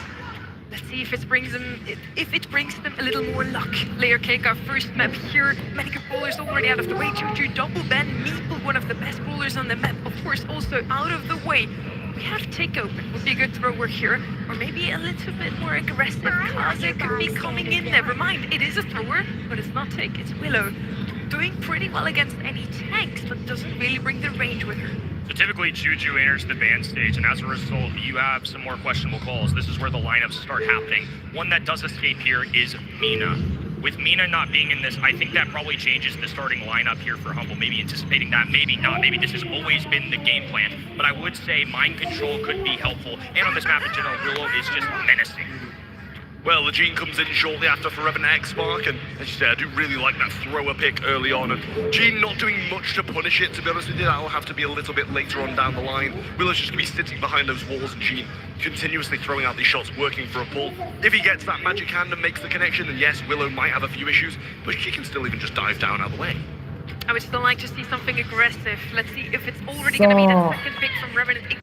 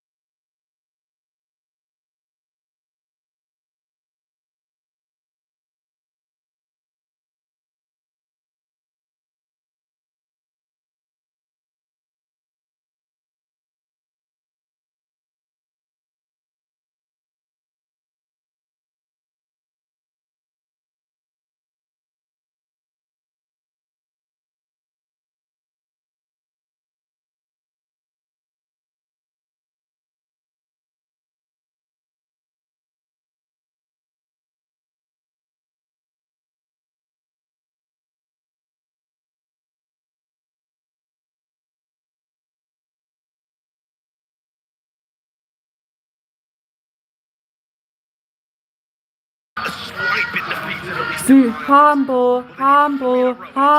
First sweep here from Revenant X-Spark to get themselves to the World Final and knock Humble off their high horse. Wild how a different day of Brawl Stars changes everything. One night's rest. Day one, Humble.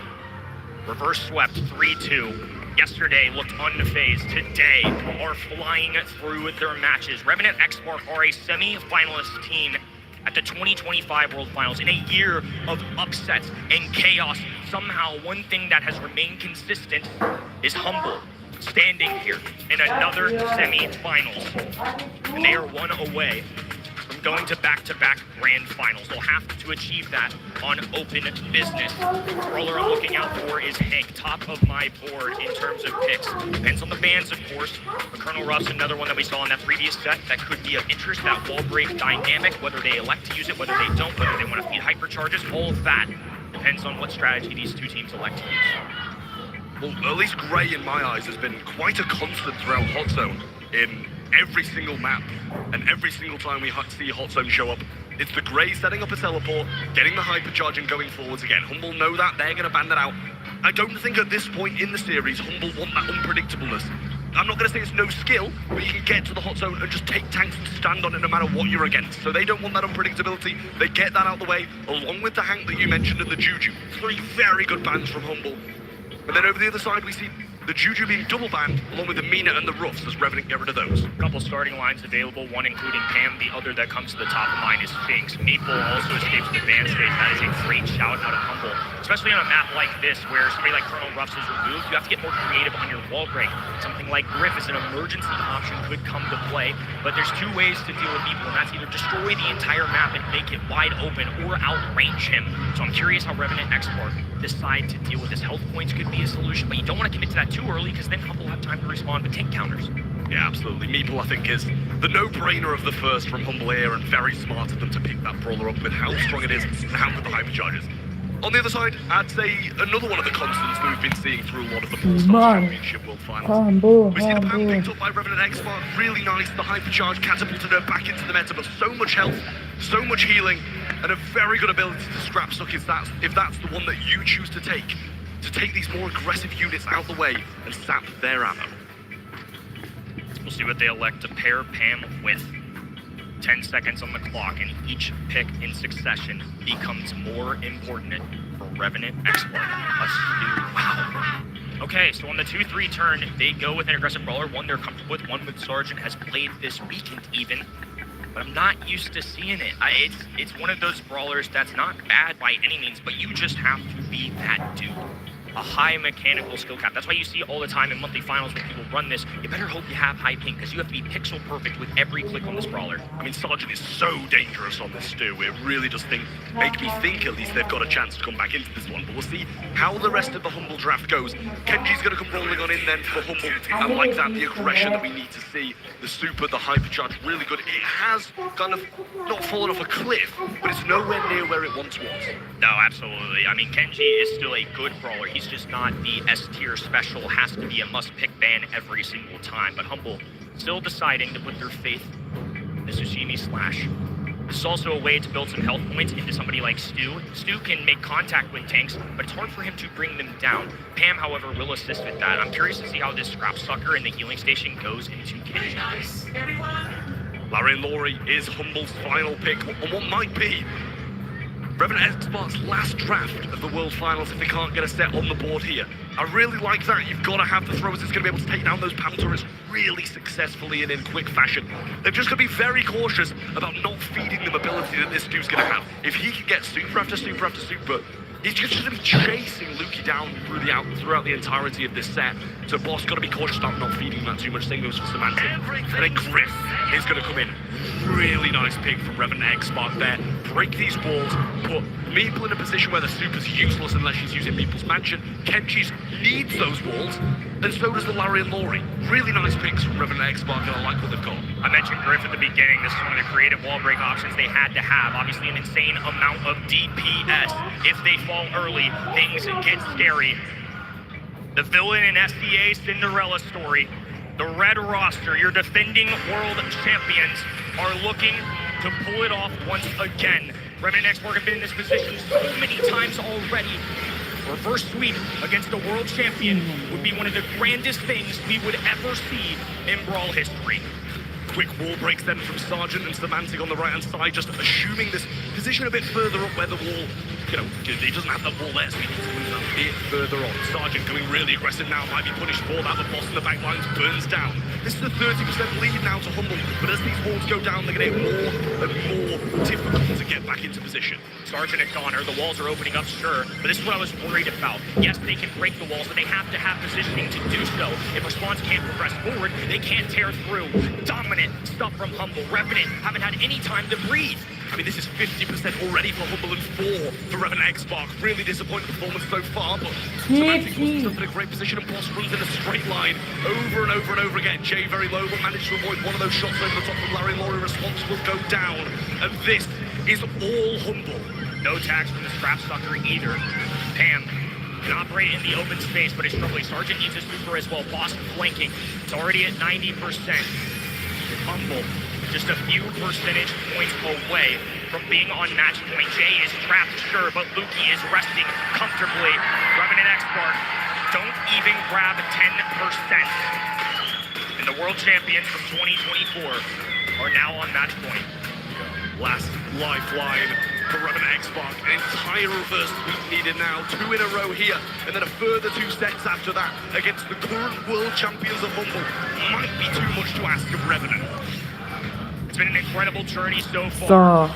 But now they have to pull off the ultimate reverse sweep. Down a game in the 3rd set. Didn't even grab 10% in game number 1. It's a trade on the outset. Scrap Sucker up the middle of the map. Lukey forced away. This gives Response an opportunity to climb the map, scale up to this top left-hand side, and elect whether or not to use a wall break, and that's exactly what it does. Piggy bank on the ground. He dashes straight into that as well. Really unfortunate for Boss, but he's just going to put himself straight back in that position, dash back forward.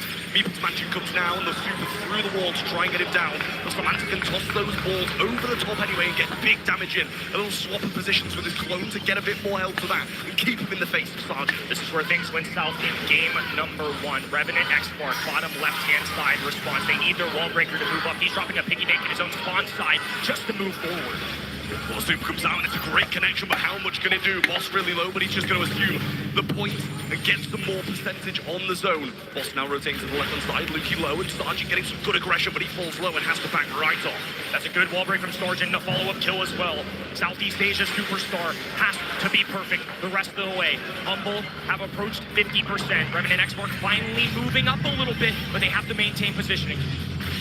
Super Veil from Semantic to tank some of this Pam damage. He's just going to throw all the way back and just have it gradually come up against Sargent, then possibly switch places with it. The Meeple's Mansion's there and the Super along with it as well to try and get this Pam turret down, and it takes a few shots, a lot of ammo to get that done. But Revenant X-Spark need to make something happen. Semantic's going to fall, and Humble still in the percentage lead, but Revenant are more in it. It's finally a fight. Revenant have given themselves a chance, but Humble keep chipping away. Less than 20% to go for Revenant. Now Semantic flanking on the left-hand side, waiting for his team to regroup. There's space in the board. Now a Meeple Mansion going down the ground. Hypercharge for Jay and a super out left. This is double Larry action. Yeah, big hypercharge from Semantic as well. Switching positions, getting this Pam hypercharge turret down, and it needs to go. Boss moving forward, but Response got to be close to Super as he just wants to hypercharge, but not going to get, and just not allowed by Boss to get that off. Throws it out to the left-hand side. Semantic still alive, 10% needed, and it's go time for Revenant. Humble, less than 10% away from repeating the past year. Boss standing tall, backs up, and in a weekend of unpredictable... Ja, Humble hat gewonnen! Of 2024's World Finals. They've been kings of land now for 3 straight events, but Humble have an opportunity. Ja! From kings to Brawl Stars, gods! Absolutely incredible from the Humble side. A dominant 3-0 performance against the Revenant X-Spark, who have been incredible all tournament long. Really disappointing for Revenant, but I think you've got to argue for their sake. They didn't even think they were going to be getting top 4. So that, against the world champions, is still an incredible world finals for them. Still an incredible go at it. I mean, for Revenant, what a story. Can't wait to hear what Marty has to say on the stage alongside the Humble players. The 2025 Brawl Stars Grand Final is set. And you guys are in it. How does that sound? Oh my god, it's actually a dream. Again, it gets Crazy Raccoon as well. Is this scripted? Don't ask me that. I don't know. I might lose my job. No. Now, I've got to ask you guys, boss, you've been quoted as well. Semantic's been quoted about saying that passion is basically what drives you guys. Passion is the reason why you guys are so excellent at the game. And as well, you have such passionate fans as well. Is there anything that you would like to say to them? I'm really thankful to my friends that just came from Mallorca too, and like all my family that is supporting me. I just think I just win for them, and I'm just gonna keep doing that till the grand finals. It's gonna keep doing it. You know what, Lukey, I'm gonna come over to you. Are you feeling good? Of course. Of course you're feeling good. Now, we've got to hype this up a little bit, don't we? 2024, you guys beat them on the main stage. You took the World Championship trophy. A couple of days ago, it was a different story. So how are you feeling about this Raccoon rematch that you're about to go into? I mean, we lost to them, so I definitely want to get my revenge. And yeah, we are going back to back, baby. They're going back to back, baby. You heard them here. Ladies and gentlemen, make some noise for Humble, your second grand finalist.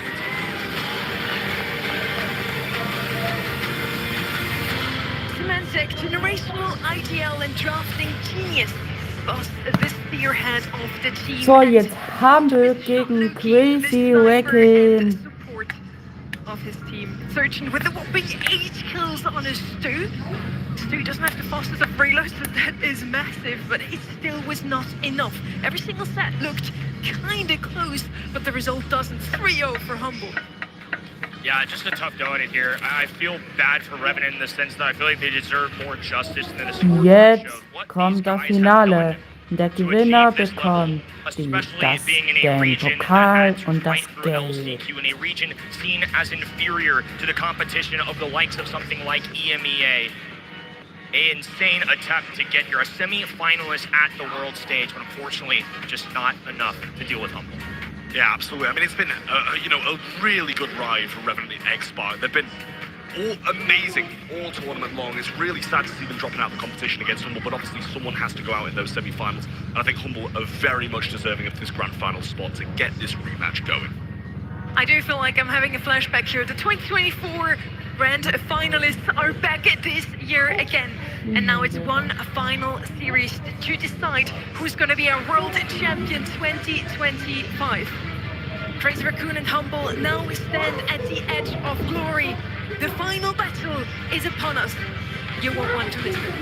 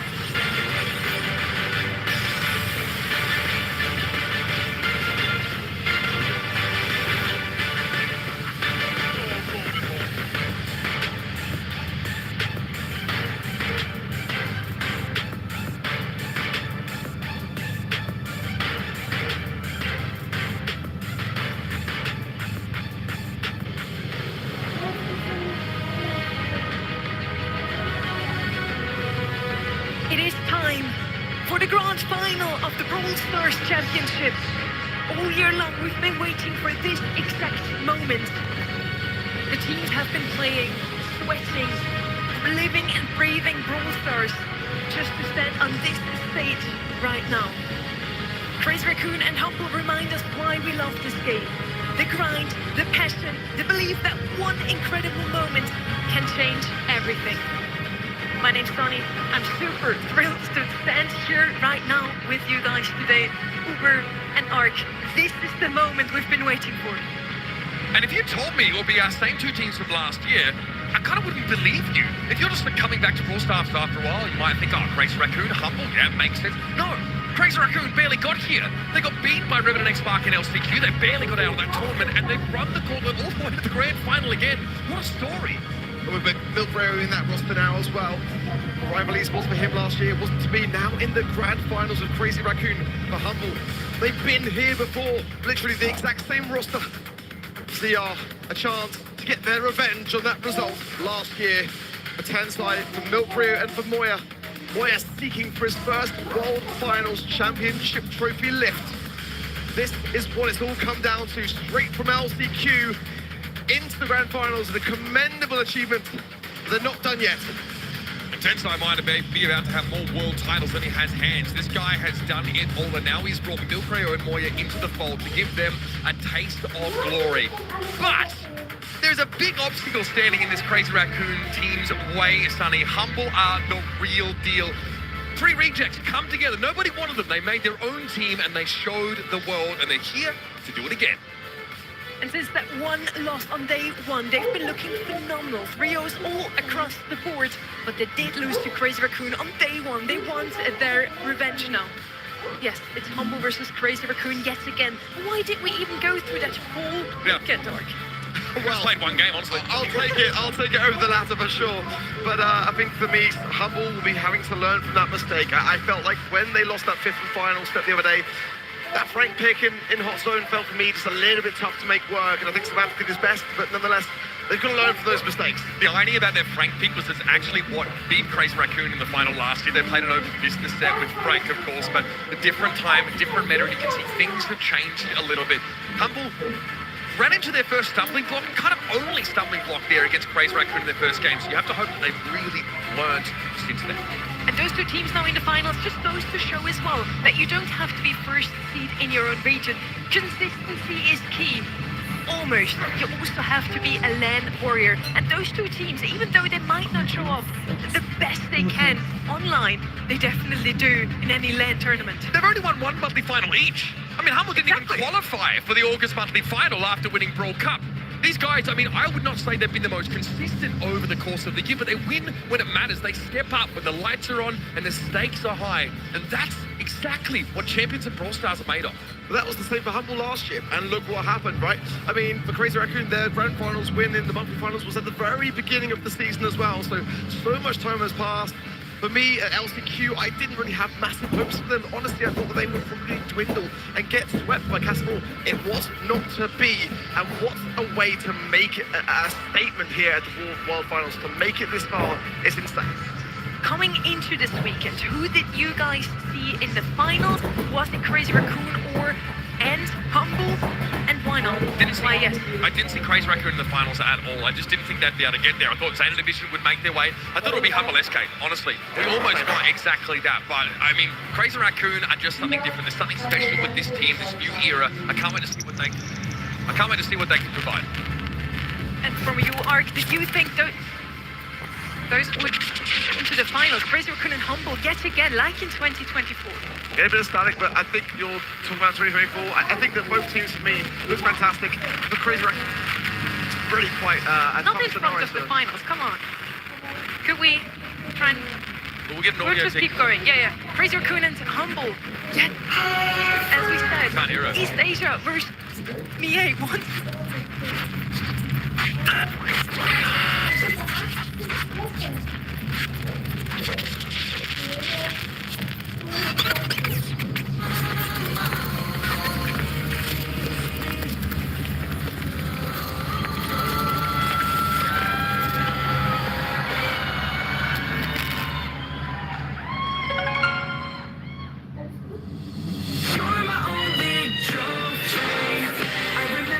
Times when I couldn't push no more, babe.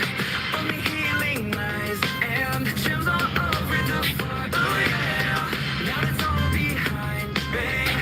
I'm not alone anymore. They're right by my side and they make me feel alive. I'm getting you back, babe. That trophy is mine. Oh baby, you show me how you shine.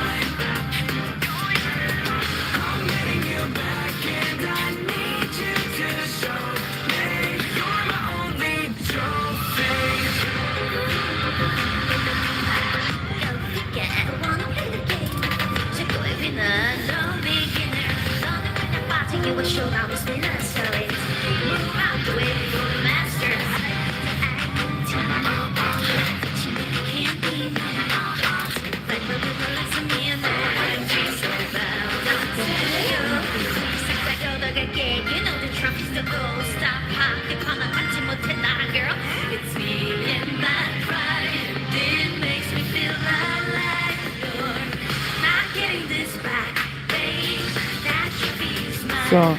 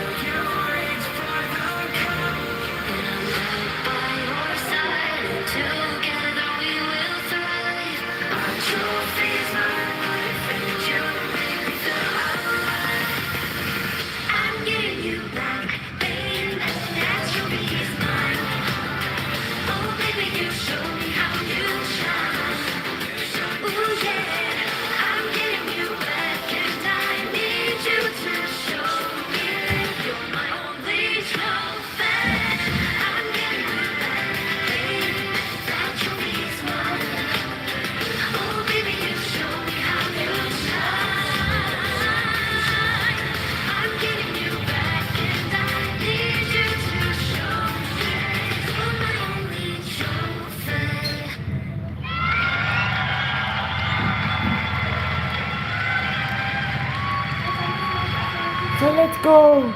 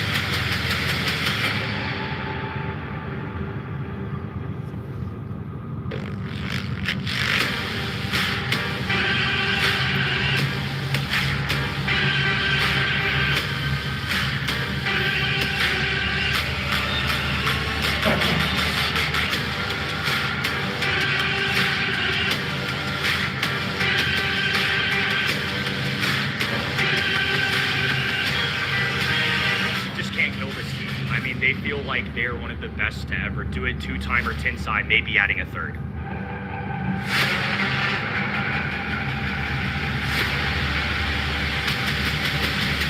The 2024 champions defend the belt. Look, they may have stumbled in day one, but they are right back where they were last year. I am not counting them out.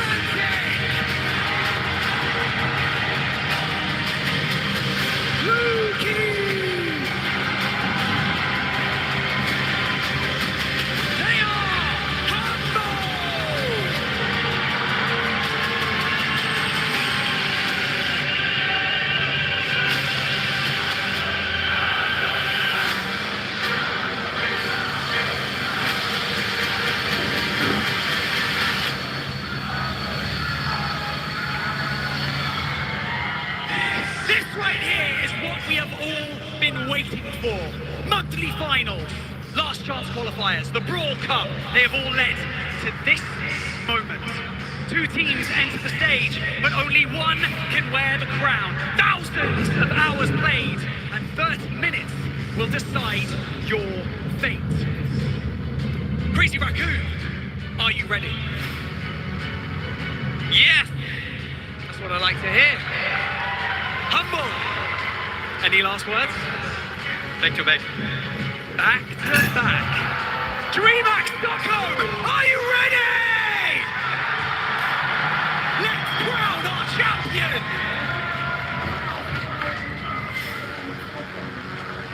Back-to-back chills. Crazy Raccoon, the Raccoons came out to fight with claws and teeth, claiming victory through every single 3-2. They showed us this weekend. And Humble on the right-hand side, the Humble Giants always take some time for their fans, always have a heart for them. And Uber, I believe you had the opportunity to chat with them coming into this weekend, and you did not really like their fighting words, because they're just too humble.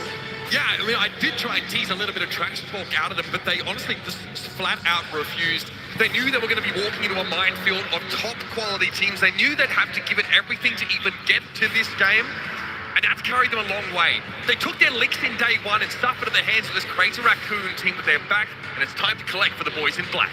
Well, I know what Semantic would say. If you ever ask him, are you going to win? He will always say no. That is the way that he's always approached things. It worked for him last year. Will it work for him this year?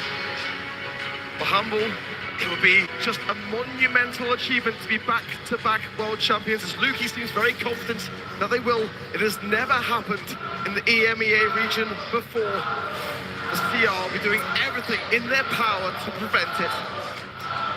If you ask Semantic if he's going to win, he will always say no, and he will always ask his friends to vote against them.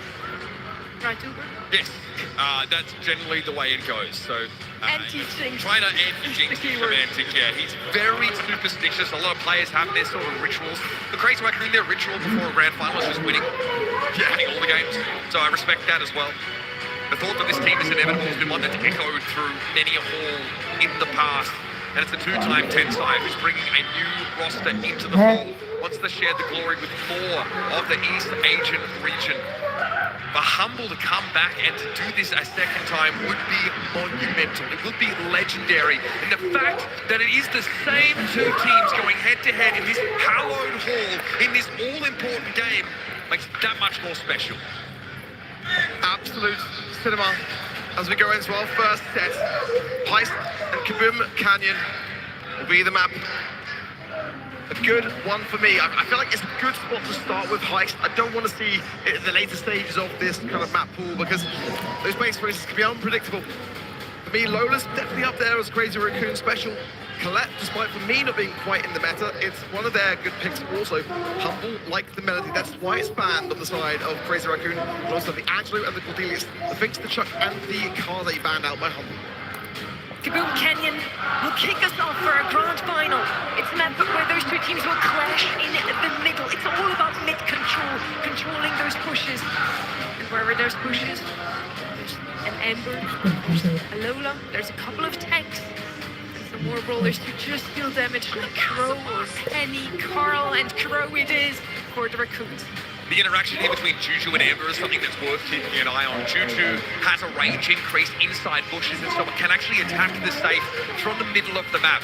If she pops up, one of these teams will have to draft an Amber or something that also has that grass clearing ability to limit Juju's impact as the round goes longer and longer. You know, if you're into Juju, you need to play the longer game. You're going to be disadvantaged, but if you take control of the middle of the map, Juju does not have a staging ground to play from. Grass or no grass. Humble.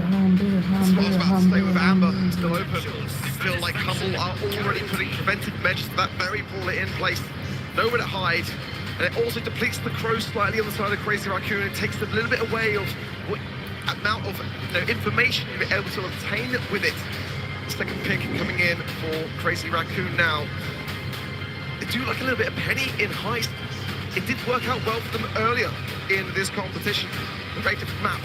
Kaboom Canyon is all about the long-ranged game, in my opinion. Let's see how how they're feeling about this trophy. It's going to be Lola. I think it's a very underrated pick on this map. Always got some good results. They're still going to go with the Juju. Certainly with the lakes in this map, it's still going to get some value, but I feel against the Amber, you're already kind of like battling against the wind, no? I did mention the Lola coming into this draft, but Lola against the Ember, usually not the favorable matchup. But they do have a Crow. Crow with slightly, I think it's one tile more range than Ember. Usually not a bad shout, can just trickle her down. The poison will take her in the long run. And against the Byron, Crow will do well. Last pick now from Humble. It's going to be an aggressive one. Lily to round things off here. Humble versus Crazy Raccoon. We're heading into our first map. SK Gaming gave Crazy Raccoon plenty of practice against the Lily, but now it is time. The time for talking is over. It's time for the gameplay to tell the story. Humble Giants versus the Little Genius and his merry band. Crazy Raccoon and Humble renew their rivalry one last time on the biggest stage there is. Make some noise, Stockholm. It's Brawl time. The stadium erupting. Semantic already making a dash there with the Lily going into the realm. Immediately finds Milk Rio. Finds him behind as well. The heels from Luki burns it up. He falls down. Pushing more Intenso then into the mid. Tensai would love to step up, but now with Boost out of the way, that seems an easier achievement. Milkray has returned to the fray, and now the barrage commences. Just chip damage, nothing to write home about, but it gives Crazy Raccoon a lead, and it starts to apply a little bit of pressure to Crazy Raccoon. Boss licked the map there with the oil. Looking for that burn. The plates will continue to bring some damage onto the Crazy Raccoon stage, just the 4%. And a jump in from Milkray on the right that brings back some good. He's in a good spot. Semantic is now in a tough position to choose. He goes then to Moya, gets the upper hand, and has been going straight towards the TR stage. Now it looks like he's trying to all in here. Crazy Raccoon had a slim lead, but it's nothing that can't be remediated by Semantic. He that will stay in the corner, generate super by proximity here to Milkrail and Tensai, but he will be punished by the thrower. Boss still holds court in the center of the map and has cleared some of the grass, but not enough to limit Tensai's capacity. And a hypercharged super there for Milkrail. Well timed, safe down to 47. Milkray got amazing value, but Semantic finds the 2 beats. Boss coming from behind here. Burns the grass just a little bit, gets it onto the safe, most importantly, as Humble are behind in terms of the objective. Semantic into the round, going to be coming out, made a few early swipes there, maybe a couple signs of nerves coming through as Tensai stays alive, 403 DPS. Gregory is doing some serious lifting right now. Tensai's made so much space off that super. Milkray, of course, with the damage reduction shield, is able to stave off Semantic, and Humble have been stuffed into a corner. Now, very, very far behind in this round. Nicky can't find the taps. On the right-hand side onto Milkray. Moya surviving there with the ego, as Semantic struggling to make it then through this mid, but does find Tensai into the realm. Look through, and Moya ready for it. Goes for Moya, who's now under hypercharge. But now, all 3 members of Humble take this mid. What a super from Semantic. He finds the safe after 2. There's a crack. There's safe damage important with that elimination, even more so. Boss now on the hypercharge, can't quite make full use of it. Moya's going to burn down, and Gregory with some acupuncture on the safe. Going to make short work of Humble if they're not careful. Tensai will dodge, duck, dip, dive, dodge away from the boss damage, and he'll have one last shot on the safe. That's all she wrote, folks. Crazy Raccoon, with 50% left on their safe, walk away with that first round. Slow start for Humble. But I feel if they can get this frost burns earlier on, deprive the Juju of those valuable shots onto the safe early on, it could be the difference maker. Luki has got a good brawler in his arsenal, but I feel like with his Byron, the taps just aren't landing as much as they need to. Semantic into the round, gonna come straight out onto Moya, gets the taps again. Heel falls with the heels go through. Semantic struggling with wonderful work between himself and Luki. Good gadget there from Tensai, but not enough to keep him alive in the long run. And Luki was there to back Semantic up. Some good 3 damage here for Humble, but the moment they take the foot off the gas, the Juju just sets up in mid yet again. Not to mention when Gregory comes forth, it's going to be difficult for Semantic to get purchased. Important that Luki wins that side lane matchup, but isn't great attacking a safe on his own. Semantic missing a super is a rarity. Lugi putting some scrutiny into Tensai. The spoiler on his right-hand side is really struggling. Semantic is targeting him every single time. He's got a hypercharge now as well, so he'll use it on the safety. Additional damage still there as the shots to the Juju can't really find the connection. Oh, the hypercharge will connect, but nonetheless, he's staying alive on the safe, getting fundamental damage. Yeah, Semantic didn't want to pop into the shadow realm too early. He just wanted to save that damage for the safe. He attempts to bank the hypercharge off the wall, but it misses. It doesn't matter. Damage is damage, and Humble have that in spades. Boy is going to be forced to back away now, and Semantic is always looking for this roller, but he's not quite close enough to get both those hits. And Sawyer walks away. Boss will lick the map up yet again. Milfrio, despite the shield wall.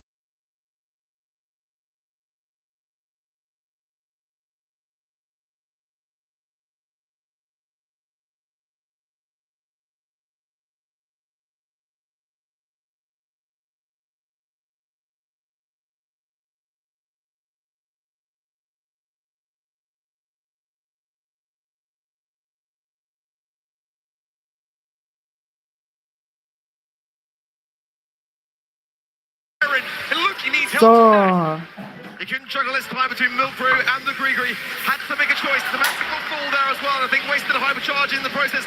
Important taps there from Luki on the right-hand side. Gets a good gadget on to 10 side, but he's still alive. Boss on the left-hand side is weak and weary. He needs some help. Humble need to stay crack here to be truly comfortable in this round. Milfrio's going to find some poke damage now on Humble's safe. It's down to 73. Luki's got to be wary. Got to crawl away. 10 shots are coming in to even this game up. 5.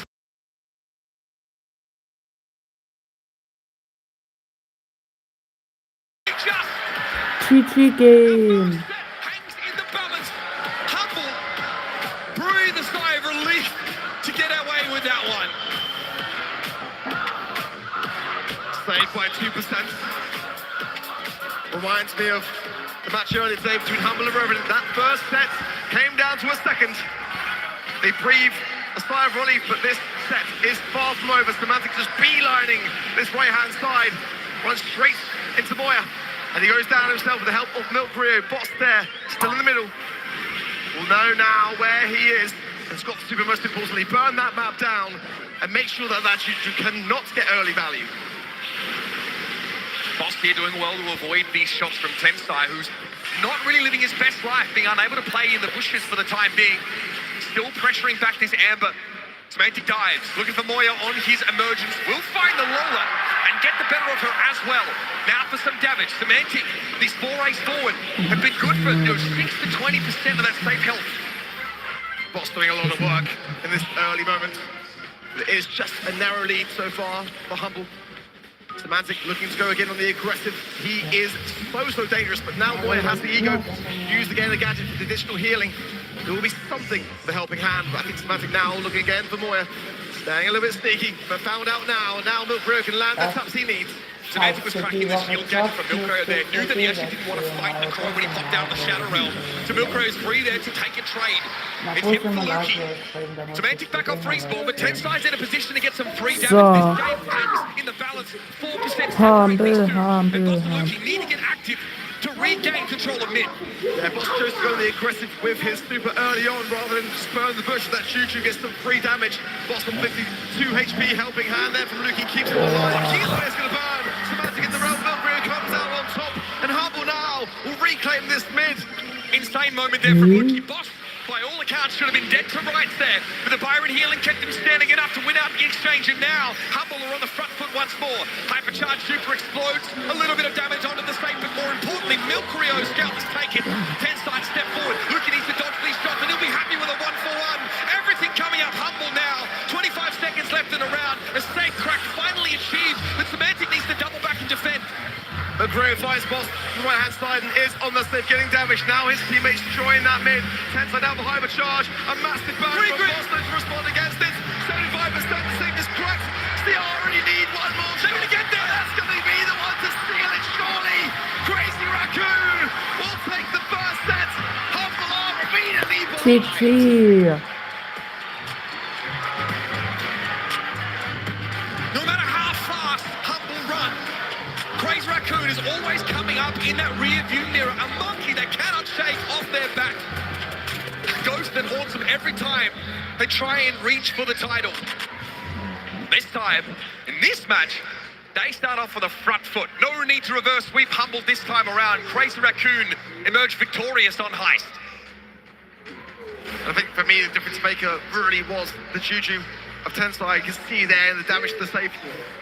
it made all the difference. 86,000, 17 takedowns for Moya as well. I think that all things considered, he had the toughest match. I mean, Semantic was targeting him time and time again, so to get those kind of stats is really, really impressive. Yeah, definitely not the kind of player who's ever going to tell you to calm down. Milcrio really embraces So- the energy up here. And this game balances on a knife edge for so much of Heist. If Semantics able to break through 1, 2, 4 times, it could be a very different result. Moya there, that is a stunning TP back. It fakes out Semantics super and then allows him to fall back and clean up the Lily. This final push is a hypercharged Lily super. A Giga Gregory on the map gives Crazy Raccoon all they need to overwhelm. And in the game in which Humble won, they really shut down that Juju better. I love the way that they broke open the bush to start things off, and it just deflated a lot of that aggression. Wasn't the same in that one in which they lost, and they've now suffered the set as a result. Moving on though to our next map and mode, Brawl and Pinhole Punt. Humble, we need to dig deep. No sweep for them in this grand finals, as it was in 2024 versus this very opposition of Crazy Raccoon. This is Crazy Raccoon's best map arc. Really solid performance from these guys in scrims. They really love to lean towards, you know, those solid comps. They go rough Otis, first couple picks. And then they mix in some sort of powerful mid-range brawler. Chester has actually been their go-to on many other occasions. Humble, komm, ihr schafft On this map, Byron has an exceptional win rate. He wins 3 out of 4 games in scrims in the lead up to this tournament. But obviously you've got the mainstays, Crow, Otis, and Ruffs, all brawlers that you want to look towards. Get them in, get your value out of them. Big one for Humble as well as Mo. They love to combine that with Jae-Yong. Let's see, the Hank Ban, the Byron, and the sweep for Crazy Raccoon. The Otis, the Meeple, and the Mina for Humble. It's going to leave a potential Ollie open. That's definitely a cause of concern. Let's see how they feel. I quite like your Chester shout, by the way. I think that is definitely an option for both of these two teams. Certainly more on the Crazy Raccoon side, but also on the Humble side against our power. At least we didn't get just credits on that one. Yes, sir. We've got a bit to work with. That's all right. Yeah, the Chester Ruffs combo actually has been really quite dynamic on this map. I think Chester's hypercharge, while hard to earn, is just one of the most powerful nukes available to you in Brawl Stars. It can really give you that player advantage in a pinch when you need it. Milcrio's fix is astonishing. We saw that earlier in that series against SK. You see him pick up the fix, expecting to play pretty safe, pretty secure mid. It's anything but. He commands attention, he charges the field. In fact, he ends up making his hit the gem carrier, and he just goes and starts throwing haymakers. So this guy is not one to stay quiet. Ruffs, Mo, Crow, Carl, these are all brawlers that could potentially have a showing here. That's going to be one of them coming through for Humble. Buster as well is an option, but with the Ollie open, I prefer that. Coco, it's a skin, that's a pretty good one as well. No, he's not a fan. Okay. Yeah, is it there? Aussie Buster. I'll show you a knife. There's my favourite skin.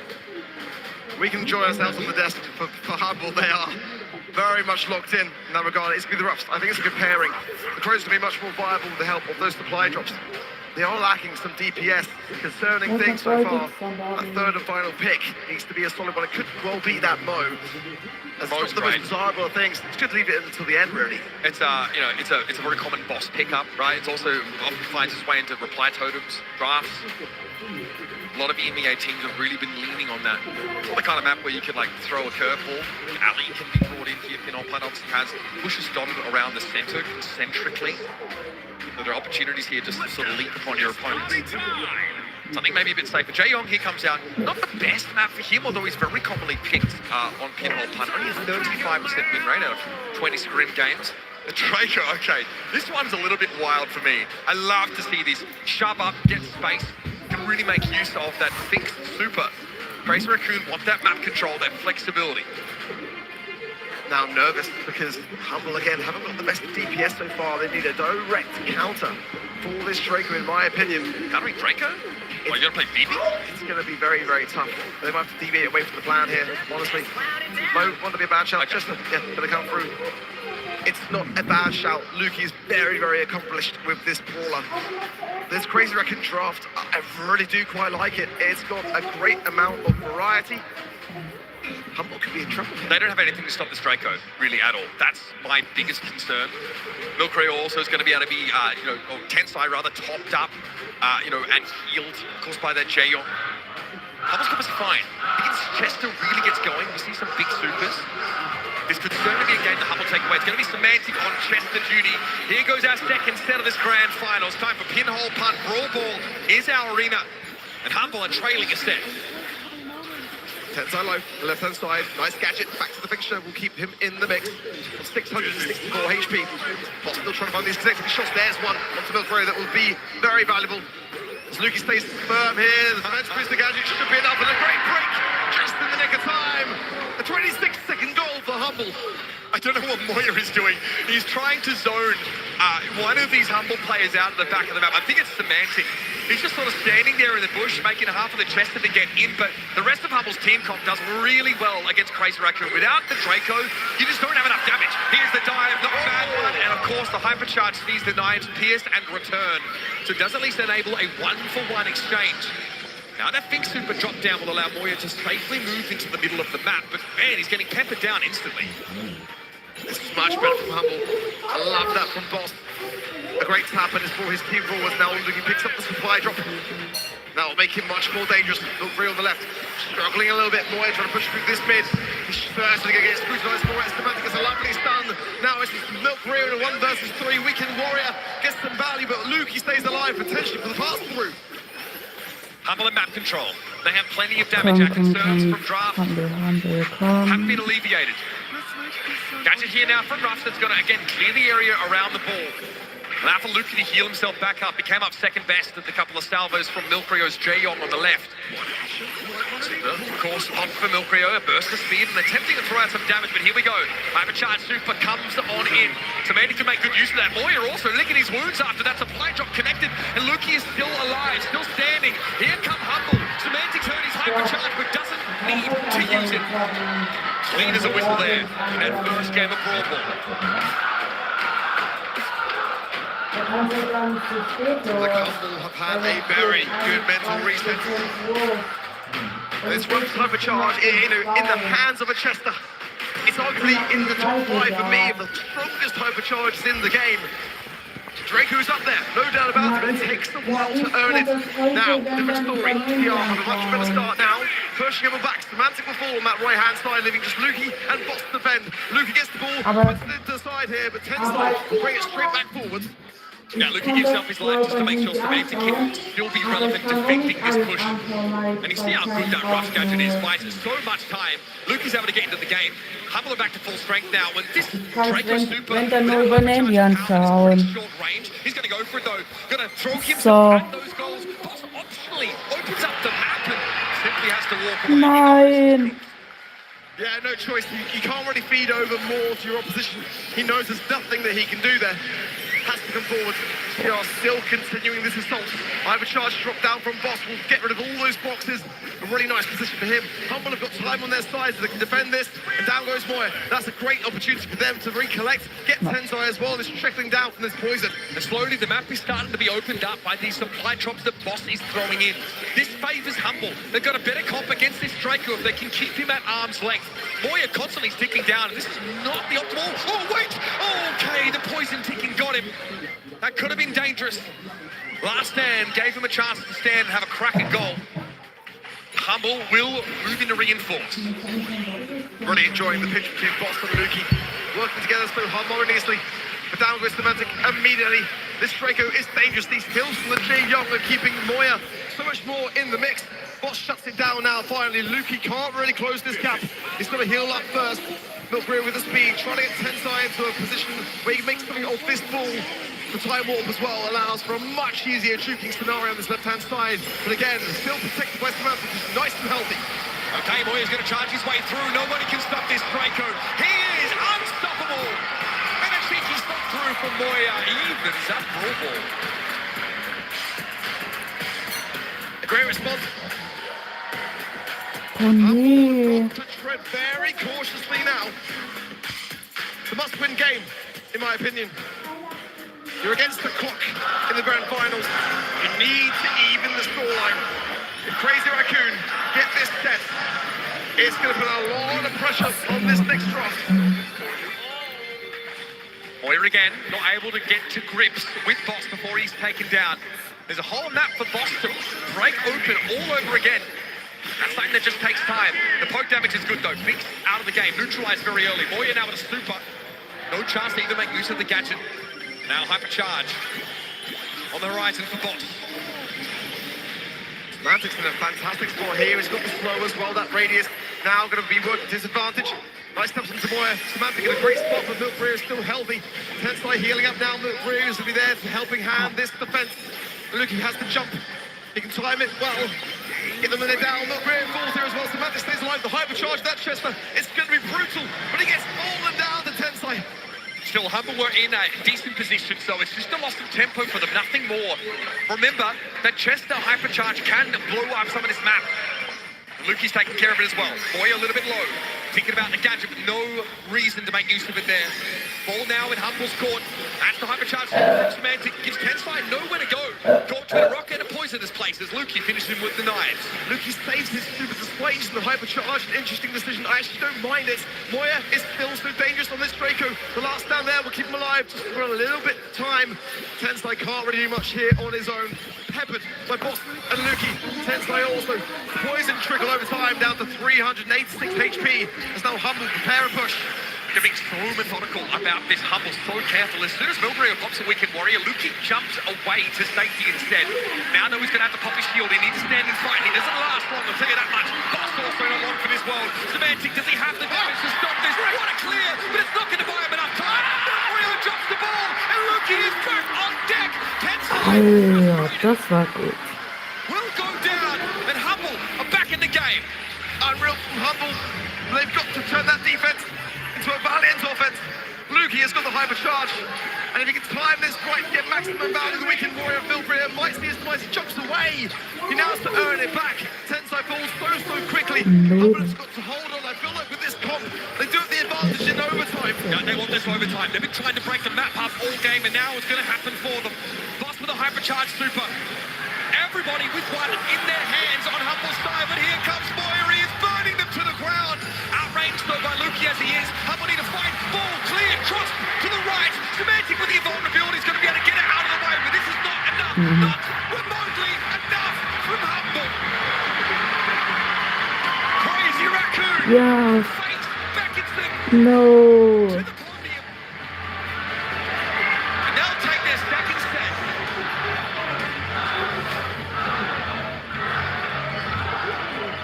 Despite being 2 sets down, the crowd are still cheering loud. Humble have got to start getting this communication better. That should have been a step going their way, especially when you look at those stats. Boss, 470 DPS on a rough. Luki with 14 takedowns. I mean, these stats really do say that Humble faltered and fumbled that one. Crazy Raccoon, very dependent on that Draco. Moyer is cutting his worth. What we don't see there are the healing stats as well of this Jaeong keeping this Draco in the game. Crow's always a good shout against the Draco. The poison ticks after the last stand gadget expires, normally earning you that elimination, even if you make it a trade. Slowly and surely, Crazy Raccoon spent most of this game without map control, but it's moments like this, when that Draco hypercharge can be brought to bear, that Humble are simply bowled over. Nice, get it. But now Humble have to dig deep. They want to become back-to-back world champions. It's going to take every single bit of their Brawl knowledge to come forwards here. Kanan's going to bring a winning draft now. There is no excuse for it. Humble, I'm sure, would not be able to imagine anything worse than getting swept after being the ones to sweep last year. Karma is an evil mistress. At the start of this tournament, Semantic said to me, we're not really sure how we play from behind. We haven't had to worry about that. Well, Beckering, you got your wish. Humble have their backs to the wall. The chasm waits behind them. Crazy Raccoon are winding up for one final haymaker to knock them out of the tournament, to take the title of world champions. It's going to have to be Bounty where Humble make their last stand, drag themselves back into this game. ahead of the hideout. Tensai is one step away from becoming a 3-time world champion. I mean, it's just unheard of. In not just Brawl, but like any game. I mean, his career has been outstanding. But for Crazy Raccoon, this set stands between them and that. The bands are in for hideout. Stray, Jean, and Mina. The Bell, the Ruffs, and the Jae-young of Humble. And Humble have the first pick. Bell seems like a pretty innocuous pick, but on hideout, she is a real problem with those nest eggs being set up. She's very powerful defensively. Humble have always leaned towards the Byron to start these drafts. This game will be no exception. It's the Heretics hat that gave it away, sorry. Oh, it's Crazy Raccoon now then. People could be an option for them here. Let's see if they want to pick it up. Gus is, again, a very East Asian brawler pick to go with here. Brock potentially just open up the safety nanny. Yeah, I like it. It's a bit underrated.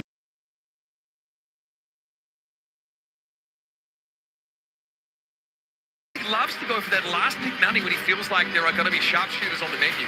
Now Humble might actually have to change course in terms of their game plan.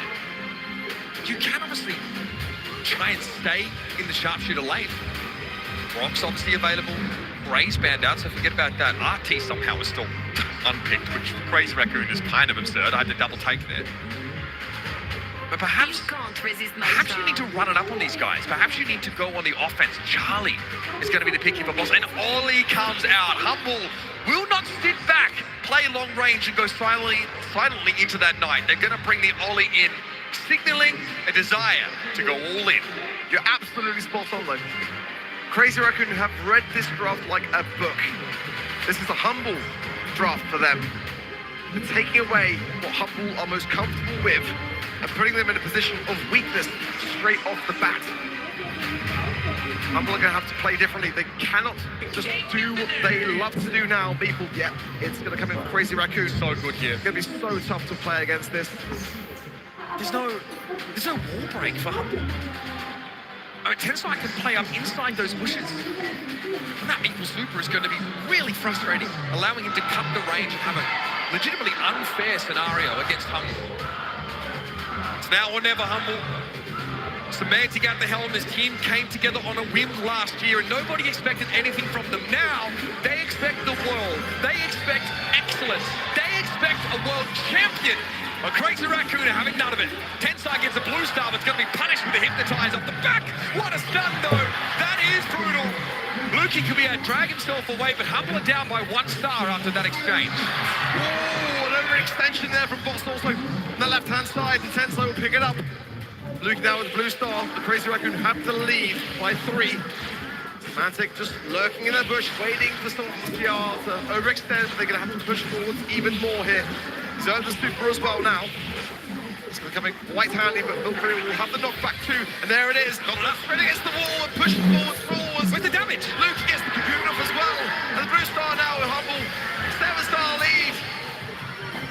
Semantic's going to be able to get away after that as well. The cocoon from Luki was instrumental. They needed a lot of time to actually eliminate Milkrio through that shield. These Spiderlings, by the way, are actually very good. From all 3 brawlers, they're going to ask for a shot, and Semantic is going for it. This guy is unhinged. Solo runs down Tensai. Says, what's a 2-time to a king? Beautiful stuff. Milkrio the next to fall, and Humble are looking like they're back. I love that from Luki and Semantic there. Ensuring that pickup is right at the cusp of the Charlie range. They're going to get to 20. I mean, at the moment the CR are playing, it's so passive. And Semantic just keeps going in. Now he might be a bit overextending. Too much. We'll fall down now. 8 stars, full team. Humble have got to be cautious here. They've got all stars above their head. 9 to the bye count. Semantic's more. Semantic's hand got forced there by the Meeple Super. Had to go forward. Knew he would get just peppered with shots from behind that wall. And now he's got a hypercharge. That's a guaranteed connection off that Super. Well and truly, in we go. Semantic looking for a double hypnotize. He hits it. Jackpot for Semantic. And Milkrio back to the wall. 1 star away. Humble gets to 20. A definitive answer. As they are moments away from elimination, they find a spark.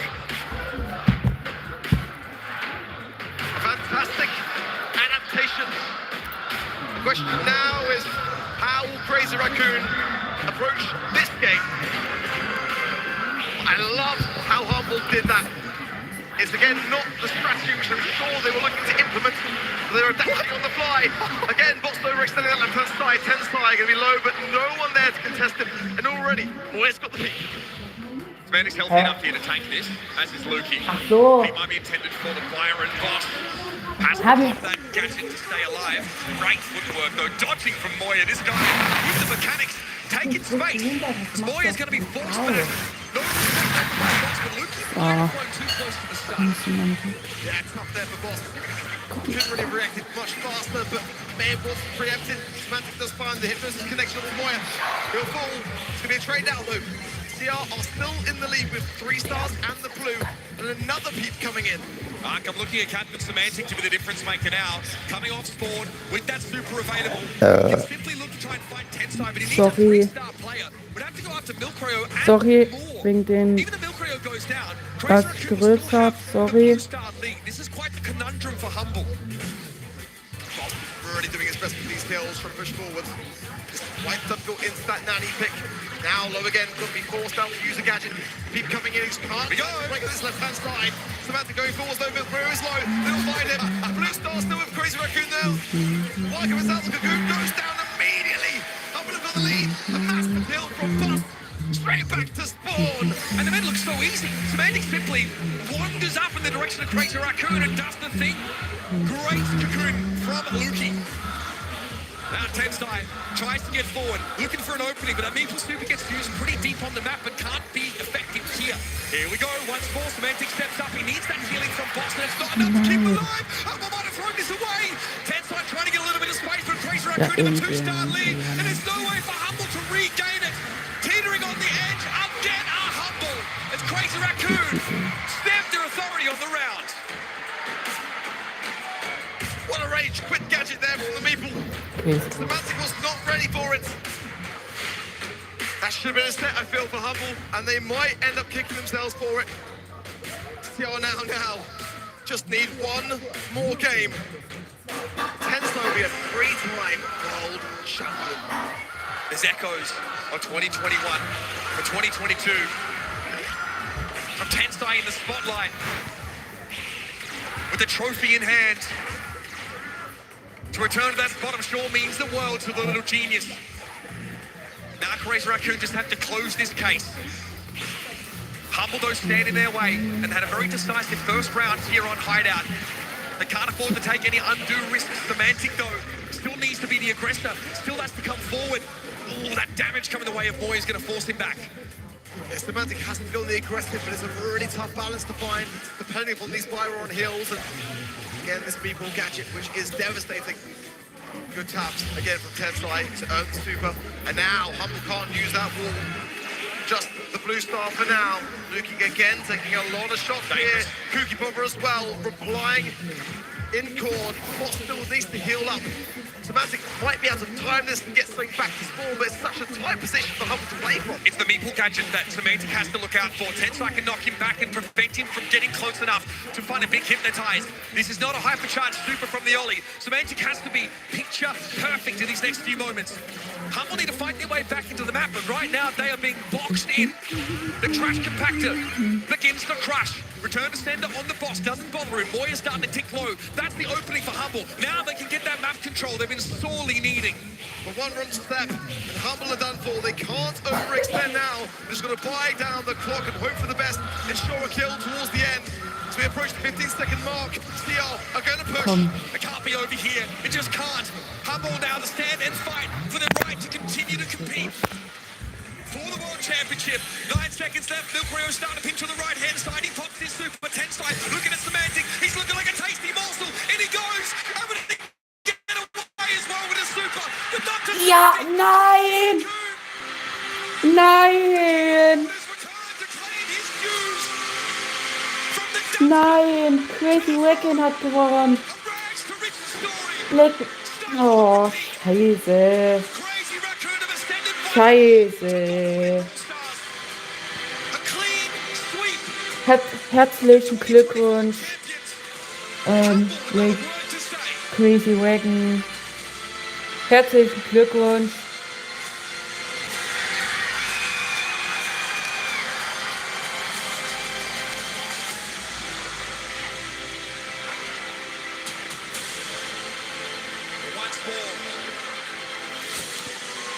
Herzlichen Glückwunsch.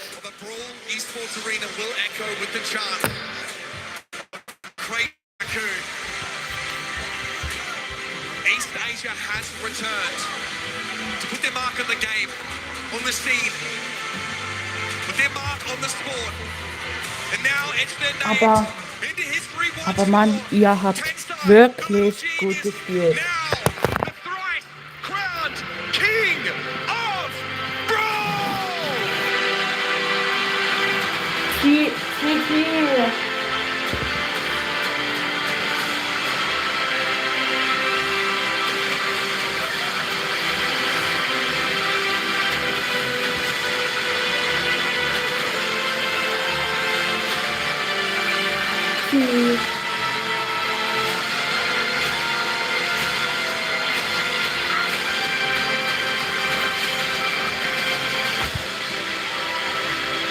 Herzlichen Glückwunsch, aber André hat auch gut gespielt.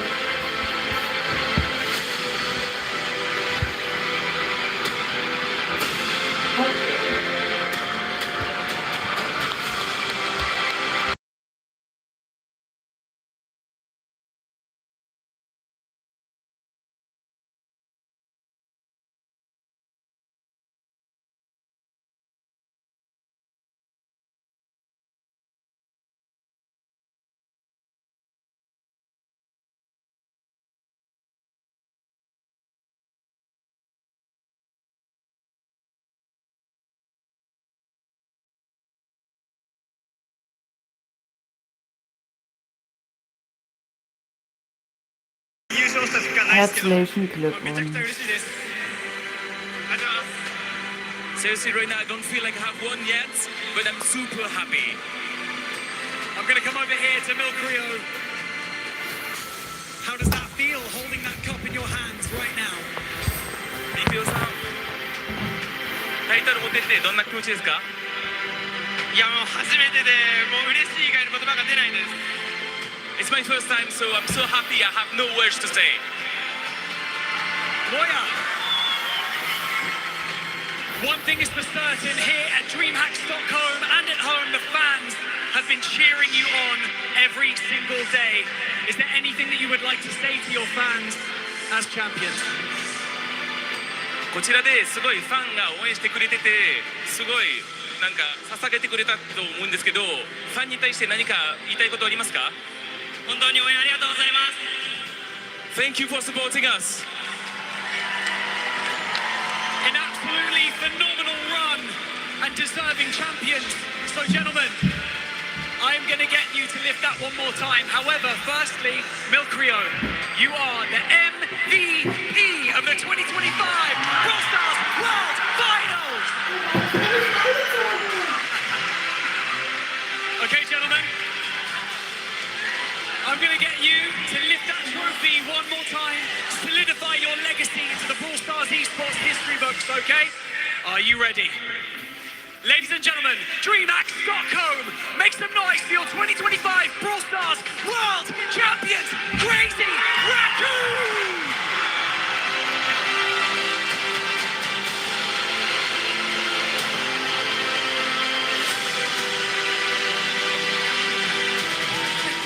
An easy one for a lot of these teams and players competing on the stage, but we have had some incredibly memorable moments right here at Worlds. I would like to say thank you so much to the production for putting on this incredible show.